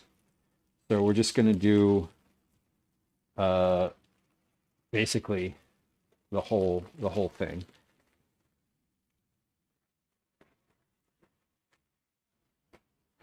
Camille says, I've never used mayo instead of butter. Is there a significant taste difference? Yes. I don't know if it's significant, but it doesn't taste, they don't taste like butter. Like, I know that's like, I don't mean to sound like an asshole, but like, they don't taste like butter. They do taste grilled. I think it depends. If you're using like pretty decent bread that's already really tasty, you might not care all that much. If butter is like a key component of what you want out of a grilled cheese, like you're probably going to notice a difference. 3, 6, 9, 12. Shit, I'm going to need more sheet pans than I have, more sheet pan space than I have. Damn. I will say for Camille, for these though, if you do make it with mayonnaise, you can always add, and like the butter is a thing that's important, you can always do a little bit of butter on the pan instead of using butter as like the only source of grease. Because what you're doing with the butter is like it's greasing the pan so the bread doesn't, gets nice and browned. But the mayonnaise is doing that already. The mayonnaise is just taking the place of that. I like mayonnaise because it gives you full coverage of the whole slice of bread. That's the biggest thing for me, is the like, you can spread it edge to edge on the bread and it's, it browns a little better, whereas butter sort of gets, butter can be, can concentrate in one area. But when you mayo the entire bread first before you cook it, you're sort of guaranteeing a better, more even browning. And also, like, just from a functional perspective, I'm just gonna like toss these on the griddle, and then you don't need to like think about it afterward. So 3, 5, 4, 8, 12, 24. So I need six more. Let's get out. I hear my soup boiling, so we're gonna turn that way down and set my timer for 15 minutes. Okay, so we're gonna take another couple pieces of bread. Let's get these out, and then we'll prep another sheet pan. But while I'm doing bread prep, let's just do this. 1, 2, 1, 2, 3, 4, 3, 4, 5, 6. Okay, and I'm going to take all these ends and we're going to put them back in. I'm going to put them back in. So I'm not making any end pieces here because kids.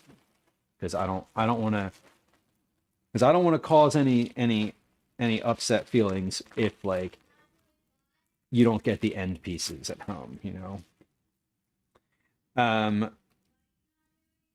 My son is yelling at me. I'm not using the end pieces for grilled cheese because I don't want people to be upset that they got a piece that has an end on it, even though it's the same damn bread.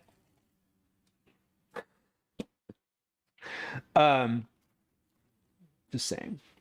9 says, I imagine it helps the bread keep integrity. It very well could. I actually don't know if it's any real difference. I know that I will say, for my purposes, that the cooking them cooking them in advance helps in a lot of different ways. One, I don't have to do any of this at camp. And two, I don't, I can sort of, when they are frozen and thawed again, they're all stuck together. So like you grab a sandwich and it's just like, here it is. And you can like toss it on the grill just as it is if you want to. Uncommon, welcome, hello. It does get a nice even brownness. That is exactly it. Okay, so we have 30 sandwiches ready to go. Next is the mayonnaise. We're gonna take all of these and we're gonna mayo both sides of each of these. I have a fresh jar of mayonnaise and we're just gonna do it. Let's use, should I use a spatula? I feel like I should do a spatula for this. Yeah, perfect. This is good. This is fine. Yeah, uncommon. Croutons, bread pudding, like all of the things that you could make. I love all of it. Yeah, this is good. Having them so close together on the tray like this actually makes this quite a bit quicker, because I'm just going to do all the tops and then we'll do all the bottoms. Perfect. Look at that. Wow. So the bulk batching of this actually is making this more efficient, because there's, maybe it's like less gaps in between them, and I'm just like spreading the mayo directly on. This is great. Bellas, yeah, I reheat them. So the ways that I've done this before are, I've done them on the griddle. So I've just like thawed them out and then used my my stovetop griddle, the one that I use on stream that we'll see today. So I bring that one with me. I use that to reheat them. I've also put them in like a aluminum chafing dish, and or like chafing pan, like a grill pan, just like the aluminum grill pans, and sat that over the grate on the campfire for like, I don't know, an hour or so, and sort of like the ambient heat from the fire will just reheat them nicely.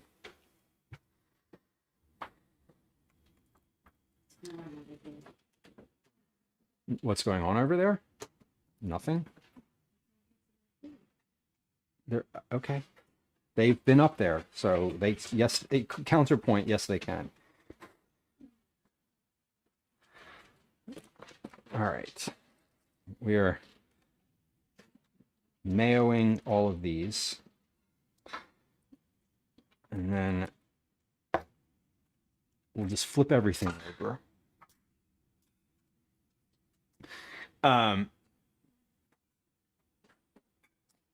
Oh yeah, uncommon. The bread heels are great. I don't mind the heels of the bread, and like no one in the house here cares.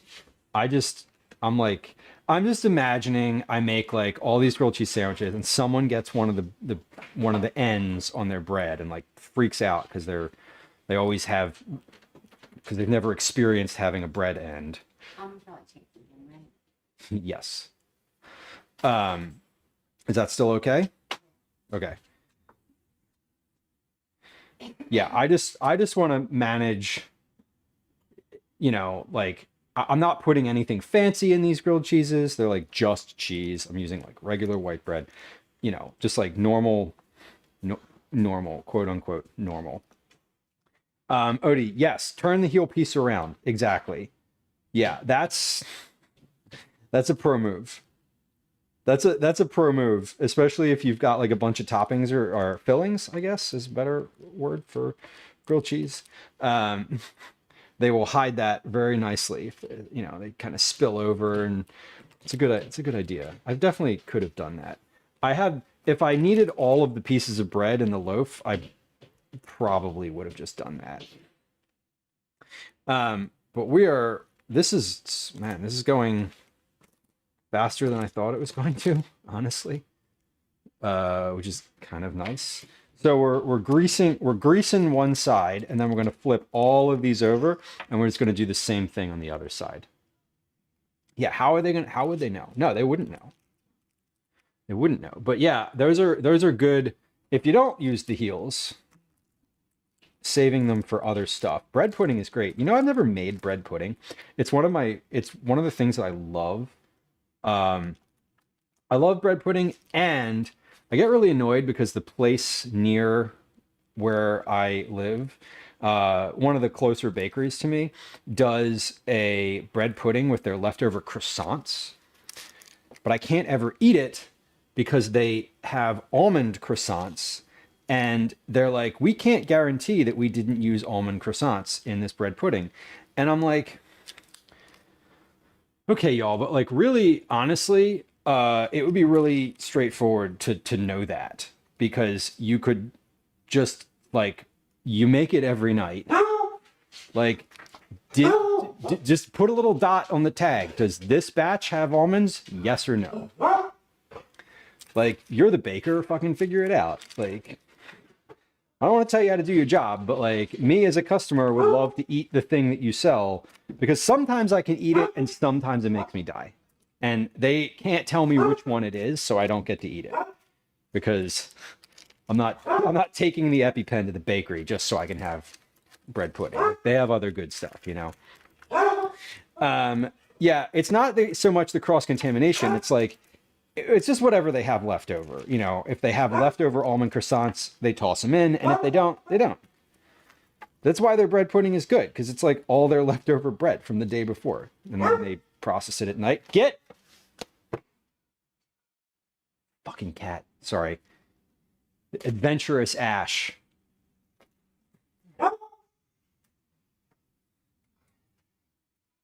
Dear Lord. Okay.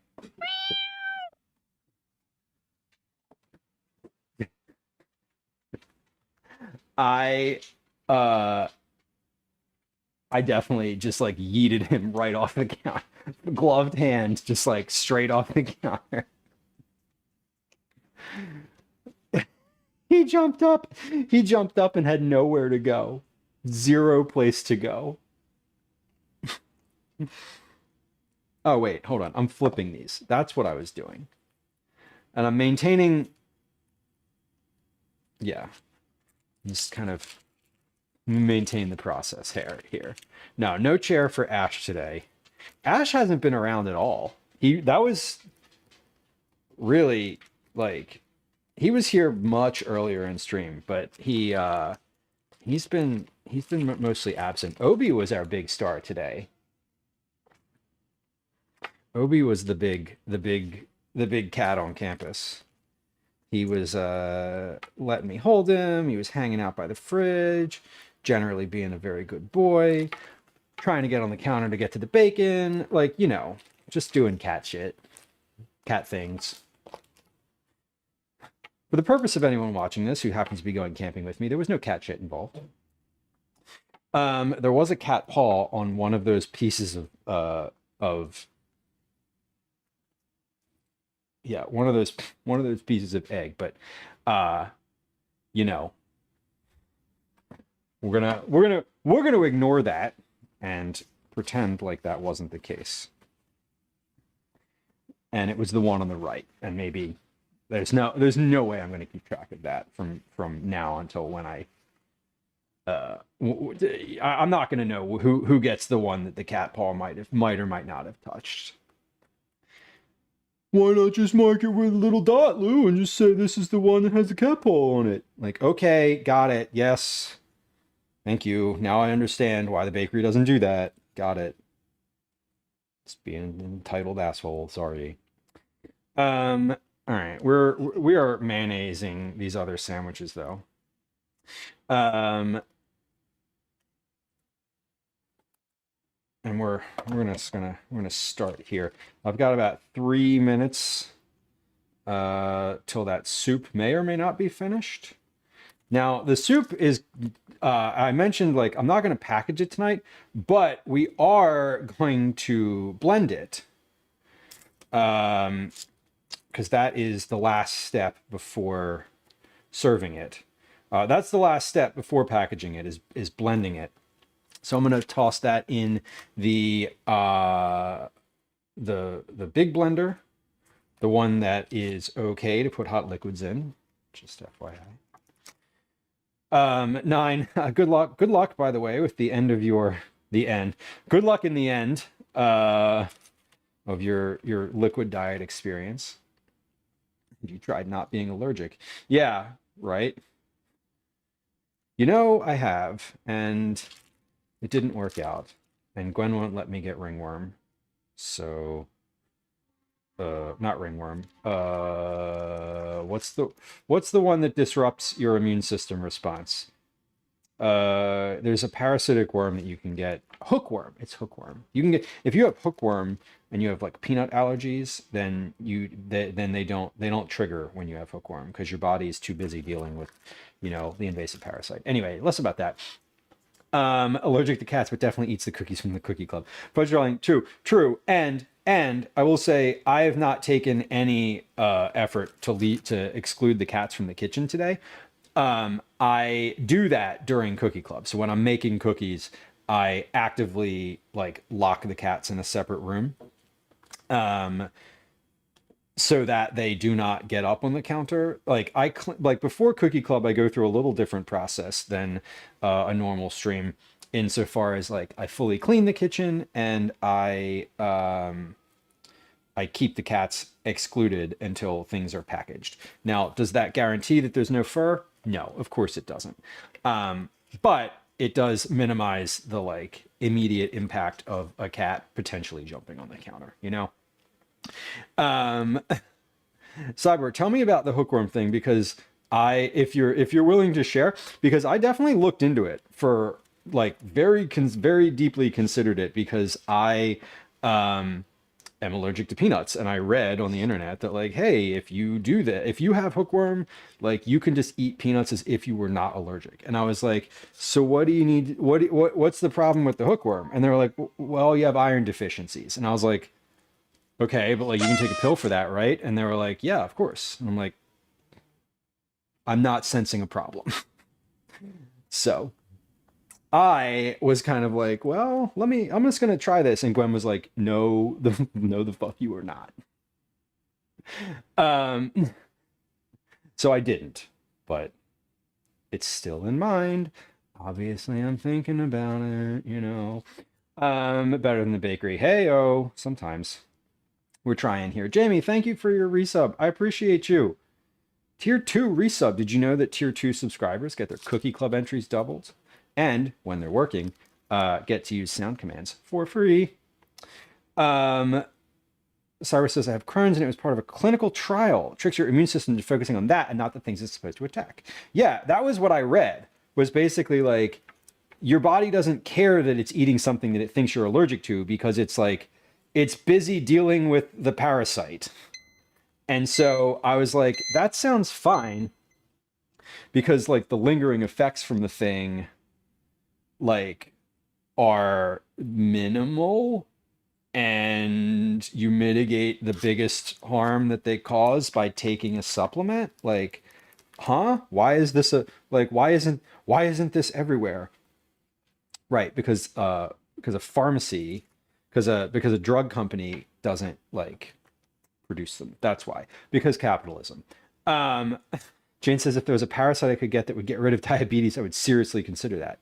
And yeah, any type of like actual like real solution to a thing like that's sort of natural and able to be, the harmful effects can be mitigated. Like, try it, just give it a shot, Cyber, they obviously that was like a trial that sort of had a lifespan. Did it work? Like, did it work? Did you notice anything? Because that's pretty cool. I'm not going to lie. I'd be like, sign me the bug up right up for that. Where do I find clinical trials to sign up for like that. I would definitely do that. I think it worked, but I was also doing all sorts of different things, so not exactly sure what helped what. Got it. Yeah, that's fair. That's fair. That's cool though. That is very interesting. Could fix rheumatoid arthritis, maybe. I mean, I know that I do know that I looked into how to buy them, like online. They're not. You can't legally purchase them. Like they're not a thing you can just get on Amazon. You can get them online now though. Cyrus says, "Oh, oh, okay." Immediately proven wrong. Yeah, back then, if you wanted to get them, you needed to like know the corner of the internet to get Hookworm on. And I don't like, which was also like a weird corner of the internet that like you could get lots of other stuff on, you know, like your identity stolen, etc. Which is not ideal. Okay, we are coming into the end of the mayonnaise process here. This was easier than expected, if I'm being forthright here. I was anticipating doing this for a lot longer, but the spatula helped, and the fact that these that I could just sort of do these in like a slather like this was great too. All right, so I need to check on the soup because my timer went off. What I'm looking for from this soup is that the come on back over here to the stove with me. Let's see what we can see in this pot. So hopefully some steam should be coming up. Yep. Yes, it is. This is boiling. This is like the perfect boil here. All right, we got a perfect boil. Lentils are in. I need to check these lentils, and then I'm gonna come say hi. We're cooking here. We got a lot going on today. So just give me a second. We're working. I see you. Hello, hello. Hello, hello. We need to check these lentils. So I just need to check and see how cooked they are. If they are soft yet. This is at a good cadence, so we're gonna leave it right like that. Come on back over here to the counter, and let me say a hello. Sofa, thank you for the little shout out there. Nine says I'd be afraid of an online source. Yes, same. Partially why I didn't buy them, partially because I was told not to. Yeah, Camille, exactly. The deep web, the dark web, the deep dark web. The 100-acre web. Sorry, that's a poo reference. Oh my God. Fellows, that's crazy. You got a friend who got a hole drilled in their skull and claims he no longer has migraines? That's... What? Runner, welcome in. Friends, nice to have you. When your market set, slay. Oh my God, hi. Troy was kind enough to guide us over, and we're here for the prep cooking. Amazing. Thank you, Troy. Thank you for bringing friends our way. Y'all, it's nice to have you. Runner is a friend of the stream, vis-a-vis Troy Takes Photos. And Sofa, thank you for the shout out. We appreciate it. Baldur's Gate, a game that I have watched on Twitch but not played. I'm not a gamer myself. We usually just do cooking. When we're not cooking, we do IRL. Okay, lentils are great. They're totally broken down. This is like ready to go. Seasoning seems good on here, but we're gonna blend it first and then we'll know. Here's what we're gonna do. Let me say hi. Friends who just joined us, it's nice to have you. My name's Lou. This is a food and drink stream. I am a home cook. I'm a recipe developer. I am a parent, live in Philadelphia. My pronouns are he, they. I'm happy that y'all are here. Welcome. Mostly on stream, we do vegetable forward family meals. We also do some recipe development. We do meal prep. We do prep for camping trips, which is what we're doing today. We are making food for 12 children and 7 adults to go camping. And we're currently in the middle of prepping a couple things. I have tomato soup on the stove. which is what you came in to see. I have grilled cheese sandwiches that are in progress here on the counter. I just finished coating all of these with mayonnaise. Now we're going to add the cheese to them, then we're going to melt them in the oven, then we're going to grill them, then we're going to be finished with the grilled cheese sandwiches. When we're finished with the grilled cheese sandwiches, we're going to blend that soup, and then when we're finished with the soup, we're going to put it right back in that pot because it's going to stay in the refrigerator overnight in that pot. Then we're going to assemble breakfast taquitos, which are basically like tortilla wraps. They have turkey bacon, they have scrambled eggs, which I made on the sheet pan, which are over here. They also have sweet potato, which is in a bowl. You can't see it on the counter. They're also going to have cheese in them. So that's what we're doing today. We're kind of in the middle of all of that. There was a lot of prep happening. We're through all of the prep and we're on to like assembly and cooking at this point. So we needed to cook eggs. We needed to cook bacon. We needed to cook sweet potatoes. We needed to cook the soup. We're currently caramelizing onions on the stove. So there's a lot happening. It's nice to have you. Welcome in. I should note that follows are silent. So if you are new to the stream and perhaps you like to just lurk and hang out, totally okay. If you hit the follow button, there are no alerts. There's no sounds. I'm not going to say hi to you. Nobody's going to call you out. Nobody's going to know, which is great. And if you choose to chat, thank you. If not, wonderful. Enjoy your lurk. And that's all I got. So let's turn our attention to the grilled cheeses. No, let's stir these onions on the stove real quick. These are onions that are caramelizing. They are still on. Is the burner still on? No, the burner's not even on anymore. The burner turned off. So they're not in fact caramelizing. They are just in the pan and warm. But we're gonna give those. You know what? These are pretty well done. These are pretty good. I don't think I need to cook them any farther. I think they're fine. So let's put those in a container. Yeah, let's put those in a container and that will free up that spot on my stove because I need that spot on the stove for the griddle to grill the cheeses. So let's actually, no, we're gonna let those sit. I'll package those once these are ready to roll. So we have 3 different types of cheese for my grilled cheese. We have mild cheddar, provolone, and oh, my battery died on my phone. Fun. Wait, why did my battery die? Oh, yeah, sorry. Battery is actually dead. Great, let's just plug this in. I went to look and see if anyone had texted me, and my phone's dead, so they didn't. Cool. Fun. We have Cooper Sharp, which is basically American cheese. We have mild cheddar and provolone. So I have 40 slices of each of these. I have 30 sandwiches. So that's 4 slices per sandwich. So we're going to do, yeah, we're going to fucking figure it out. That's what we're going to do. I realized I probably should have broken I should have broken down the number a little bit better because I can't make 30 of the exact same sandwich, which, like, if you've hung out here for any amount of time, you know that bothers me. So that's fine. It's fine. We don't need to actually worry about it. Here's what we're going to do. We're going to open the cheese. We're going to open the cheeses. Then we're going to uncap all of these, and then we'll assemble, and then we'll put these in the oven, sort of open face.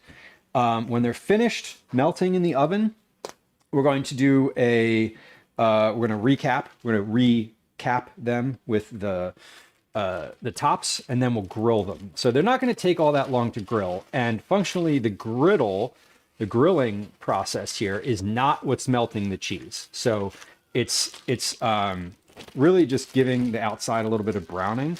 And we're not eating these today. So we're going to grill them and then let them cool down right back on the same tray that they were on right now. And then when they're cool to like room temperature, I'll freeze them and they'll be ready to go from frozen for dinner when we get there, when we get to that point. So that's what we're doing. We have provolone. Which end of this bag? It's open. 9 says, I don't think I could smell all that grilled cheese and not eat any. You know, that's a fair statement. Elsie, no, you have a cat who's decided that it's her idea to want to jump up here. She's on the other side of the counter though, so she like can't be. Yes, that's right. You stay right there. I perceive you. I perceive you, and you are unwelcome to that right now for this specific thing. You're unwelcome for the purpose of what we're doing. 9, all the grilled cheeses. You don't think you could smell them? No, I'm with you. I'm with you. One of the fun things that I have done in my life is cook in big batch scenarios at a large like dining hall situation where we were like once a week for lunch. We're making 800 grilled cheeses. And so like I think when there's like there's like if there's 2 sandwiches, it's like, okay, man, yeah, I'm really hungry. When there's like that many, you're just like, you don't even see them anymore. It's just kind of like, welp, these are just things. Like they're individual. You're not, you don't see them for like the delicious grilled cheese sandwich that it is. All right, let's start down. Here's what we're gonna do. We're gonna start by laying down like a slice per sandwich of the provolone. And this is going to get folded in half because this is kind of big. So I had the person at the store count out. I think what they did when they portioned this was counted out like 10 slices and then weighed the rest, which makes sense to me. That's how I would have done it instead of counting, 40 total slices. So this may or may not be the exact number I need. I know that it's not less than the number I need because when they finished up, I was like, just toss an extra like few on top there, just to make sure. And they did. So I know that I have at least enough to go around here. I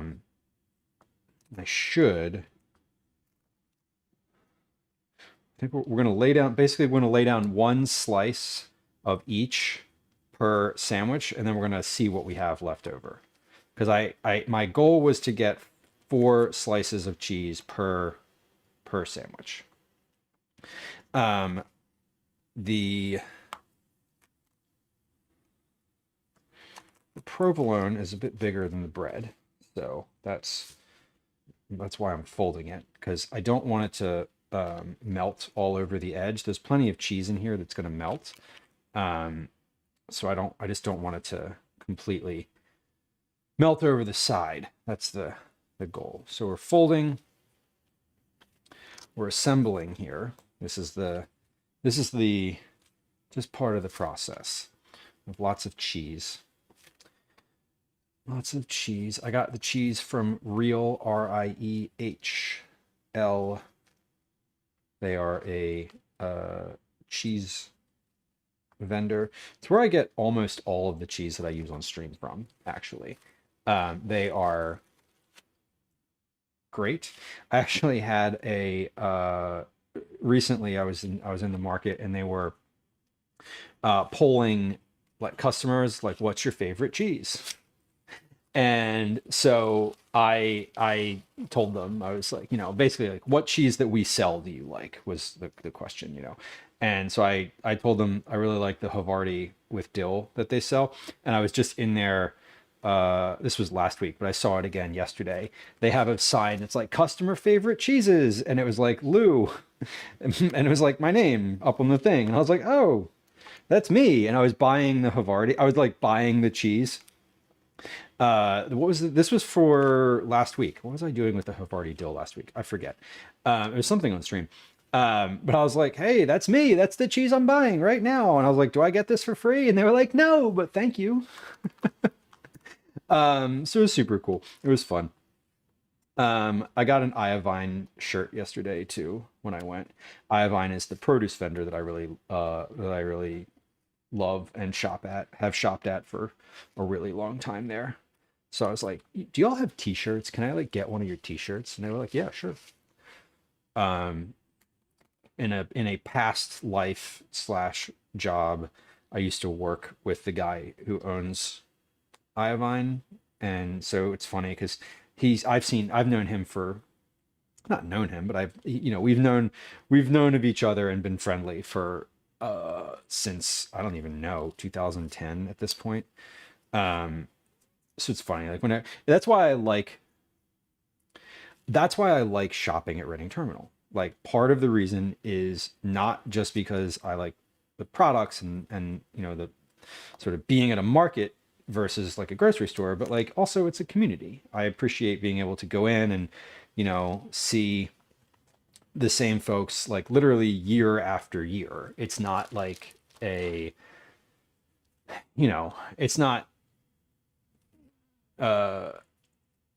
not like going to a grocery store, which is not entirely fair. I mean, the grocery store I go to, I've also been seeing the same people for a long time, but it's a different energy. All right, so we just had the Cooper Sharp. I just put that down. Now I'm putting down the cheddar. So these are 3 cheese grilled cheese. Hopefully while we're out in the camp, I'll remember what the cheeses are, because someone's going to ask. But we're laying down the cheddar now. And I've got a few extra pieces here, I think, of everything. I think what I'm going to do is like cut the cheddar and the Cooper Sharp in half, and we'll just put like a half a piece on each of these, and then we'll go from there. Time check, 5:30, 6:30. Okay, so I have about an hour and a half left of like time before. I have quite a bit less than that of time before I feel like stressed. I do, once the grilled cheese is out of the oven, I'm going to get dinner in the oven. So that's part of what I want to do on stream today. Dinner is a literal dump and go dinner. So everything's frozen. It's just going to go in the oven and cook until it's done. So super easy to do. Let's see. 1, 2, 3, 4, 5, 6, 7, 8, 9. I have 9, 18, 27. Let's cut this into thirds. Cutting board. Yeah, thirds. And then we'll just put a third of this on each sandwich, and that'll be good. So 1, 2, 3. And then of the Sharp, I have, well, about the same. So I'll cut those into thirds. And then of the provolone, 1, 2, 3, 4, 5, 6, 7, 8, 9. Yeah, again, thirds. So we're going to do basically one more piece of each type of cheese on each of these sandwiches, because I don't really want to have all this cheese left over. Like, that's not a thing that I want to deal with. So we will just do cheese until we run out here, and then we're going to start putting these in the oven. So what I'm going to do is I'll put one in the oven. Actually, no, I think I can get both of these sheet pans in the oven at once. So yeah, we'll do as much of this in the oven at once as I can, and melt it. Once it's melted, it doesn't need to like stay warm. The goal of putting it in the oven is to pre-melt the cheese enough that I can get the top to stick to it. That helps with the grilling.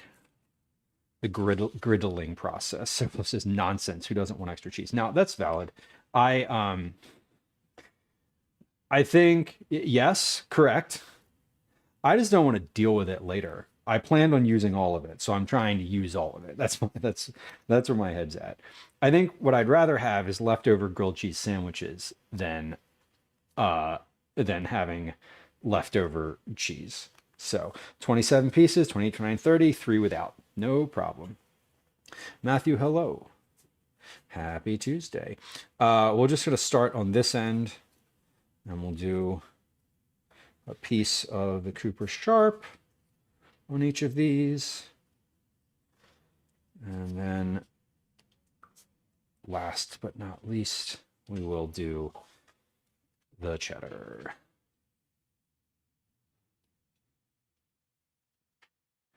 All right. But this is coming along.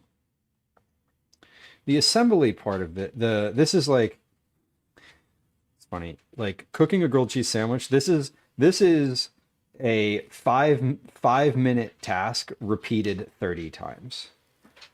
That's why it takes so long. It's just like doing this over and over and over. I will say I mentioned a bit earlier about like doing these in a like a kitchen for like a dining hall, and that there was no mayonnaise involved. It was just bread and cheese, slap them on the griddle. Bread and cheese, basically you fill the griddle, and when the griddle is full, you start at the beginning again and flip. And when you flipped everything, you start at the beginning again and take them off. It's a very, like at a scale like that, it is actually kind of nice because you're never waiting for anything. You just do all of it at once. You fill the griddle and then you just start from the same side again. You just keep going. It's like a typewriter. You just kind of keep going one end to the other, which is great. Same thing with pancakes, which we also cooked a lot of. Will there be sauce for the grilled cheese? There's tomato soup. So no sauce specifically, but there will be soup for the cheese. So we will have a liquid dippable element.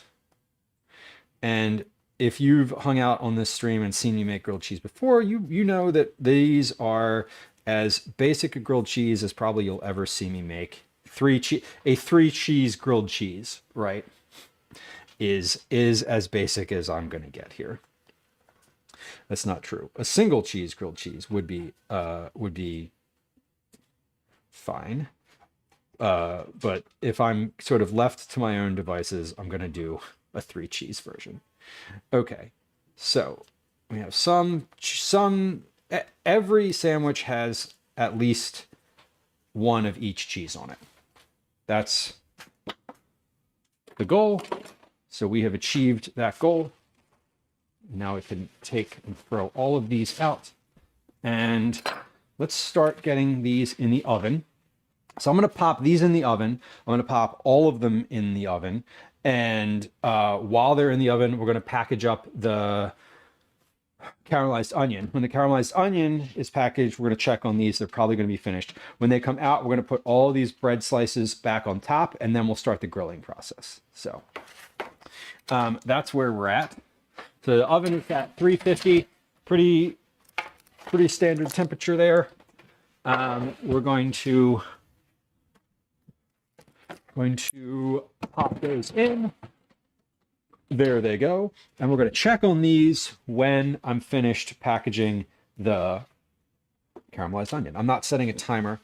And if I get distracted, maybe someone in like three to 5 minutes can like remind me to get the fucking grilled cheese out of the oven. But I think we'll be okay. I'm not going to forget that they're in there because I am sort of mid-process with those. These, however, are definitely finished. Take a look at these. If you are an onion, caramelized onion lover, we have some good-looking caramelized onions here on stream. They are nice and ready to go. These when I put them in the pan, filled the whole pan. It was like up well over the top. So Bella says, what cheese am I using? I'm using cheddar, provolone, and Cooper Sharp, which is basically an American cheese. Cooper is a brand, so it's their, I think it's actually Sharp cheddar. Cooper Sharp in the past like decade or so has become like the cheese to use on cheesesteaks in the city because it melts really nicely. So it's one of those things where like the Cooper brand is part of the name now. Like that's a thing. You go to like a cheesesteak shop and you'll get like a cheesesteak with like Cooper Sharp on it. Because otherwise, like you can get it with cheddar and it's just like regular cheddar, but you gotta get the Cooper. It's better, you know. It's like it's not, but it is. Okay, so onions are good. These are just for the hamburgers. There's no they're a topping. So are the other onions that are in there. This pan we're going to move onto the counter over here. And I'm going to get my griddle. The griddle is over here as well. So we're going to do the grilled cheeses on this griddle. That's ready. So we need to check the grilled cheeses. I know that they're in the oven. I have not forgotten about them. Almost there. We're looking good. Probably another 2 minutes. Let's actually set a timer though, so I don't forget. 2:00 start. Okay. In about 2 minutes, I think I can get, let's see, what else is there? In those 2 minutes, I'm going to get my dinner out.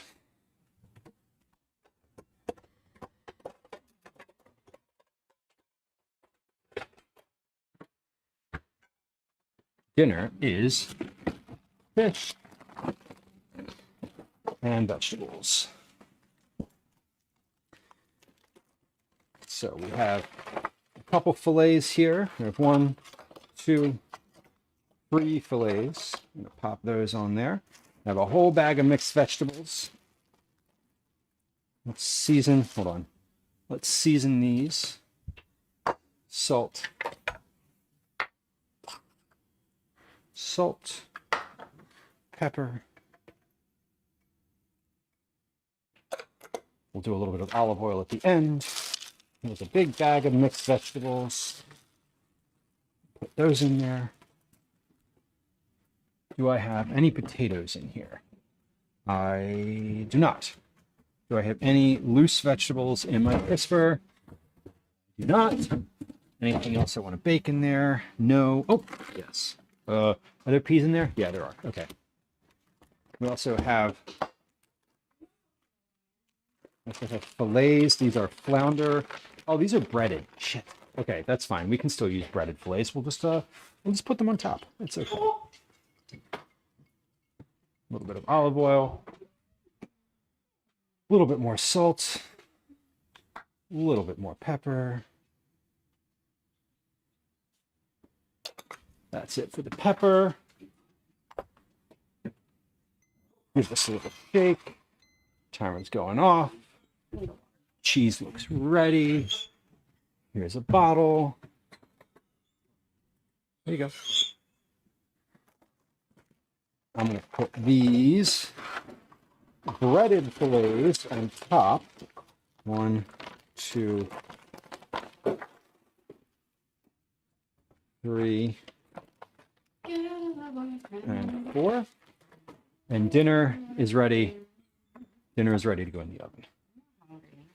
Well, it's not ready yet, so that's fine. Be hungry at 7:30?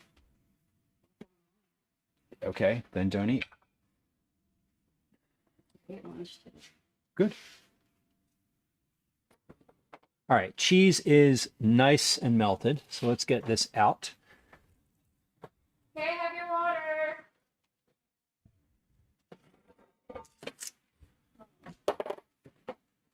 1, 2, and 3. All right, we got melted cheese. Let's get tops on these.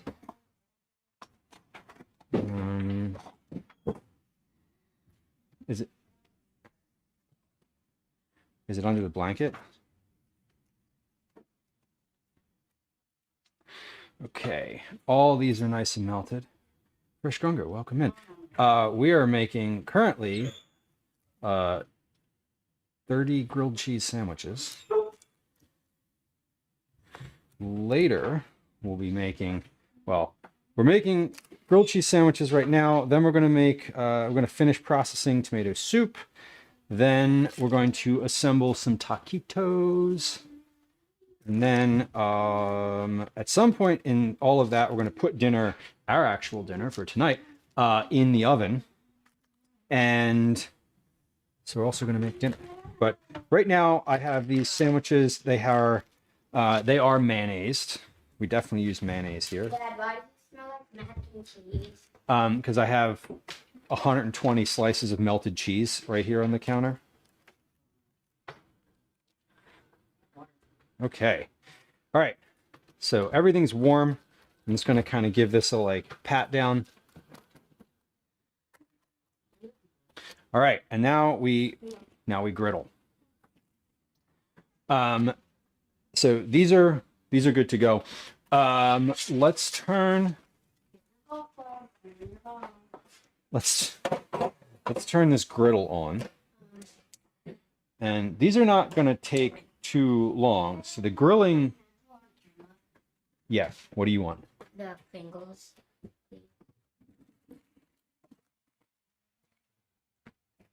Okay. Come home hungry, okay? Yeah, you control whether you demand corner store snacks. Have fun. It is better, Grungo. I totally agree with you. You get even browning. That's the best part. Like, I think that there's an argument to be made that butter is better for flavor because it is, but you get better like coverage of the oil of the brown aspect of these when you use mayonnaise. So I am team mayonnaise all the way as it relates to grilled cheese sandwiches. Okay, let's recap here. So the soup is ready. The soup is off. The soup is off, and it's not cooling down because there's too much of it to really cool. But we're gonna blend this. We're gonna blend this when we are finished with the sandwiches. So, because I want the sandwiches to be able to like start cooling down. So, bye. Love you too. Have fun. My son's heading out the door to karate, so we're exchanging goodbyes. Okay, so come on over to the griddle here. Let's make this the main camera for just a second so I can see what we actually see here. Why does that always look so awful? Hold on, let me change a couple things on here. So we're going to zoom that in just a little bit. I have this horrible light. Where is that light coming from? Is this better? That's a little bit better. Okay. I have a light. Hold on. It's coming from which side? It's right here. That is, oh, that's coming from outside. Liz, yeah, we're doing good. When Gwen came home today, she was like, do you need me to do karate? And I was like, yes, please.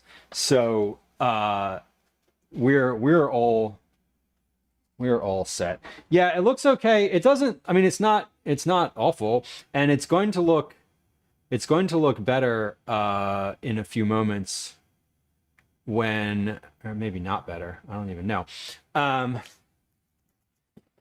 Yeah, Liz, that was because I was previously on the hook to do karate tonight, and now I am not. So now I'm just on the hook to have things wrapped up here by, 7:30 or so, which I think is achievable. So we're going to move, what we're doing first though, is we're going to move all of this soup to the counter so that I have the stove over here on this side to work with. And yeah, there we go. That's not better in terms of framing, but better. There. Okay. Griddle is on. Griddle is hot-ish. So I have this at a very low. This is at a 2.5. At a 2.5 out of 7. So, fresh friends, enjoy the Toronto FC match today. Enjoy. Yeah, hopefully it's a good one for you. Liz says, "What's for dinner?" I am on the hook for dinner. Dinner is. I didn't think far enough ahead to have grilled cheese tonight, which, to my frustration, is annoying. But dinner tonight is going to be this tray of fish and vegetables that I have ready to go into the oven at about 18:15. So about 6:15 p.m.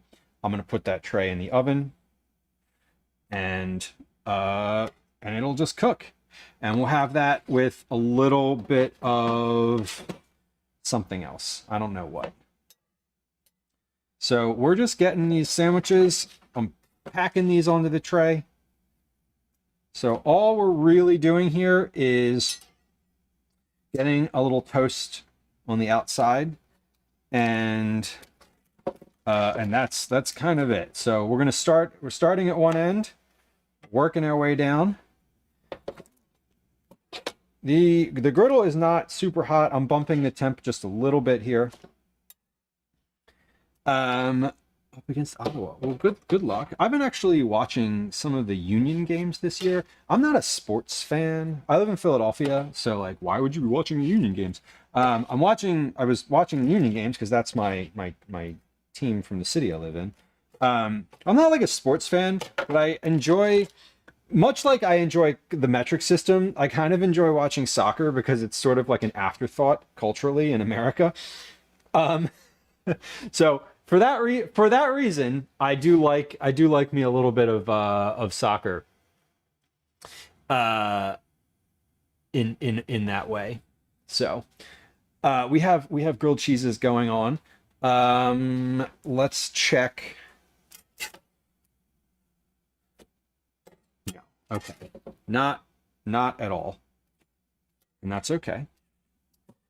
We're gonna turn this up just a little bit. Let me make sure both burners are on.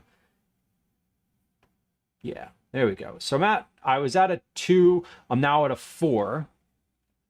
I'm going to drink the rest of this bottle of sparkling water that Calvin is drinking because he left for karate, and I'm thirsty. So here we go. Fresh Congo. First soccer match. Enjoy. That's fun. I went to a couple with Calvin last summer. My son's name is Calvin. He's in 5th grade. So he is sort of in that space of like, it's just fun. Like he's not, I don't know. We don't do a lot of like sports stuff in the house.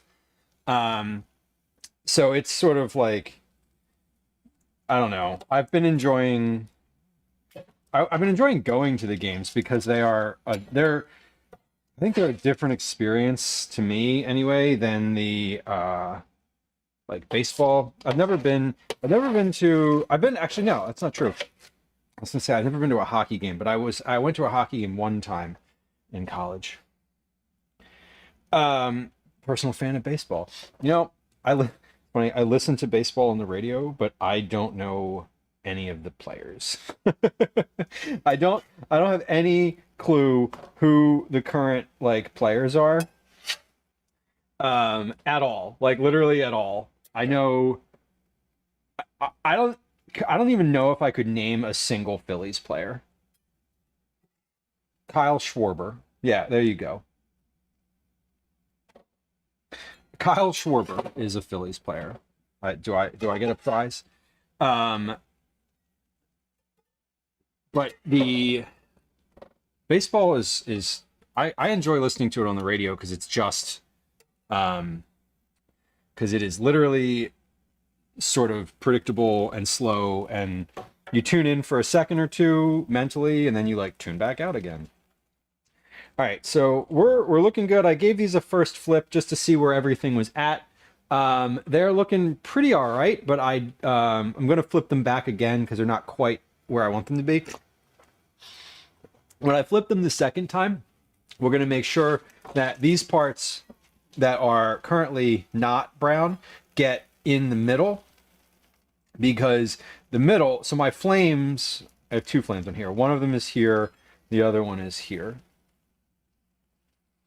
And so the hotter part of the skillet is griddle. The hotter part of the griddle is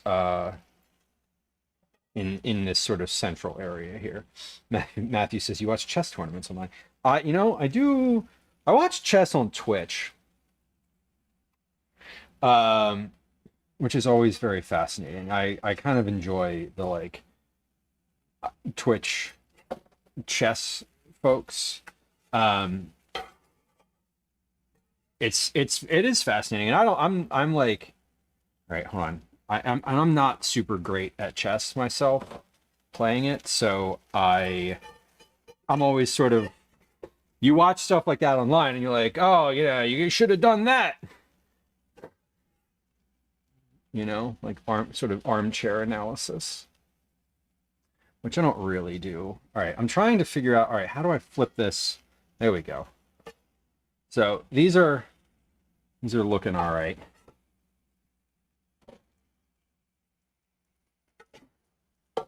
Again, with the sort of batch situation, like by the time I finish getting these all flipped and like in the right spot, the next, it'll be ready for like the next flip of the first round.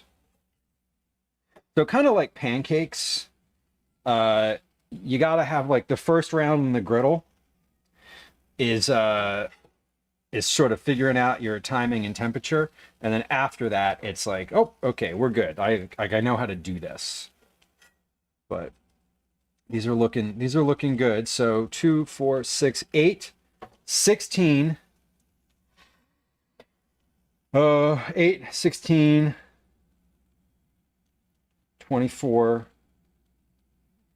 32. Okay, so I'm gonna need to do 4 rounds of these. I was like, wait, that adds up to more sandwiches than I have. No, that's right, it does. And the last round, we'll just have less sandwiches on the griddle. Okay, so that is done. That one is finished. Not quite finished, but like we're getting there.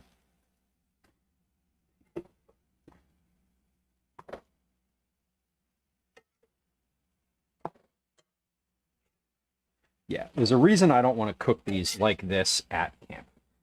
And that reason is because assembling them and doing all that fucking work takes me away from the grand activity of sitting next to a campfire and relaxing.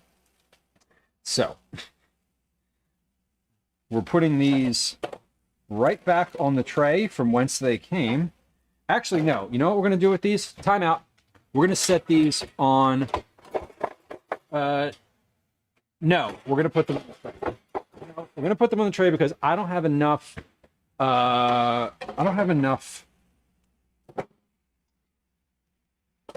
Wire racks to put all of these on a wire rack.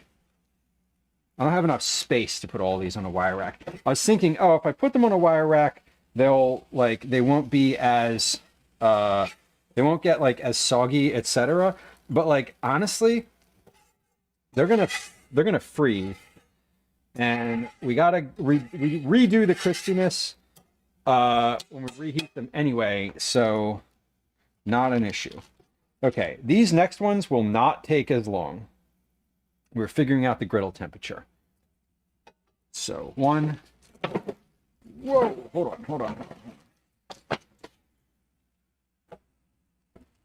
2, 3, 4. And then we can move these back into their single layer. As I stack them on the sheet pan. Okay, first 4.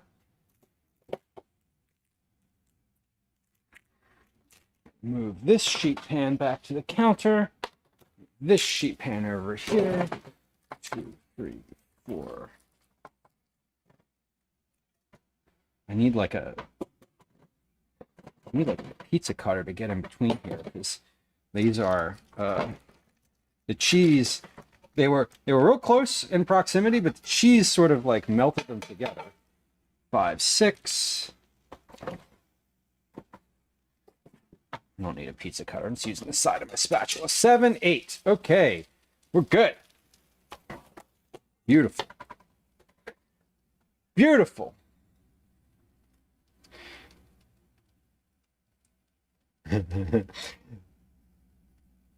Gongo says, I'm relatively good at chess, but my friends are terrible. Whenever I watch and play, it's like watching a train wreck. Yeah, I feel that way when I play Calvin. He's so much better than me. Yeah, Liz, I could totally do that. You know what I have? I have farro. I have farro in the oven, or not the oven, sheesh, in the freezer that I could totally just put in a skillet in the oven along with the fish. You know, a grain. Like I said, these will not take as long.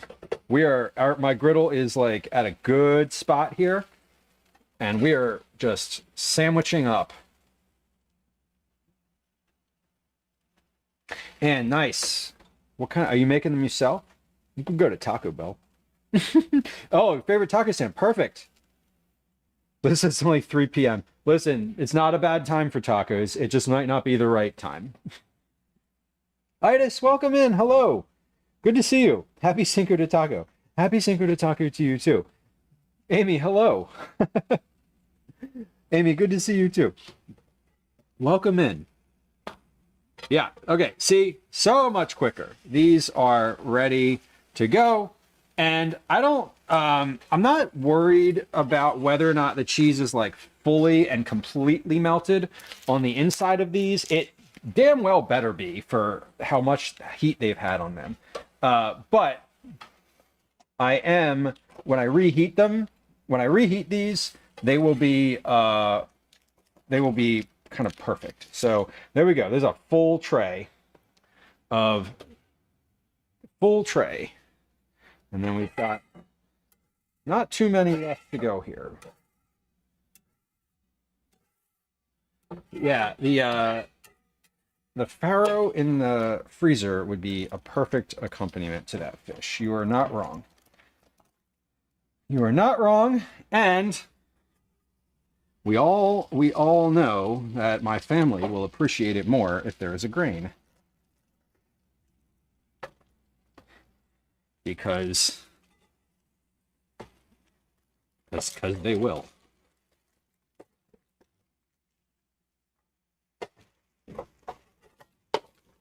Now, I'm thinking with how quick these are coming along in terms of the actual cooking at camp, I don't know if logistically it would be, I mean, I do know this. I'm saying this out loud. I don't think it would be logistically good to try to put these all in like a big chafing dish and do them over the fire.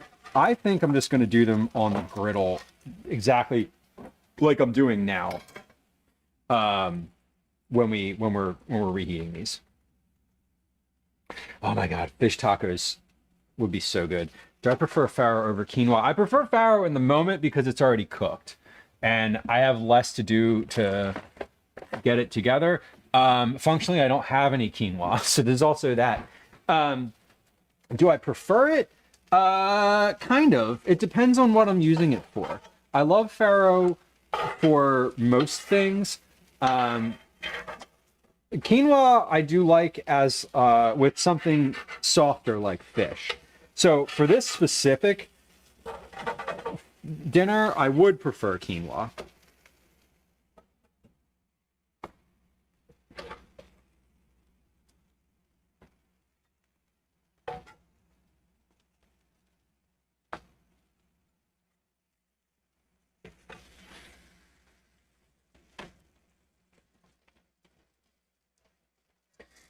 In general, I would say in general, I would rather have farro than quinoa. Yeah. Because I think for how I eat it,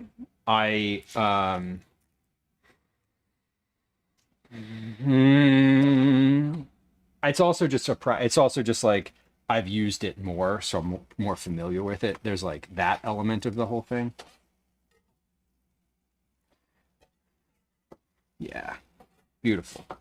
And we're just taking these, not quite. Put those right over the burner. And I've hit the sweet spot on these burners. Yeah, I like couscous too, and I'm with you. I don't like the big pearled couscous as much.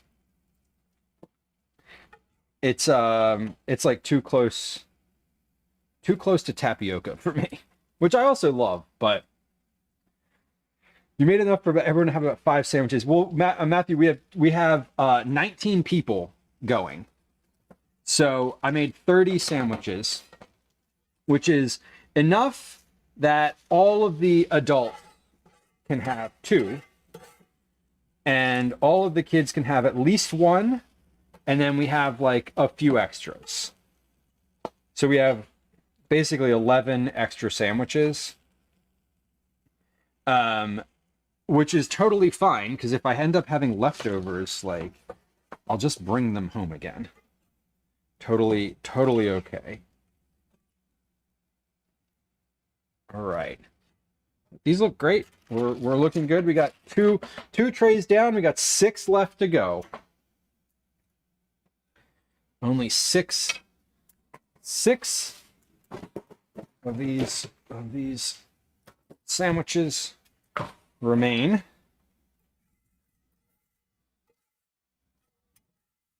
Man, this griddle's feeling good today. There's like so much grease on here right now. The mayonnaise is the big differentiator here. Because, like, I don't need to butter these. These are, like, ready to drop on the grill. I got no need to, like, redo anything. It's all just greasy and ready to go. Yeah, Matthew, these are for a camping trip. So I'm taking a bunch of kids that are friends with my son camping. And I'm making the dinners for that group and the breakfasts and dinners. So right now, these sandwiches are obviously breakfast because grilled cheese is good any time of day. We're going to eat them for dinner. I'm just kidding. I wasn't kidding about them being good any time. I was kidding about whether they're breakfast. Anyway, but these are, yeah, so we have 12 kids and 7 adults. It is not a Boy Scout trip. Liz, I have not put the taquitos together yet. Everything is ready for the taquitos. So their assembly should not take a ton of time, he says foolishly. That said, let's get these grilled cheeses. Yeah, these grilled cheeses, the ones on the counter look great. They look great. And we're getting there. We're getting there. Now, this is not a Boy Scout trip. We don't do Scouts. I I had a nice rant about Scouts earlier, and I'm sure that'll make its way into a highlight at some point when I come back and clip this stream. In fact, I know it will. But no, we're not. We don't do Scouts. Okay, but this is looking great. It is 6:08. I'm gonna put the fish in the oven now. The oven's at 350, so it's ready to go. I know when I worked on a recipe for fish in a dish like the one I'm cooking in, that it was at 425 for like 40 minutes. So I'm gonna put it in now, and we'll check it when I get to about 6:45 and see how far along it is, and then we're going to be either turning it up or letting it ride. For now, I'm turning the griddle off. Grilled cheese is finished. Gonna give this a little scrape here. There's nothing sticking to this. This griddle is greasy, like it's trying to sell you a car. All right, but the griddle is good. It's smoky. Let's come on back over to the counter here. These grilled cheeses are ready, totally ready to go.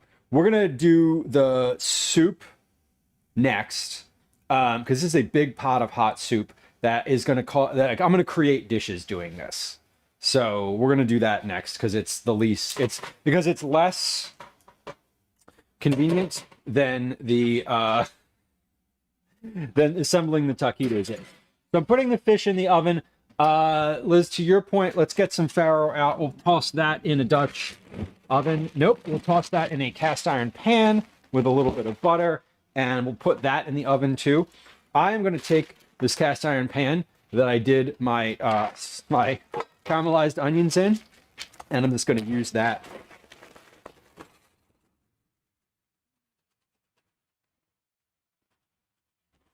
There we go.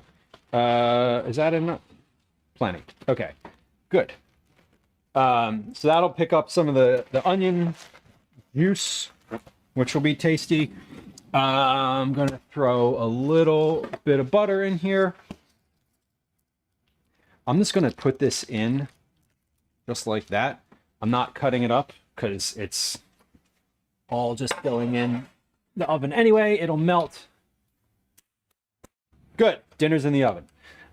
Starting a count up timer. Beautiful.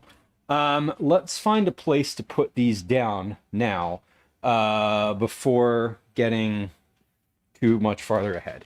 I'm going to take these eggs that I have together for the taquitos, and we'll put those on top of each other. I'll move these over. I'll move these over.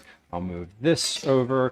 We are still going to do our cookie club drawing a little bit later. I have everything ready for that. It's like literally ready to go. So all I need to do is dump those entries into a bowl and start pulling names. So just like a heads up, we are still doing a cookie club drawing today because I am going to make cookies for y'all on Thursday. That's Thursday's stream. And in order to determine who's getting those cookies, we need to do the drawing. So that is definitely going to happen still today. All right, grilled cheeses are out of the way. Let's blend this soup. I'm going to need a separate pot for this because I'll need a place to put it after I'm finished. I want to note we are going to use the blender. Yes. The soup is hot. Also, yes. It's okay because the blender does hot things. It is meant to be able to do hot things and is totally okay with warm liquids. I will say that the blender needs to run for a little bit, so it's loud. I feel like we should play some words on stream during that time because it's going to take a little bit of time. I was going to run the clips player during this time, but earlier in stream, the clips player was being super annoying, and I don't want to like turn it on and have it not work the way I want it to. So we're not. And instead, I think we should play some words on stream, if that's okay with y'all, because I'm going to mute the microphone while we're doing this, and it's going to be loud. So Jane asks if I'm hiking on this trip. You know, I actually don't know. I would like to, but the likelihood that we're going to do any sort of meaningful hiking, so to speak, is actually quite low. It's quite low. This is a group. We're going to a state park, so it's the greater likelihood is that I just hang out in the campsite. We might take a little walk at some point. But we're not going to do any sort of like big hike. We have kids. So this particular group has, it's mostly kids that are my son's age, which is about 10, roughly. Some of them I think might be 11 at this point. But then there's a couple other kids who are like siblings who are younger. So we definitely have a bit of a, you know, a bit of some differences. Some folks are like not super outdoorsy. Others are. So I don't actually anticipate we're going to be doing any hiking on this trip. Like what I would call hiking. Some of these kids might call them hiking. Fresh Growing Boy Scouts are very similar to just Scouts, like Scouts Canada. It's similar, but Boy Scouts are specifically, were for a long time specific to boys. They're not anymore, but they were forever.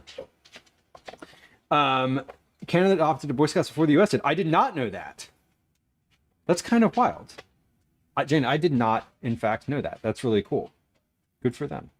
Yay, Canada! Or not. Good for them. I'm sure it maybe was a better program there. Yeah, it's supposed to be a wilderness group. It depends on where you are. It depends on your leaders, all of it. It definitely is. Your scouting experience is highly dependent on who's running the group. Fellows, I can't believe I found this blender either. It was wild. It was wild. Okay, so Hobbit hikers. Yup. Okay, so we're gonna turn the power on. For those of y'all who are familiar with the stream and our sort of what's happened on stream before, you can hit Command Hot Soup, and you know why I'm telling you that this blender is fine. I'm gonna turn on a game of Words on Stream. No, that's not the one we want. Hold on, we want. No, I don't want the clips player. God, no. Okay, this is the one we want. Yeah, there it is.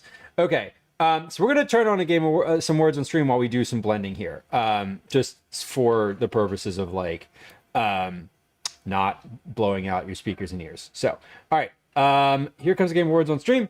We're gonna mute the mic and hit the blend, and hold on. Yes, and away we go.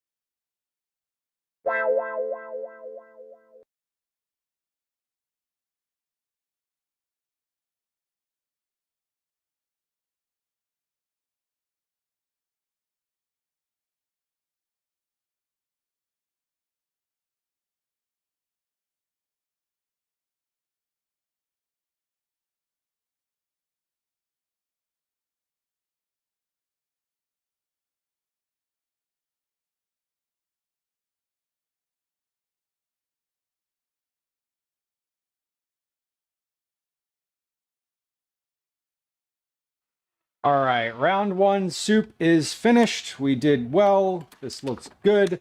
It looks creamy, which was the whole point of this soup. I will say that it does not look red, but that's okay. Round one is done. So we're gonna pour that out. I'm gonna fill my blender again, and we're gonna do that whole thing at least at least two more times, because this has a bit of soup left in it. Yeah, Matthew, I will say that scouting has changed some of their rules and policies. I can some disagree with. I am all in for the changes that scouting has made. I feel like the oh god, sorry.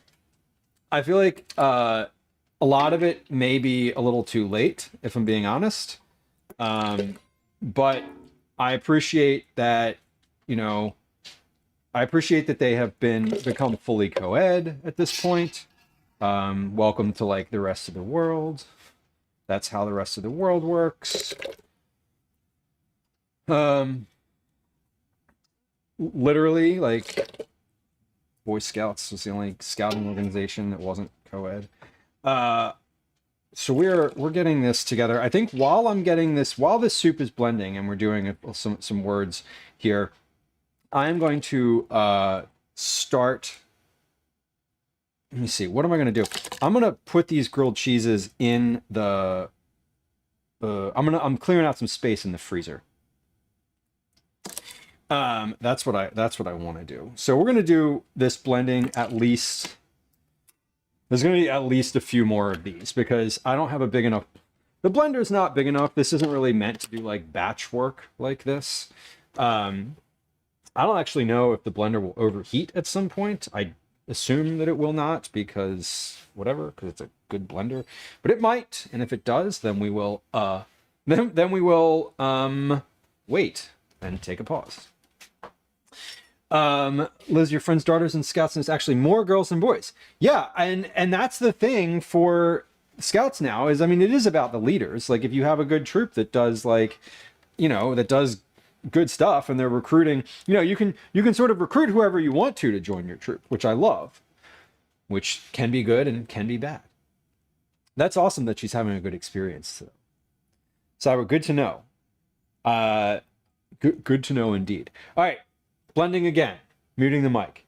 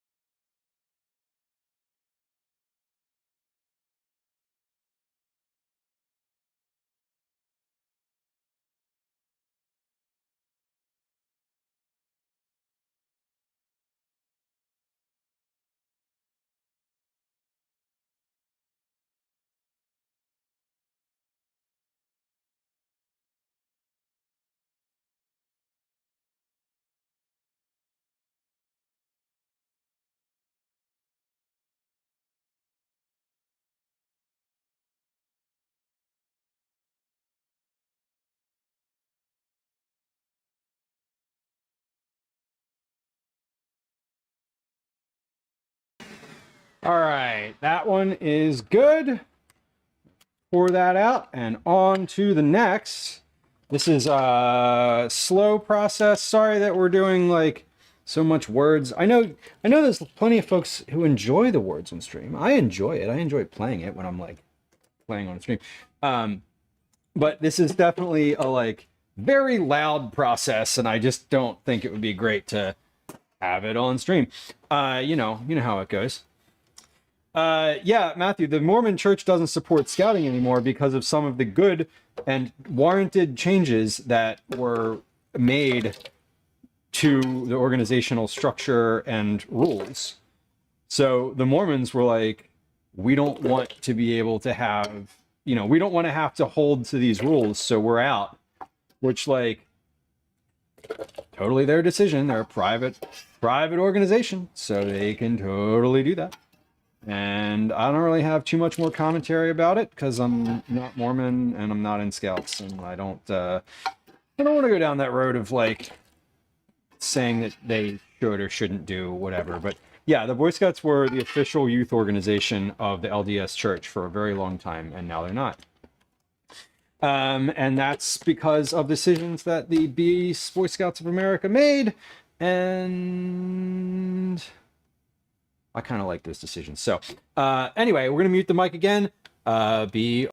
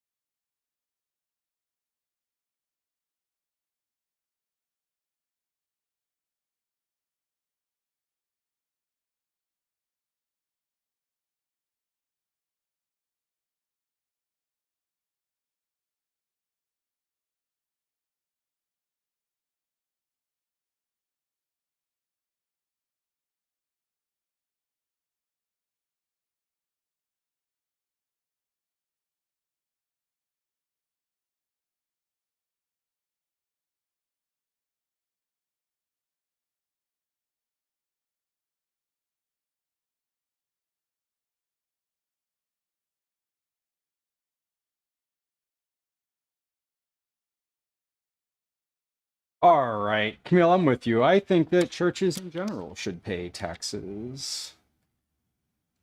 I don't think it should be specifically the awful ones. I think it should be all of them.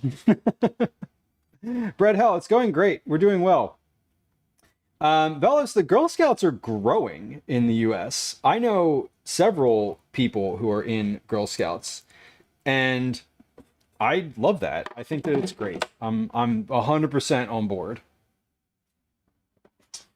I'm 100% on board because I also think, part of the value of the organization was that, for me, being in Boy Scouts, like when I was a kid, part of the value of the organization was having a place for, part of the value that they advertised that I kind of found true for myself was that, like, it's a safe place. It's like a place for, boys to be together and not, like, worry or, like, have like, the fairer sex whiling in their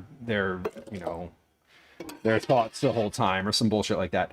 But I think more specifically for Girl Scouts and girls, like having a safe place where like men aren't present, I think is very important.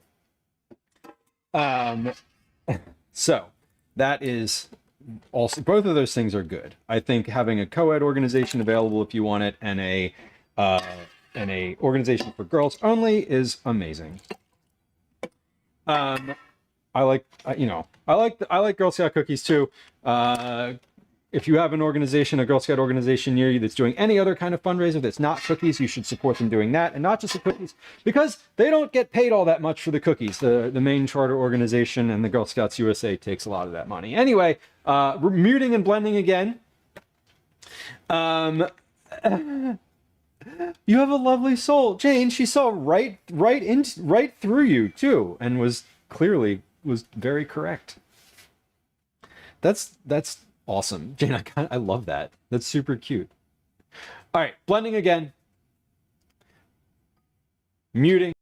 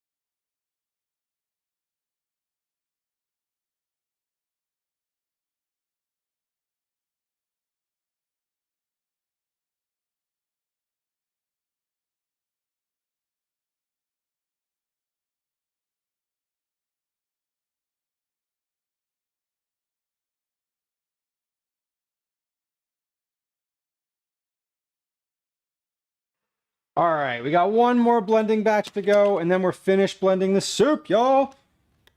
Amazing. I'm super stoked with how this is coming out. Copy Zombie, I agree with you. Part of my reluctance around like joining Scouts is the organizational structure and sort of like the I don't know, just like it does feel very rigid, but I agree with you around having a place for kids to sort of be independent and all of that. I think for myself, part of the reason I take Calvin camping so frequently is for that reason. And part of why I don't mind organizing trips, like big trips and like doing stuff like this, stuff with his friends and all that, is that I want to be able to foster an environment where he can do those types of things, you know? Yeah, 100% of the, I don't know if this is true, but it says 100% of the net revenue, right, stays with the local council and troops. Right, but the trickle down effect of how much does each individual get? So like if you buy a box of cookies from a Girl Scout, you're buying it for $15. Some of that stays with the council. Some of that goes to the unit, and then a marginal amount of that goes to the actual scout. It's not all that much. And so I'm not saying don't buy Girl Scout cookies. Like, don't hear that. I think you should buy Girl Scout cookies. If you like them and if you come across a Girl Scout in the wild, please do that. If they're selling like wreaths or Christmas trees or like other stuff like that, what I'm saying is buy that for sure, because that gets more money into the pocket of the individual, not the organization, because it's not sanctioned or sponsored by the organization. So that's the point that I'm attempting to land here. Okay, so we have a pot in the back of the stove that is full. The next round of blending is going to go in this pot. I'm not going to put it back in my main pot because it needs to get washed. So we're going to blend again real quick here, and we'll be right back.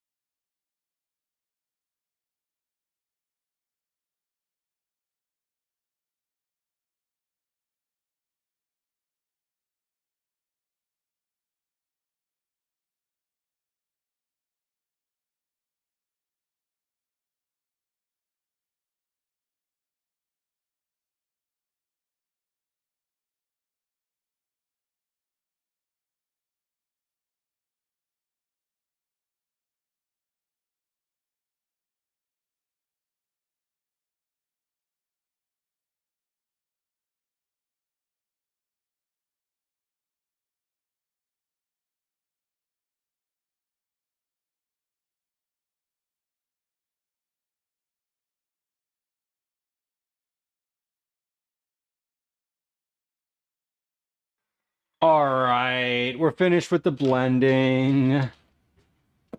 We're finished with the blending. Let's do one more words on stream and we'll be ready to like be back on stream right after that.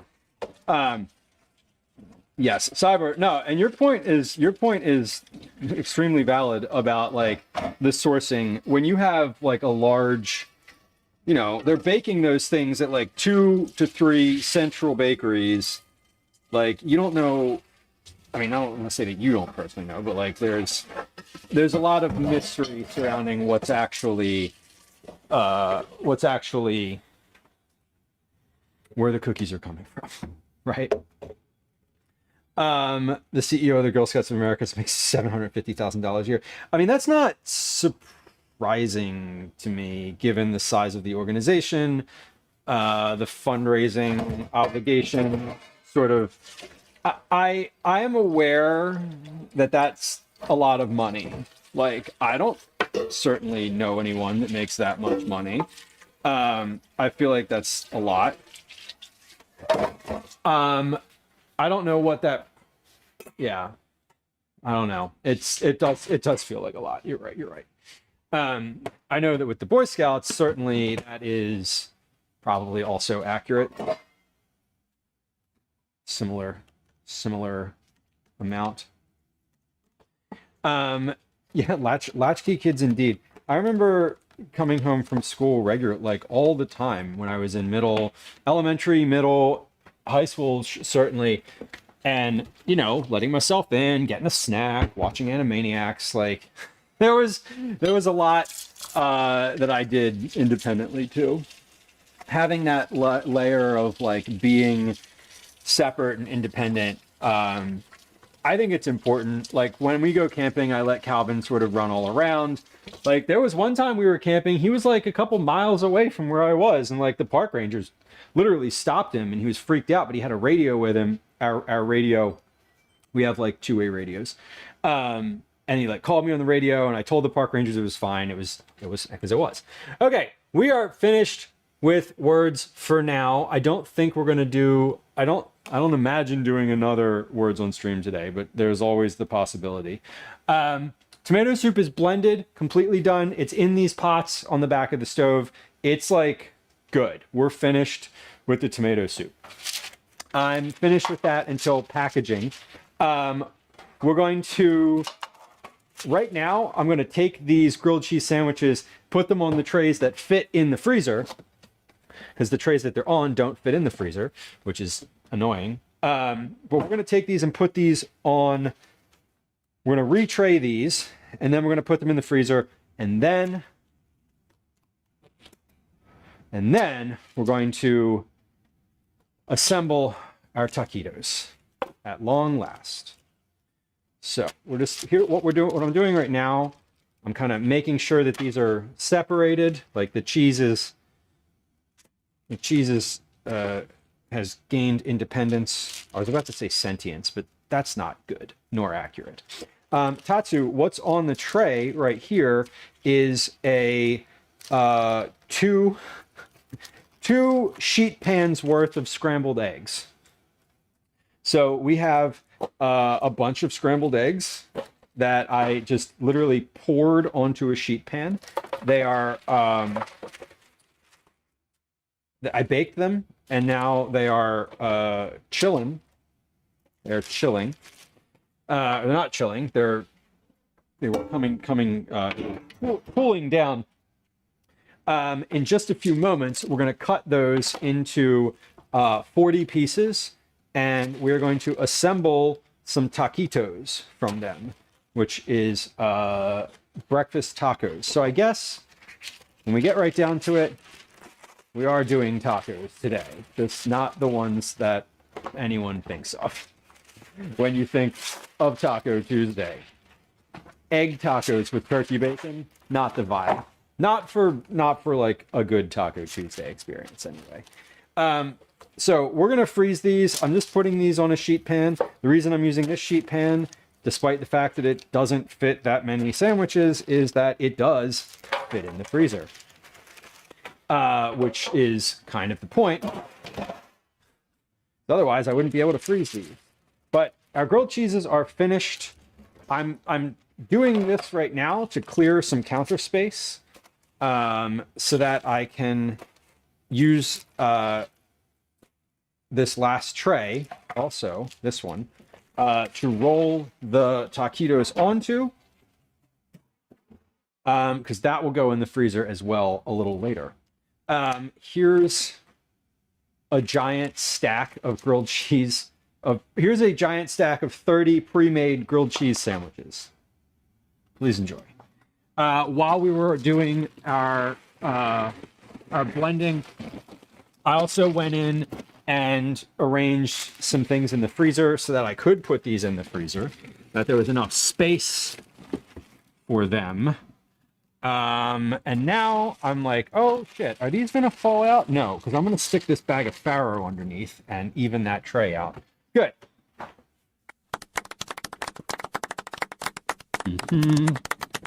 What's hitting that tray? Okay, nothing. Good. Grilled cheese is done. We did it. We fucking did it. That was a lot. The grilled cheese is done. The tomato soup is done. 2 out of the 3 things that we have to do on stream today are finished. We now have the last piece, which is getting the taquito assembly line rolling here. So we're going to do that. We have a bunch of burrito wraps. These are just standard flour tortilla burrito wraps, nothing special about them. These are not cooked. I mean, they're cooked insofar as like they were baked. But I am not going to do the whole like grill them and get them softer situation. They're pretty soft as they are. And that's like a lot of effort for having to then like go freeze them. So we're not going to do that. But we're going to get these together. Let's check. I just want to put an eye on that fish. I want to, put an eye on that fish. Exactly 9. So yeah, dinner's in the oven. The dishes are in the sink. But let me take a look here. So the butter is melted on my farro. This fish is thawed, but not completely cooked. It's 641. I'm going to bump my oven to 400 because the fish is thawed, but it's still pink. It is currently 1842 my time.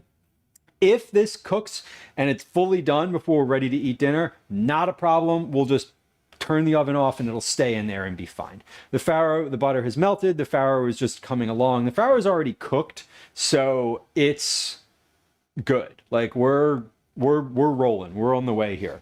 Now, in this exact moment is when I wish I would have bought the aluminum foil sheets as opposed to the aluminum foil in the roll, in the big roll. So what we're going to do before I even get started with this is pull off 40 sheets of aluminum foil. Jane, I have lots of ideas for camping. If you ever want to like bounce some camping food ideas back and forth, I'd be happy to do that. I take Calvin camping pretty regularly, and it's one of the things that I really enjoy is like camp food. Are we going camping on Mother's Day weekend on purpose? Liz says, yeah. It's funny because we do this trip pretty much every year. I do a couple trips with the kids. 2, 3, 4, 5.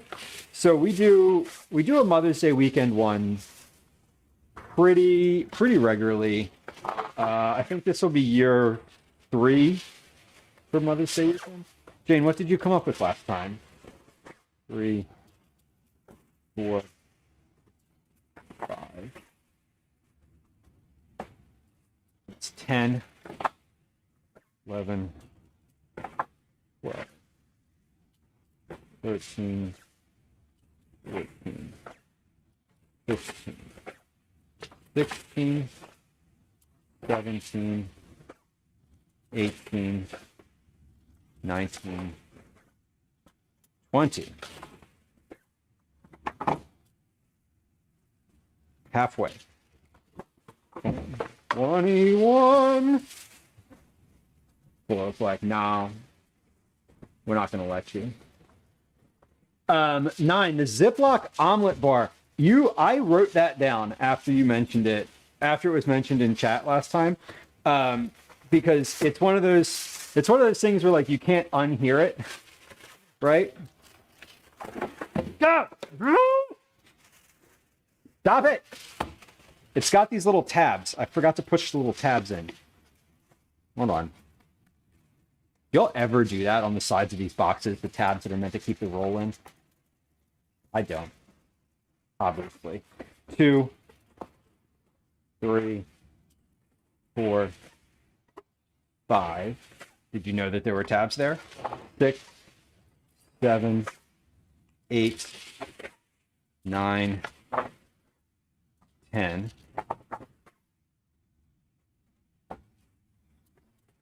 1, 2, 3,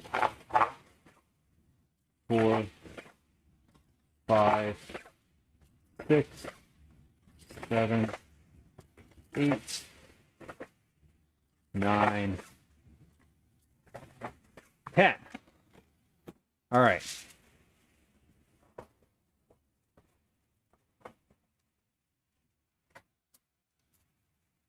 We have our foil ready to go.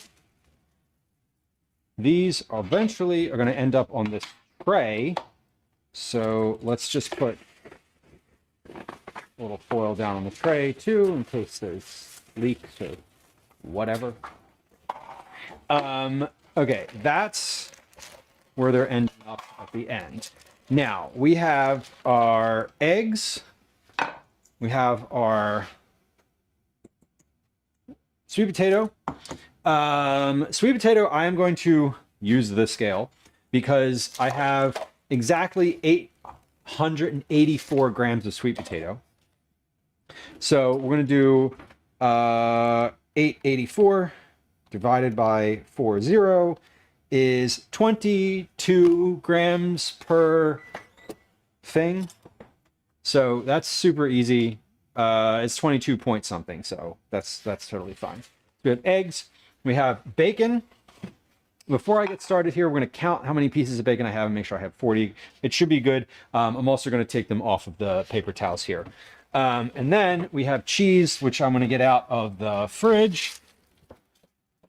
So we have taquito cheese. Jane says we did pork kebabs with tomato and onion, a tomato egg for breakfast, which is always super good, diabetic-friendly s'mores for dessert. Hadn't planned on sharing my s'mores. Nice. That sounds lovely. I love the egg and tomato in the morning. That is a really good breakfast. It's like one of the favorite breakfasts for camping is like shakshuka, just like super easy to do in a skillet, but like is impressive. So if you always push the tabs in, I don't usually, but I also usually transfer it to a different container. Okay, so let's check this bacon. 1, 2, 3, 4, 5, 6, 7, 8, 9, 10, 11. So this is turkey bacon. It's very flat and nondescript. 11, 12, 13, 14, 15, 16, 17, 18. 18.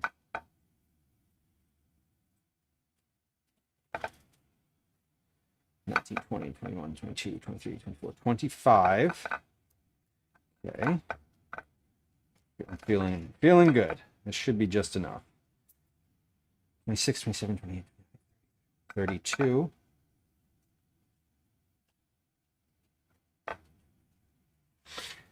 33, 34, 35, 36, 37, 38. I have 38 pieces of bacon. I should not have let Calvin eat one earlier.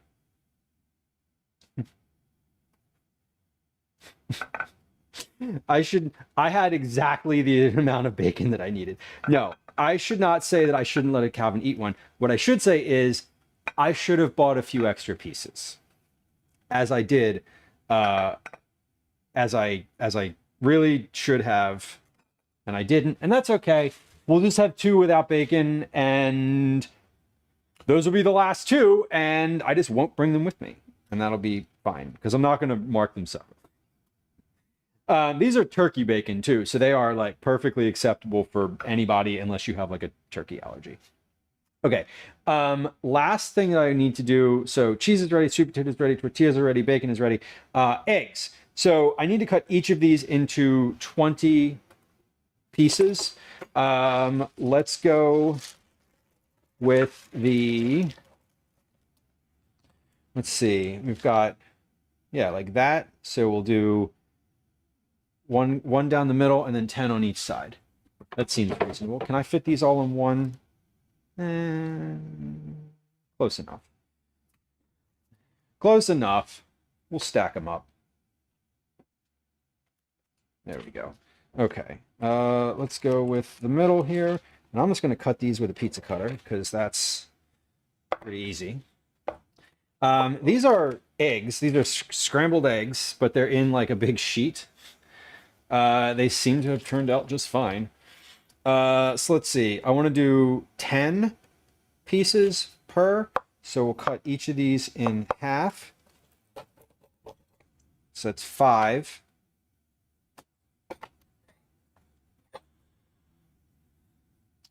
And I should have just used a big knife for this. I didn't. So we need to do 1, 2, 3, 4, 5. Okay. Well, they're not perfectly even, but like that's okay.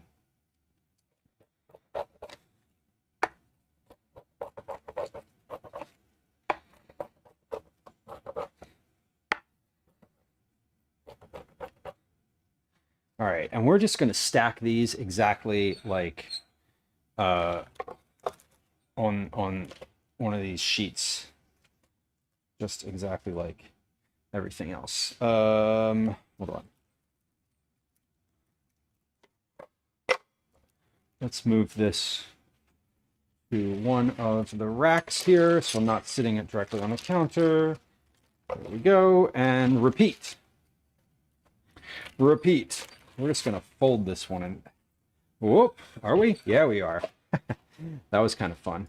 That's perfect. So we have a half here. So we do...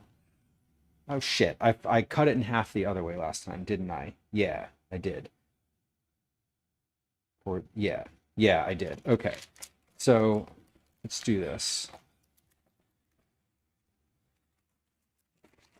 Move that out of the way. That's trash.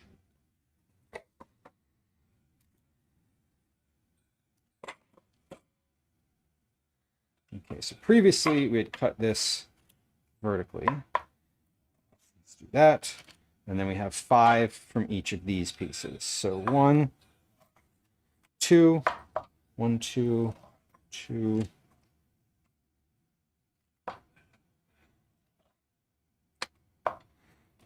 Okay, 5, and then 5 from here.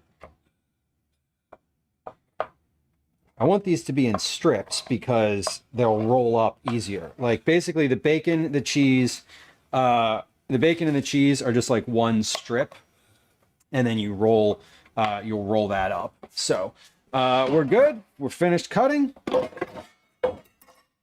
Let's move to our assembly process. All right. First, let's put these there like that. This is no longer necessary. We have bacon. We have, so order of operations is going to be potato, then cheese, then bacon, then egg, and then we're done. Why did you decide to add sweet potato to them? Because I personally love a sweet potato in my like breakfast wrap. I love it in burritos. I love a sweet potato in like a breakfast burrito. So it was just something that I was like, you know, I put this in my own, when I make like breakfast burritos for Calvin and I, when we go camping, I put a lot of stuff in there. I put like beans and avocado, sweet potato, all of that. So it was one of those things where I was like, you know, this is like, I always put this in mine. I was going to add some beans and other stuff, and then I was also like, you know, let's keep it simple, because again, kids, I don't want to startle them, you know. So I was like, I think sweet potato, of all those things that I like to put in, I think sweet potato is probably the most accessible of those. So would I say 22 grams for each of these So 22. If it's roughly 22 grams, that's fine. 22, we have some cheese, then we lay a bacon and an egg.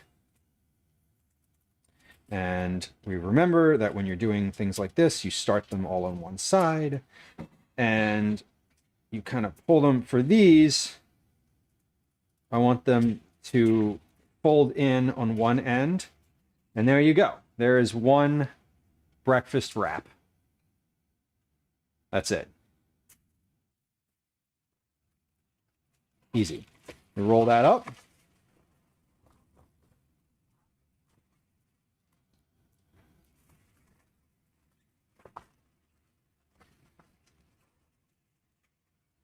Put it on the tray. And we do that 39 more times.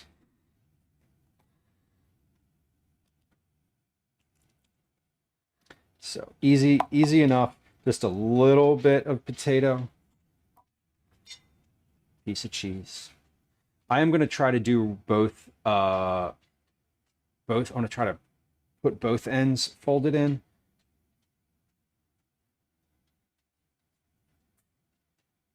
If I can. Oh no! We have a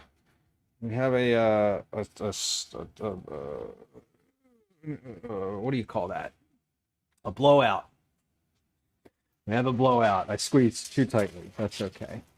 Yeah, I would love to. I was thinking about hash browns in here too, actually. Hash browns would be probably nicer. I think kids would like that more. I think for what I want to do, I would need to pre-cook the hash browns too. So just a different level of effort. Not startle them. Right. Yeah, I didn't want them, like, Calvin really likes avocado in his, but I didn't want to put avocado in there because I don't know what each of these kids eats at their house. Like, I'm not feeding them on a day-to-day basis. Like, I know my own kid, and I know some of his other friends, and I know some of his other friends would, like, not want avocado in there. So he has one particular friend who is particular, who I think about in these situations where I'm like, you know, what would this child eat this? And I think sweet potato is like the farthest they would go, right? In this situation. Will I grill them to heat them? Yeah, I probably will. What I'll probably end up doing with these is putting them either on the griddle, least likely scenario on the griddle. Most likely scenario is I will have the kids toss them directly into the fire because they're already cooked. Everything in here is cooked. As long as it's not frozen, you can eat it.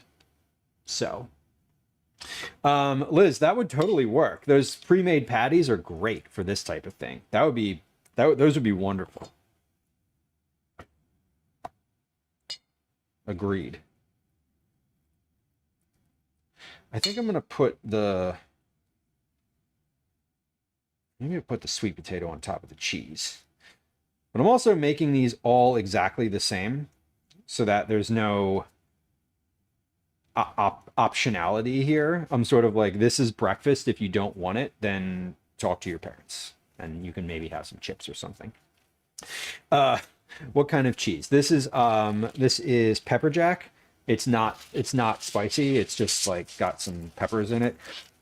It's just a little, I like the pepper jack because it does melt really well. And it's just like a little bit of extra flavor. Like it's not, pepper jack's not really offensive in this context. Like the you know, inside of everything with all this other stuff.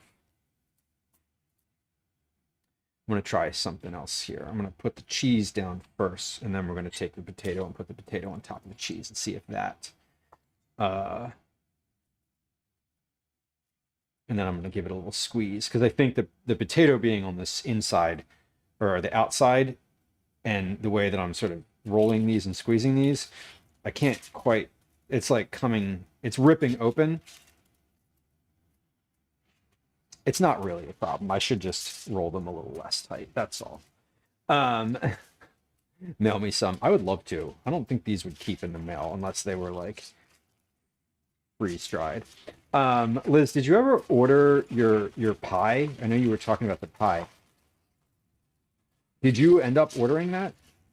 I'm curious if that... I don't recall if you had said that you did order it or you were considering ordering it. Anyway, I thought about it because I was in Reading Terminal last week, and I saw the pie. Like I saw it there, and I was like, oh. And then I wondered about it, and now I'm asking. You did not. Okay. I don't think the pie was from the place that I thought it was. The place that you said was a different place than the one that I thought it was, because the first one I went to, I was like, do you guys sell mail order pies? And the guy was like, no. I was like, all right then. Not you. Got it.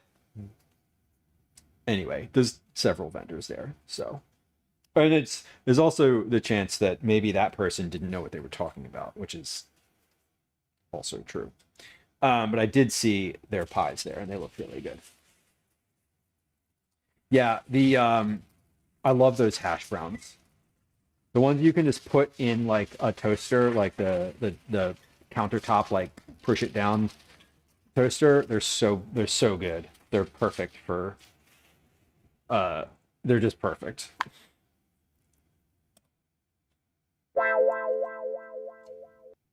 Someone put the word pie in chat. Yeah, see? I told you. I knew it was going to be pie. That's why I think the sound is funny, because it just goes off and I don't even have to be looking.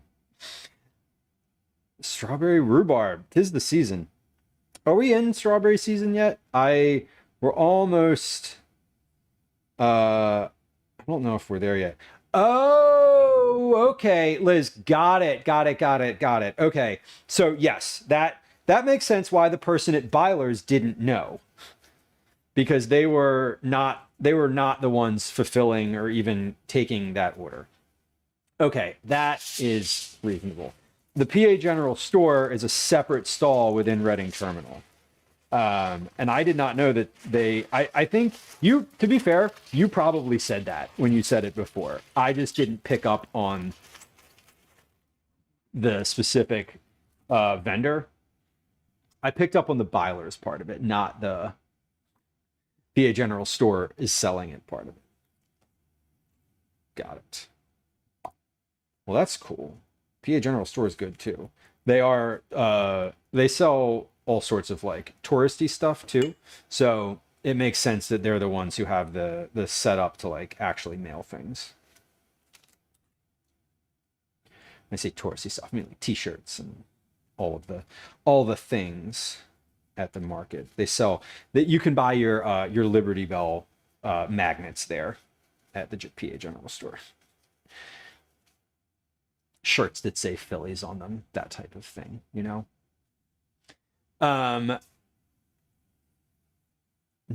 Yeah, okay. So you're a little farther south. I haven't seen strawberries yet, but we're definitely spring. Spring has sprung. It was like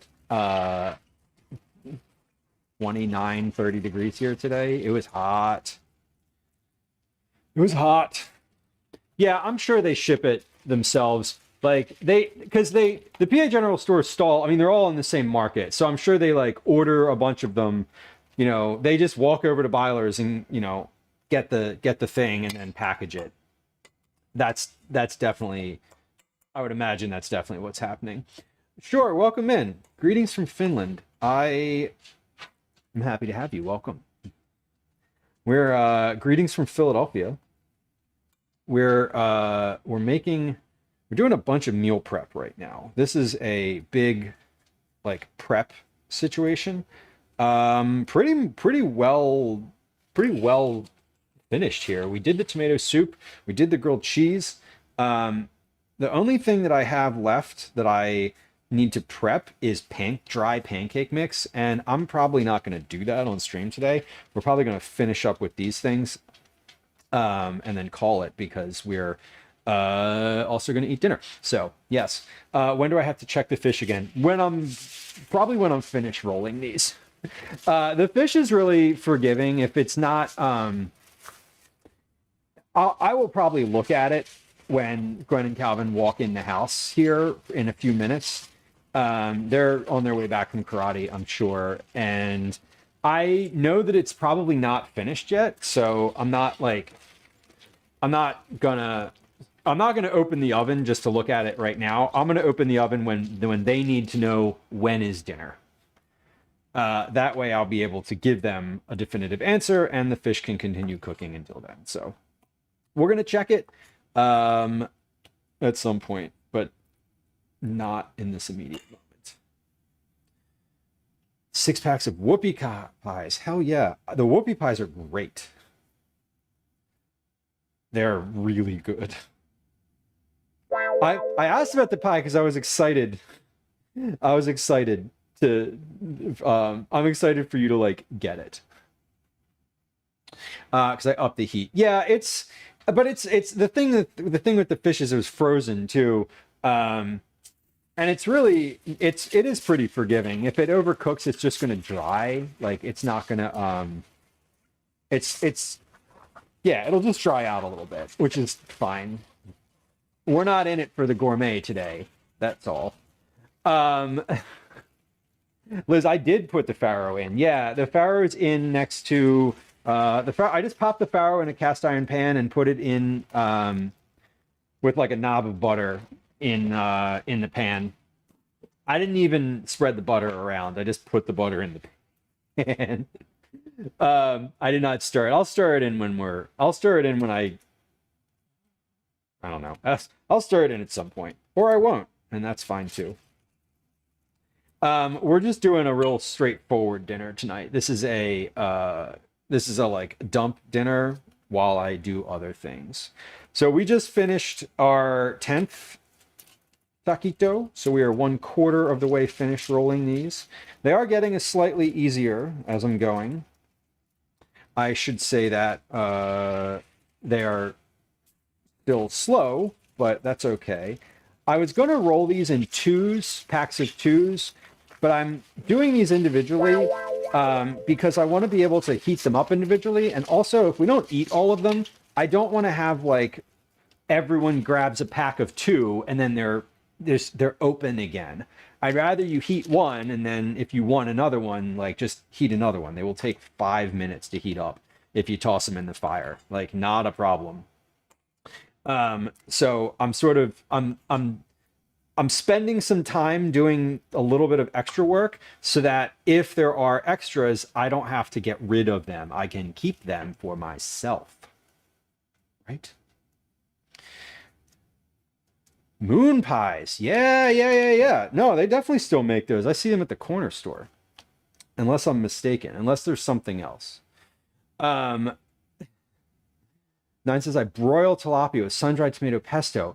Oh, shit. I made pesto over the weekend. I should have put some in there. We had it for dinner last night. I made pasta with it.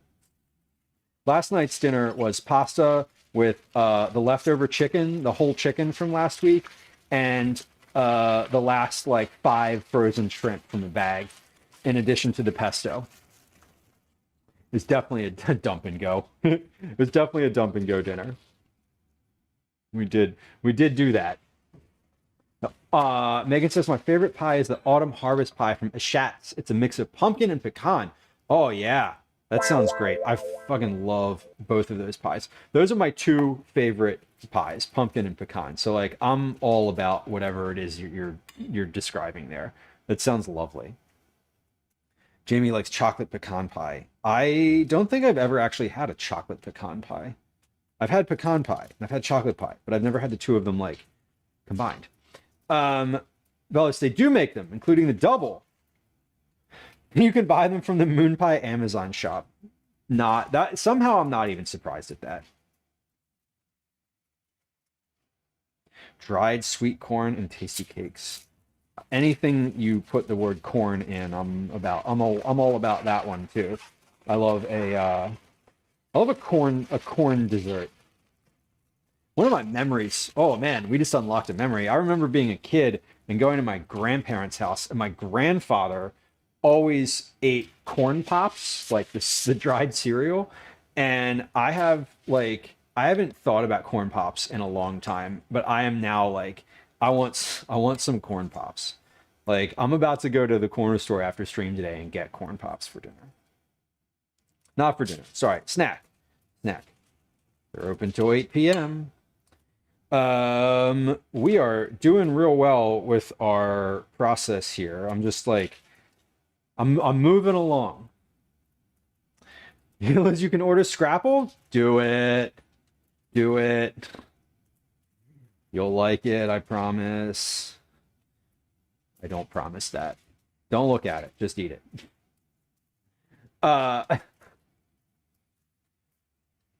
Wilbur Bud's chocolates look like buttholes. You know, I don't know Wilbur Bud, and I'm certainly not familiar with with Wilbur Bud's intimate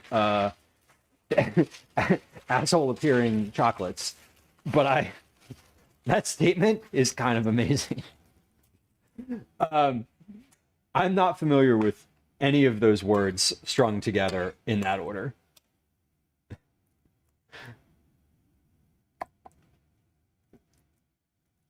All right. Once I hear them coming down the street, because I will certainly hear them coming down the street, we're going to take a pause and open the oven and look and see what is actually happening in there. Because if things are ready, I'm going to leave it to Gwen whether or not she wants me to like feed them now or not. Because it is her turn to do bedtime tonight, I believe. So, I don't know what promises were made.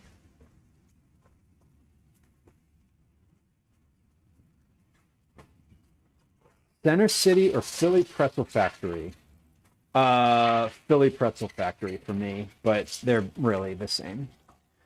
I don't want to be heard saying that out loud, but there's zero difference to me. A soft pretzel is only as good as the shopping cart grill that it was reheated on, really.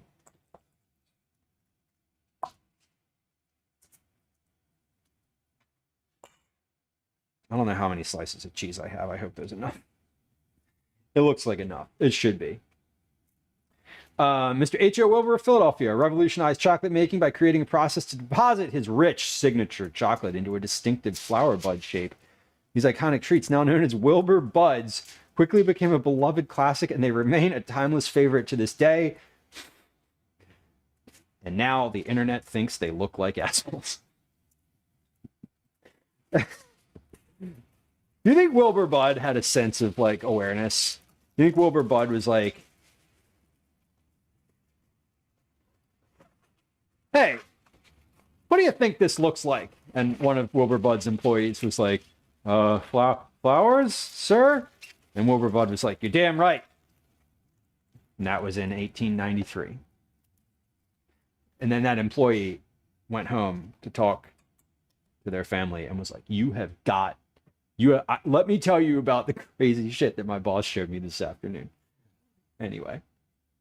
And thus, Wilbur Bud's chocolate assholes were born. Anyway. Apologies to Wilbur Bud, who I'm sure was a lovely human. Okay, we're rolling. We're rolling here. Should have called them Bud's Bud. It's what the employees called them when no one was when Mr. Bud was not around to be observed. Or could have called them Budholes. Right? Come on, come on. Try one of my Budholes. Don't. Or don't. Oh my God. Mr. H.O. Wilbur. We salute you, sir. Yikes. Buttholes indeed. Okay. We're coming into it here. This is feeling good. We're almost halfway done the rolling of these. Now, but this feels, I say, halfway. These are there's 40 of these. And I'm seeing the piles get lower. Like the bacon and the egg piles are significantly reduced. They're not reduced by half quite yet. Well, actually, the bacon is. Is the bacon? I don't know. I don't know how many, 38 pieces of bacon. I did miss the opportunity. I don't think that was really a marketing thing that they aimed for back in the 1890s. I think that they were a little bit more uptight than that, Camille. Nowadays, that would be like idea number one. I mean, listen, they make an emoji that looks like poop and everybody uses it and has pillows and such, so you can only imagine.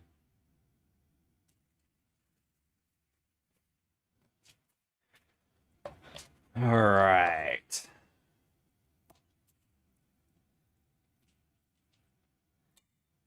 Should have made 1 or 2 more sweet potatoes for this. I don't think 4 was quite enough. I would have liked to have done a little bit more sweet potato in each of these, but like we didn't.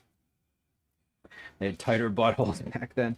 Their sense of humor was very different back then. This is a total non sequitur, but the other day I heard it was a YouTube video about like the way that people spoke through the years, like how English sounded from like thousands, like not a thousand, like hundreds and hundreds of years ago. It's wild. Angry Rook, welcome in. Hello. Okay, family is home. We're going to take a pause for a second and pop my eyes in the oven here. Oh yeah, we're looking good. Let me temp this fish.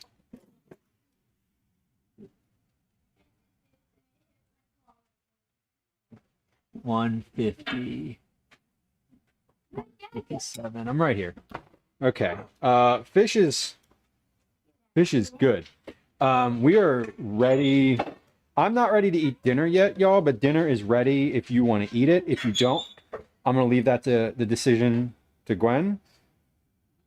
Yeah, whether or not you want me to like put food out right now for you, or if you want to wait for a little bit. Calvin, put that down.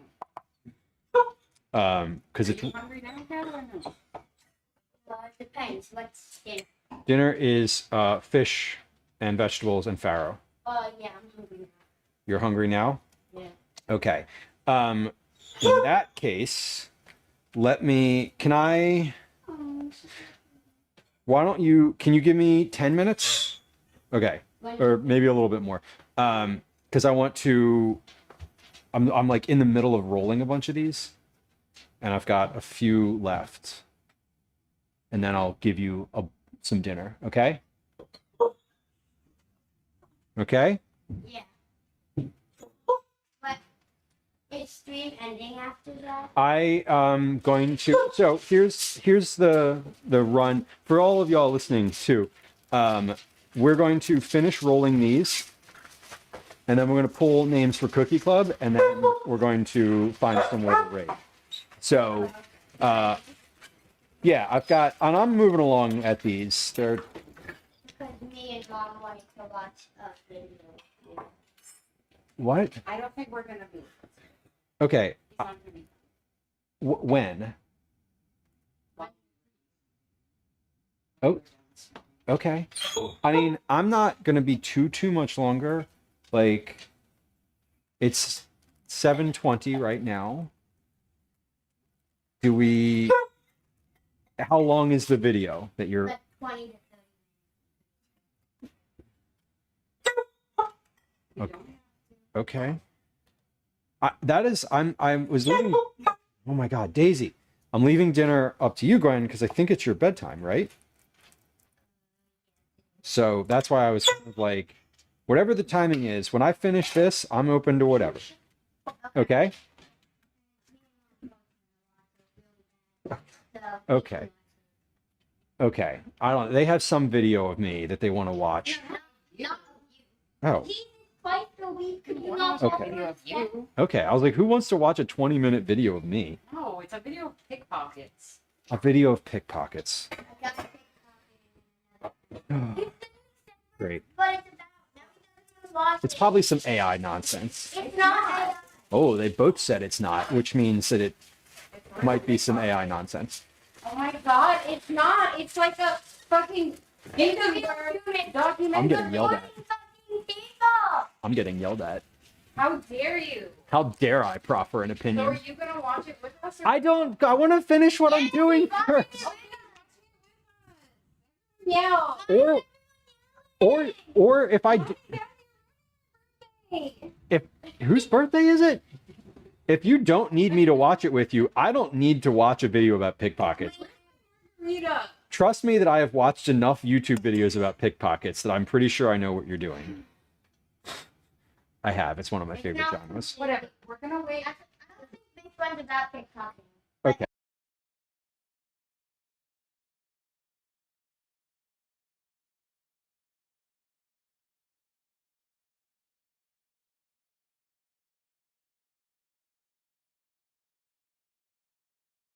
Say something. Anything.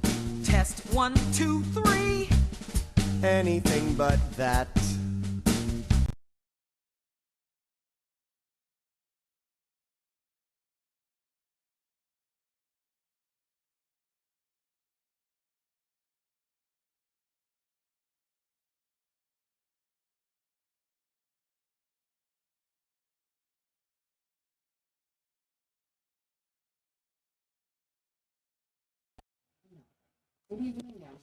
All right, that mic should work. Yeah, the microphone died, so that's what happened. Because I just took my gloves off, I'm going to get Calvin some dinner, and then we're gonna be right back to doing this.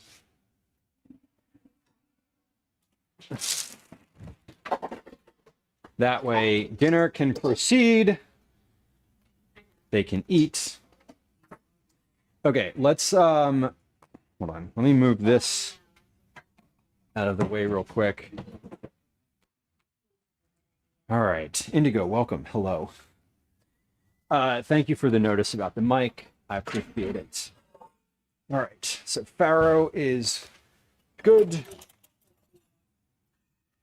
Yeah, this is definitely thawed and buttery. We're sizzling a little bit. Kind of love it.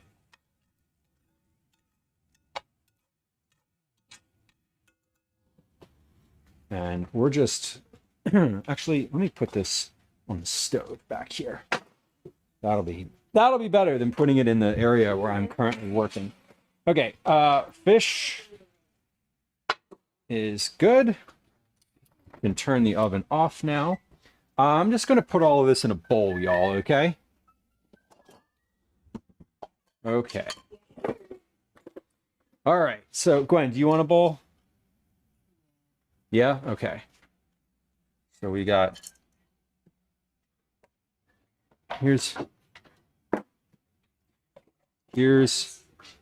what we're doing. We got farro. Good call on the farro. We got some fish and vegetables. So we'll do a piece of the breaded and a piece of the regular, plus a few vegetables. Breaded Yeah. Regular. All right, this is dinner. It's actually looking pretty good. I'm not unhappy with this. All right.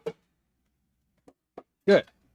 Got everyone's dinner here. Daisy, move out of the way, please. Thank you. Yeah, basic, no nonsense, frozen veg. So this is dinner. This is dinner. It is fish, 2 different types of fish, vegetables, and a little bit of farro in the bottom of the bowl. Easy. Here, bowls are behind you. All right, that's good. Oven is off. Oven is off. I'm gonna eat myself in a little bit. I want to finish assembling these though, because that was the goal, was to get through and finish these. So we are. So to recap a little bit what we've been up to today, we've been doing our prep for a camping trip. I'm taking 12 kids and 7 adults camping. I'm responsible for 2 breakfasts and 2 dinners. Dinners are going to be hot dogs and burgers. Take your pick with fixings. The other dinner is going to be tomato soup and grilled cheese. On stream today, we made both the tomato soup and the grilled cheese. The grilled cheese is already in the freezer.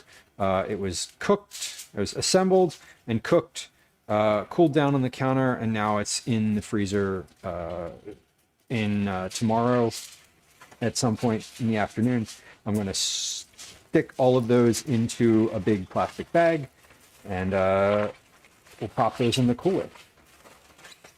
The grilled tomato soup, same thing. I'll probably end up packaging that later tonight because I don't really want to put the big pot in the refrigerator. And then what we're making right now is one of the breakfasts. So the one breakfast is going to be pancakes, which is really easy. I'm just going to do those on the griddle. They only take a couple minutes to do, and I can do like a bunch of them at the same time. I'm going to do pancakes with whipped cream and berries, and then the other breakfast is what I'm making right now. These are basically like breakfast wraps. I've been calling them breakfast taquitos, but they are sweet potato with pepper jack cheese, turkey bacon, and a scrambled egg. So they're all wrapped up in like a burrito wrap, and these, I'm not quite sure how we're going to reheat in the campsite, but I think the best scenario is going to be just tossing a bunch of them on the grill grate on top of the fire, or directly in the fire itself, because they're not going to be frozen. They're going to be, well, they won't be frozen by the time I get to them, but they are, I'm going to freeze them before we get there. But these are going to be basically our no cleanup breakfast. So the one that the breakfast where I don't want to have any dishes on the day that we're breaking camp. So I can just like toss these in the fire. Here's a foil packet. Here's a paper towel. Here's some hot sauce. Please enjoy. And I'm making 2 of these per person, and I don't expect that each person will eat 2 of them, but I am making them because I also like these. These are a good like weekend breakfast thing. So this is a little bit of like meal prep for our trip, but also if there's leftovers, totally okay.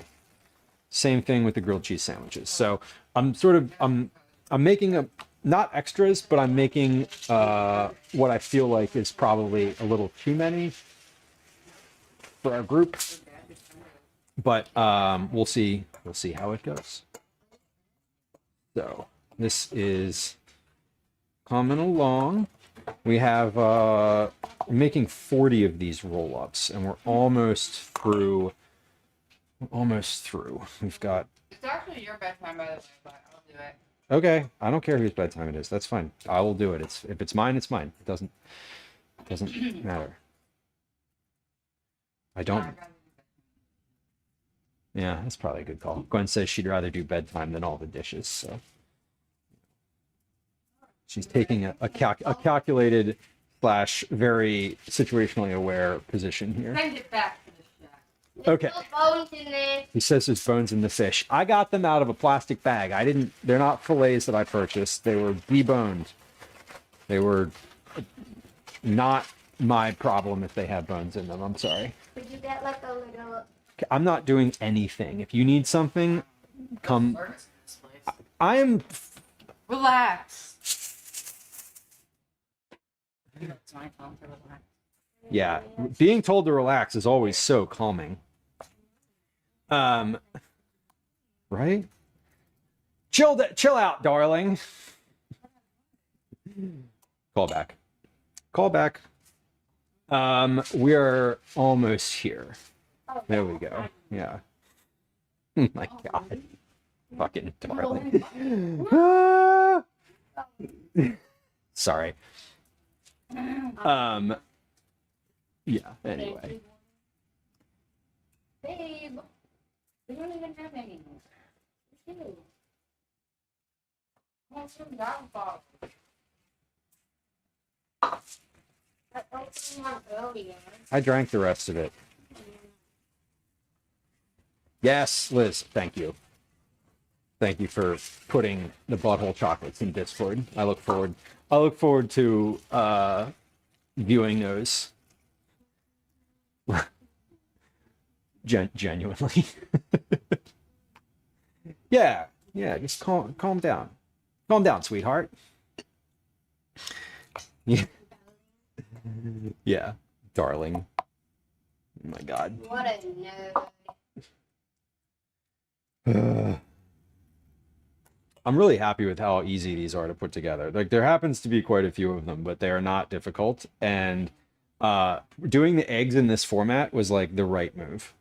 Like the baked on a sheet pan eggs are definitely going to be my go-to like bulk egg prep from now on. I've never done them like that before, and it was it took longer than I thought it would, but they turned out really well. I also think I probably overcooked them just a little bit. Liz, the sheet pan pancakes are they're kind of fun. I tested a recipe that was for what was the name of it? I forget. It was like they were like custard pancakes. It used pre-made pancakes that you buy in like the freezer aisle, and you soak them overnight in like a casserole dish vertically. They're like you cut them in half and then you like soak them, you like line them up, and they were so good. I love anything like that you can just put on a sheet pan and put in the oven. So good. Megan says that I see the SNL skit from last Saturday where they did a fake QVC show selling lava cakes that looked like buttholes. I did not. QVC just declared bankruptcy, didn't they? Yeah, kind of like Hasselback pancakes. I forget the name of it. Oh man, I wish I could remember what it was, what they were actually called. I did not see it, but that's apt. I usually do watch Saturday Night Live, actually. I watch it. I don't watch it on Saturday. Certainly don't. No, it's not carbonated. And the soda stream doesn't have any carbonation in it. Oh, what's the point of this? It keeps it cold and I drink out of it. What's the point of it? Having cold water in the fridge in a bottle format that I don't have to refill, or that I don't have to like fill from the thing. Oh, there's some right here. Oh, I know. I don't care. It's fine. Give him that if you want. There's a whole other bottle down on the bottom shelf. If you want to open another one. Oh, maybe there's not. I don't know. Give him a stateside. Oh, For the purposes of the internet, giving my child alcohol is a joke. Yeah. Oh, that's full. Yeah, give him that one. But only for the purposes of the internet. French toast casserole sounds lovely. For I don't think I've real ever had a French purposes, toast it wasn't. casserole. I feel like I love French toast, but I've never sort of made it in that format. I made it this past weekend, in fact. Calvin said it was very good. I didn't use the recipe either. I just kind of winged it, and it turned out really well. Because we had a bunch of heavy cream in the fridge that I needed to use. So instead of using like milk, I just made French toast with like half and half and heavy cream. And it you'll be surprised to learn that it turned out really well. All right, we're 3/4 of the way through these. We have this pile of tortillas left to go, and then we're finished. We are going to do our Cookie Club drawing again. This is our sort of 2-month version for Cookie Club today. So it's a little. We have quite a few people, and we're gonna draw 15 entries plus 2 present in chat. So if you're here in chat hanging out and you know that you have a Cookie Club entry, hang on, because we're going to do that pretty shortly here. Just FYI, everything's ready to go. I don't have to do any cutting or any like shenanigans beforehand. So it's all ready. Everything's lined up to go. Jeff Oldwolf, welcome in. Rolled phyllo doughs filled with feta, honey, thyme, and oregano. 2,000 rolled phyllo doughs. That's too many. That's a lot. How long did that take?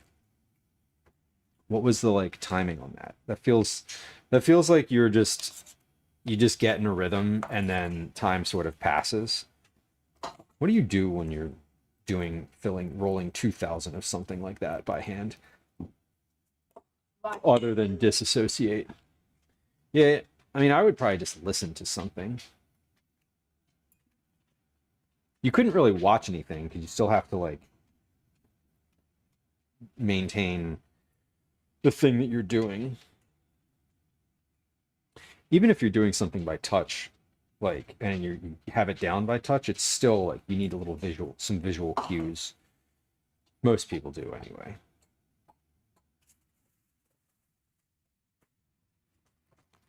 All right, we are working through the process. We're getting there. 18 hours for 18 people, 1 hour per person. That's a hell of a commitment. Yeesh. I'm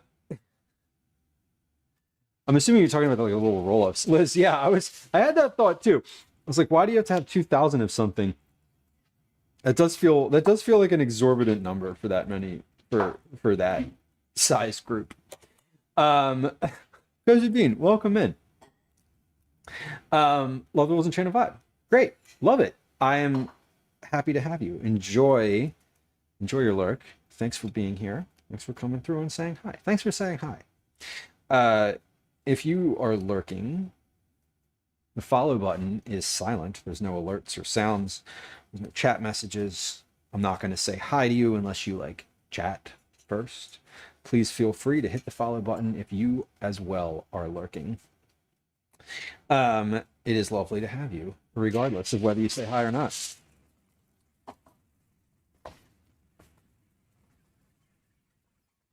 Ooh, that sounds not good. Sounds like a balloon. Sounds like you're like scratching a balloon. I didn't hear that before, but now that you said that. It wasn't making that sound a few seconds ago. I don't think. Maybe it was. I don't know. Clock it. Lock it. My 10-year-old approves. All right. We're almost through. I keep saying that, but we really are in the last few tortillas here. It was 18 people doing the prep. Got it. Okay. Sorry. I just like understood what that meant when you said it was 18 people. It was not 18 people eating. 18 people working. Understood. Yeah, I didn't catch that either. Now that I know, it's really slow. Hey, stop talking. Well, it's a t-shirt or a classic. Enjoy your lurk, Crazy Game. Thanks for coming through. Thanks for saying hi.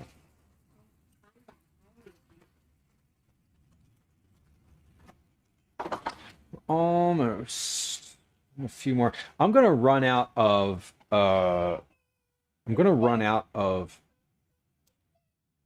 sweet potato here before I run out of tortillas, I think. We'll see. We'll see. Chef Pete, welcome in.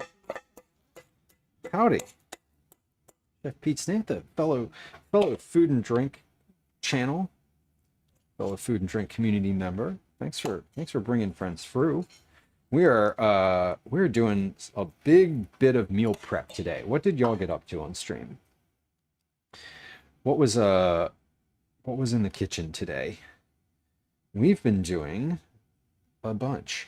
But y'all, friends who are hanging out here, why don't you look at that shout out in chat and go follow our friend Pete Snaith, our fellow food and drink streamer. As I mentioned, Chef Pete, are you in the? And if you gotta go, you gotta go. And I don't mean to like keep you. I don't want to like Sometimes you raid and run, and not you specifically. Sometimes one does that. I do that often. But if you are not in the Food and Drink Creator Club, there's a link to that in chat. You should check it out, as I know you've been streaming for a while. And specifically doing food. Face Plant, hello. Chef Pete was making tacos, of course. It is not only the 5th of May, but it is Tuesday. Braised duck sounds great. I've only cooked duck once. It was for Thanksgiving, and I overcooked it, as far as I recall. Braising would have been better. I roasted it, and it was fine. It was fine. But it sounds good. Friends who are coming in with our friend Pete Snaith with the raid. My name's Lou. It's nice to have you. I'm a home cook and recipe developer. I'm a parent. We live in Philadelphia. We do vegetable forward family meals on stream. We also do meal prep, which is what we're doing today. We do some baking. We do some recipe development. We do snacks. We do cookies at least once a month. I am often making dinner for my family, who is currently sitting right over here off camera, the both of them eating the dinner that I finished making. But I was hoping to finish what I'm doing here before I mistakenly thought that we were going to be finished today by 5 p.m. Yeah, no, that's not even close to reality. But it's okay, because we are almost finished now, and that's a good thing. We're going to get there when we get there. Pastrami style duck. Yeah, Liz, that sounds great. I think duck is challenging, and braising seems like the right way to go, because it's like dark meat the whole way, and I know that it has the capacity, the potential to like really dry out, and we don't want that. So I think I've got 2 pieces of bacon left and just a little bit of sweet potato. So we're gonna do, and I think I have 2 pieces of cheese left. So we got 2 more of these, even though I have 3 more pieces of egg. So that's fine. Also, it means that I miscounted the amount of bacon that we had, or I miscut the eggs, which is less likely. Nope, sorry, I do have 3 pieces of cheese left. So yeah, I let Calvin eat that 1 piece of bacon, and that was fine, because we are out of other things first. So that's okay. All right. We got 1 more roll up here. We got 1 more roll up, and then I'm gonna like clean the counter just briefly, or clear the counter, so that we have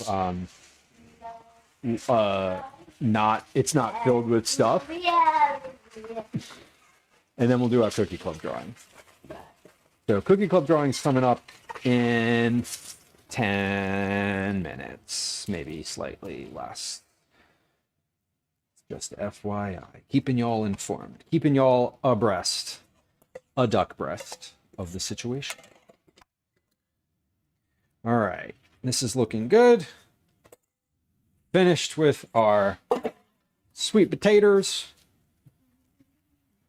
One piece of cheese, piece of bacon, egg. Last one. Send it. And almost there.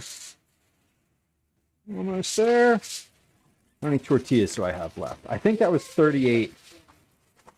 I feel like that was 38 wraps. I don't even really know. It was more than 19. And we only have 19 people. But I figure that some people might want 2.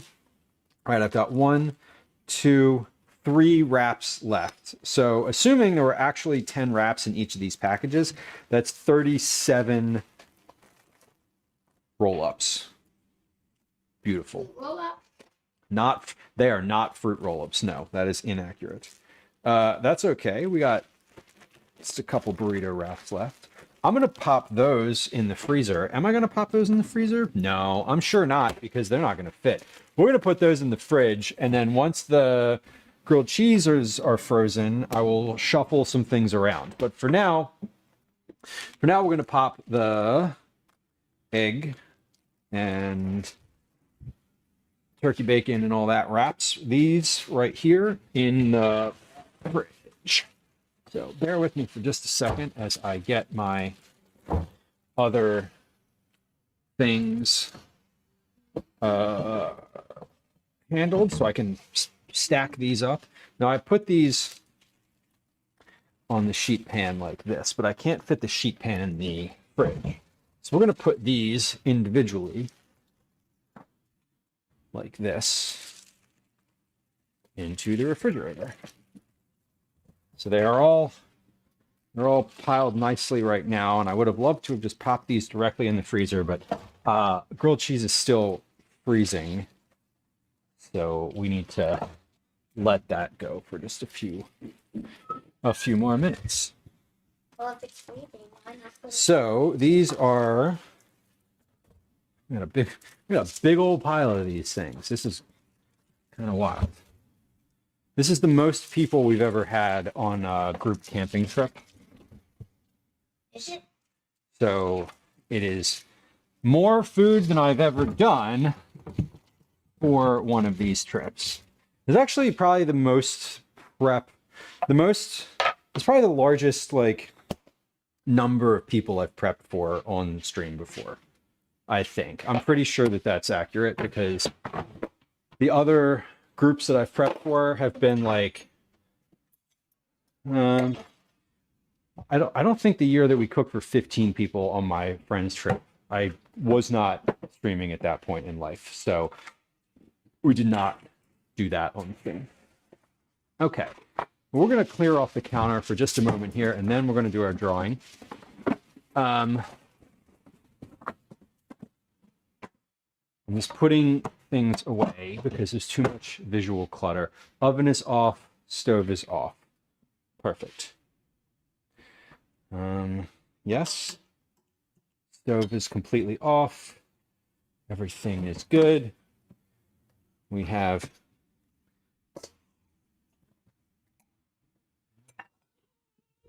some plates over here. And amazing. I'm just eating this egg with this piece of cheese on it. Well, egg is pretty good. Good job, Nate. All right.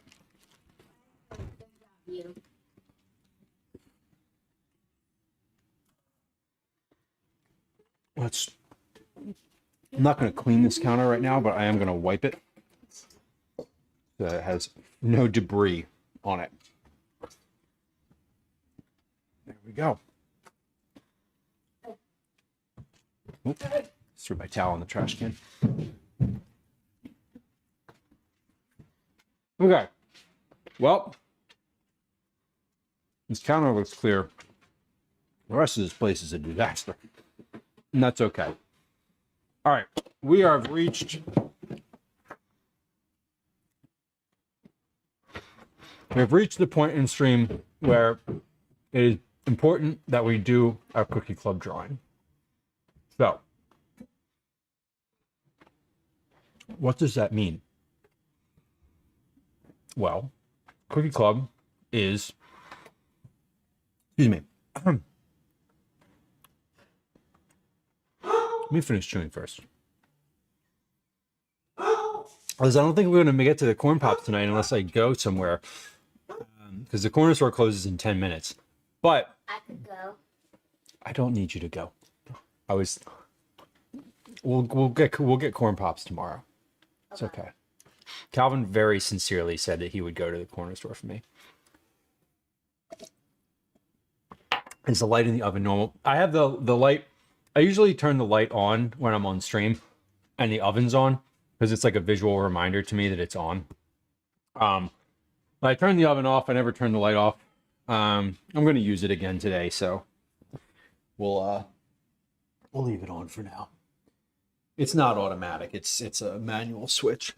Whew. I'm looking at my I was looking at myself on the camera, and I am greasy. I need that, like, the makeup that does the matte kind of makeup. All right, so here are Cookie Club entries. Let me tell you a little bit about Cookie Club first before we get started. And I will be as succinct as possible while still covering all the details. So Cookie Club is a monthly rewards program that we do for our members of the community. You can enter through a variety of different ways on both Twitch and on YouTube. If you are a winner, so if your name comes out of this bowl when I pull the names, you get a number of different rewards. You get to pick. You get $5 off in the merch shop. You get a gift sub to this channel or any channel for you or someone else. You basically get a gifted sub to give to yourself or anybody for here or wherever. Or you get fresh vacuum sealed cookies sent to you by me. I'm going to make them on stream. I make them on stream every month. We vacuum seal them. I make them, I cool them, I seal them all on stream. They come in a packet that looks like this. These cookies are from 2 months ago. I just found them yesterday in my cookie stuff. And I was like, oh, let me throw those up there so that I can show them. This month's cookies are from the same book that we been baking from last month and the month before that. We're doing cookies from 108 Asian Cookies by Kat Liu. The cookies we're making this month are spicy ginger chai cookies. They look like that. They are spicy because they have lots of spices in them. They look delicious. They're chai forward.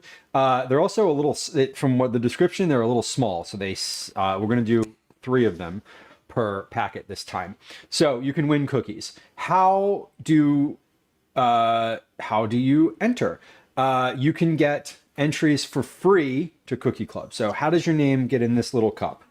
Every time you check in, you earn a check-in, and every multiple of 20 check-ins is a Cookie Club entry. Every 500 chat messages, there are channel point redemptions that you can use if you're on Twitch. If you recruit a raid or a friend, so you bring someone to the channel from a raid, that counts.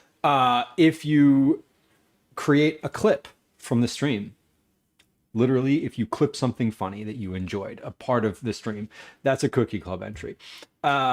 If you yourself raid the stream, so Chef Pete Snaith, who raided just a few minutes ago, that is a Cookie Club entry for May. When we do our drawing in June, your name will be in the bowl. You can level up in Discord as well. Those are all free ways to enter that don't have any bearing. There's no financial capacity to that. How do you earn entries? By paying money. You get one entry for subscribing to the channel. You get an entry for being a member on YouTube as well. If you have a recurring sub, so it's not a sub that got gifted to you or a sub that is a Prime sub. If your sub is just a regular subscription and it's recurring, that is also an additional Cookie Club entry. Every time you gift a sub, that's an entry. Every 500 bits that you donate to the channel. That includes using Blurp and TTS. Every super chat, every $5 worth of super chats on YouTube. For every $5 direct donation, so you go to the PayPal link, there's a tip thing that says tips below. You click that, every $5 is 2 entries because I get all of that and not half of that, which is what a sub is. You also get 1 entry for every $5 that you would spend in the merchandise shop, Command Merch. And if you host a giveaway on the channel. So the merch shop lets you like give things out in chat while I'm live. If you do that, you also get entries for every $5 worth of value. You can get additional entries by being a tier 2 subscriber on Twitch or a tier 2 member on YouTube. You get your entries doubled. So every entry that you would have for that month, you get a second one. And then if you purchase something directly from the wish list and it is over $50 in value, you will get cookies that month guaranteed. If you are a member, so how else do you get guaranteed cookies? You can be a subscriber for 6 months or a YouTube member for 6 months. If you upgrade your membership tier in any particular month, you go from a tier 1 to a tier 2, you go from a tier 2 to a tier 3, you will get cookies that month. If you sponsor Cookie Club, reach out to me and let me know that you'd like to sponsor. That is guaranteed cookies as well. And all of our tier 3 subscribers get cookies every month. If you have a tier 3 subscription, I will send you cookies every month. So that is the spiel. And we're going to draw some names. 9 says, what does recruit a friend mean? So recruit a friend is essentially you have another person on Twitch who you're like friends with, or you know them on the internet, whatever. If someone comes into chat and says, hey, 9 of 12 told me to come in, they thought that I would enjoy the stream, I know them from somewhere else or whatever, that is recruiting a friend. Like literally tell someone about the stream and they say in chat, they vouch that you recruited them, and that's amazing. I don't know how you keep track of it all. Megan, you'd be surprised to learn that it's all written down on the sheet that I have available to me directly in front of my computer for any time you would ever want to know.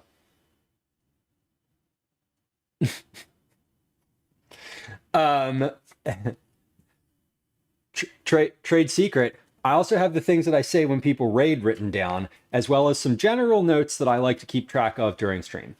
Things to remind people about before words, ads, what happens after a raid.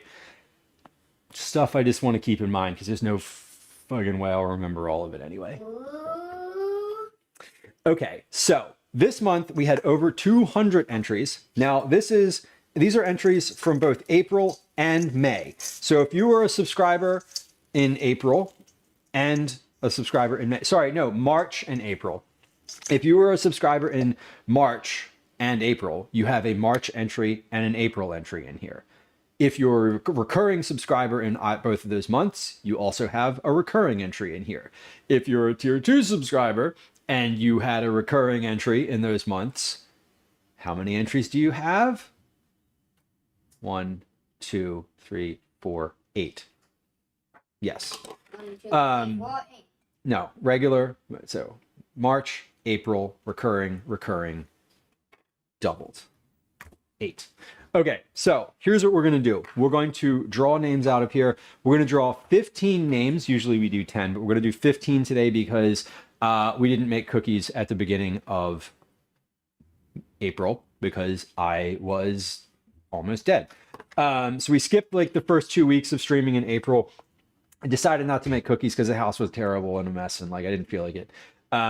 So because we skipped half the month, we're going to add half a month worth of names. We're going to do 15 names. We're going to do 2 winners who are present in chat. So if your name's in this bowl and you don't hear your name as one of the 15, you might hear your name after the fact. So we're going to draw a total of 17 names out of this bowl, which is a lot. But here we go. For the first 15, you do not need to be here. So I'm just like the first 15 names out of the bowl. We have a lot of people who have multiple entries in here. So, you know, we're going to pull some people multiple times. You don't get to win twice. Anyway, our first winner. Darlene. Darlene on both YouTube and Twitch. Darlene hangs out in both of those chats for creating a clip. Darlene, thank you. I appreciate you. Always good to have you, whether or not you're on YouTube or Twitch. This entry happens to be from Twitch because that's how you create clips. Cyborg K Chop for using their channel points. So far, 2 free entries. Didn't need to pay me anything. Love it when you do. Appreciate it when you do. Genuinely and truly. For using their channel points, Sita Lee. Sita Lee, congratulations for using your channel points. Hold on, this is... We're mixing up. I'm mixing here. We also have...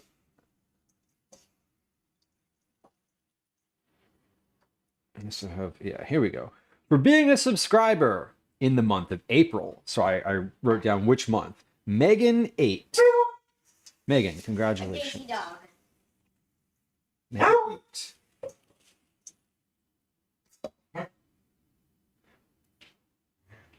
Already pulled their name. Already pulled that name. If I pulled the name, I'm not going to say it again. I'm just going to like pull it and move along. We're checking in for their 240th check-in. Dan 884433. That's D-D-D-A-N. 2 D's, 2 A's, 2 N's, 2 8's, 2 4's, 2 3's. That's 5. Second 5. That's a big cookie. I love that. More. For having a recurring sub in the month of April. Brim Job Sharp. Congratulations.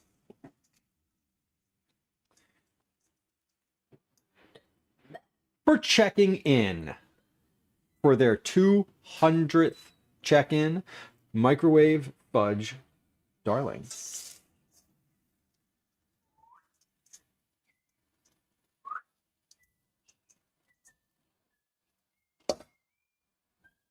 For using their channel points to redeem a Cookie Club entry and board games.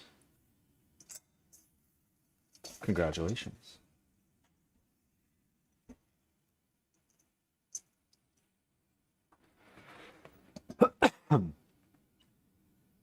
For using their channel points to redeem a Cookie Club entry, not Getty.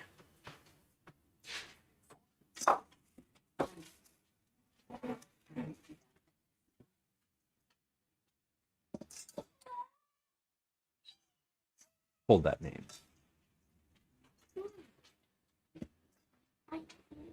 Hold that name. So this is why we have folks who have many entries in here whose names have been pulled for raiding the stream. We love a raid. Mom Noms. Thank you. For keep mixing these up. For having a recurring sub in March. Luke Skywalker 325. Luke Skywalker, friend of the stream, frequent lurker. Luke is one of our tier 2 subs, and this entry happens to be one of the ones that was doubled because it says T2X2 on it. For Angry Rook says low. There's so many hands. Okay. For rating the stream. Friend of the stream in chat for most of the day today, 9 of 12. What you getting at Lowe's? Yeah. 9 of 12 for rating the stream. Okay, for using their channel points and getting an entry, the Angry Rook. All right. All right. We got 2 more entries. And then we're going to pull 2 for present in chat.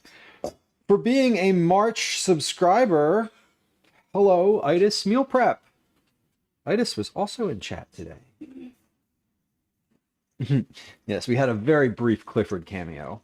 Very brief. Good eyes. For being a subscriber in the month of April, Wauma. Wow. Friend of the stream. So those are our 15 entries. Now, a lot of folks who are in chat right now who won. So we're going to keep drawing now. We're going to do 2 present to wins. So if you are listening and you're like, I know I have entries, but my name didn't get called. Now is when you need to say that you're here if I call your name. So get ready.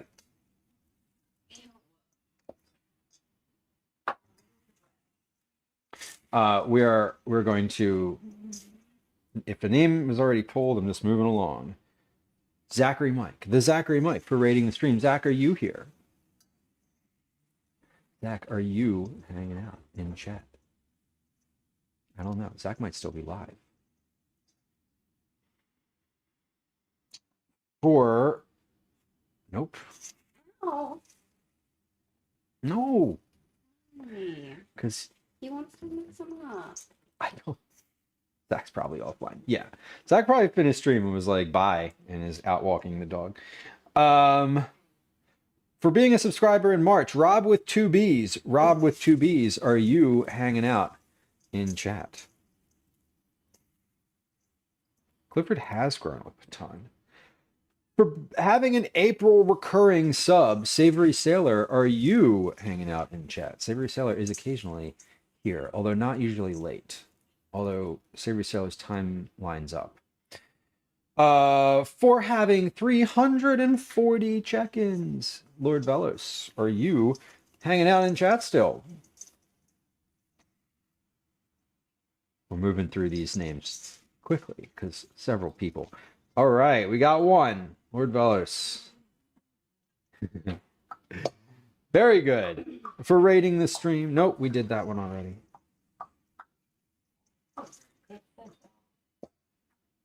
We did that one already. Oh. Stop saying it. You're making me think about it. DJ Mac Cullett for having a subscription in March. DJ Mac, are you hanging out in chat? DJ Mac may or may not be. We'll see. We had we're pulling some names that we've had already, so I'm just kind of moving. I'm moving away from those. Nope. That is the issue with having people who have 15 wins and people who have multiple entries.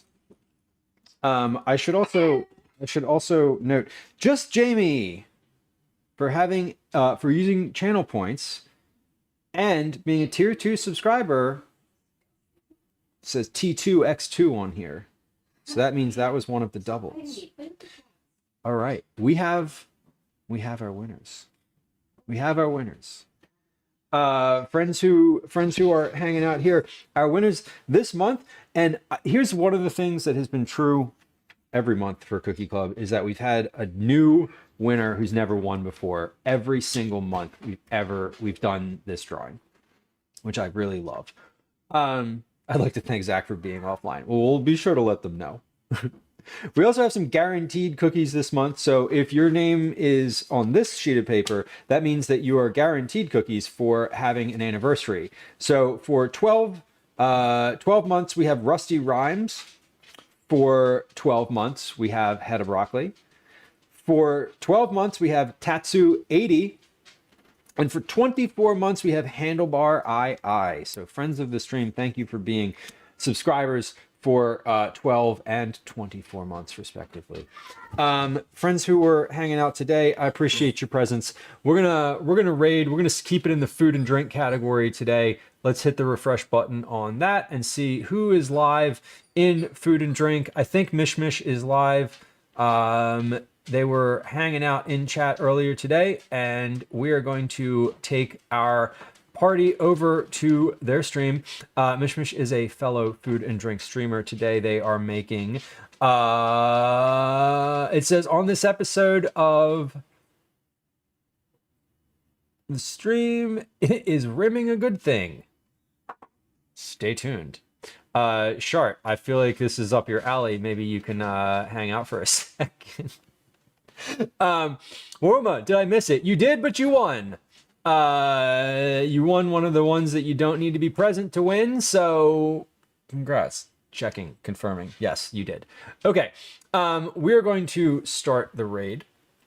There it is. Here's some goodbye things in chat. Here's a few raid messages in chat. Here is, what is the other thing? Here's a link to a bunch of social media stuff.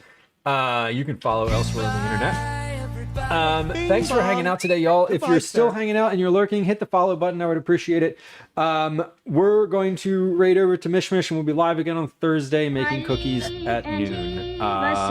If your name came out of the bowl, I'm going to reach out to you on either Discord or on Twitch Whispers if you're not in the Discord. If you're not in the Discord and you won, why don't you go ahead and join? There's some links to that in chat, and I would appreciate it because it helps me get a message, and it helps me message you better because Twitch Whispers suck. Anyway, thanks for hanging out again.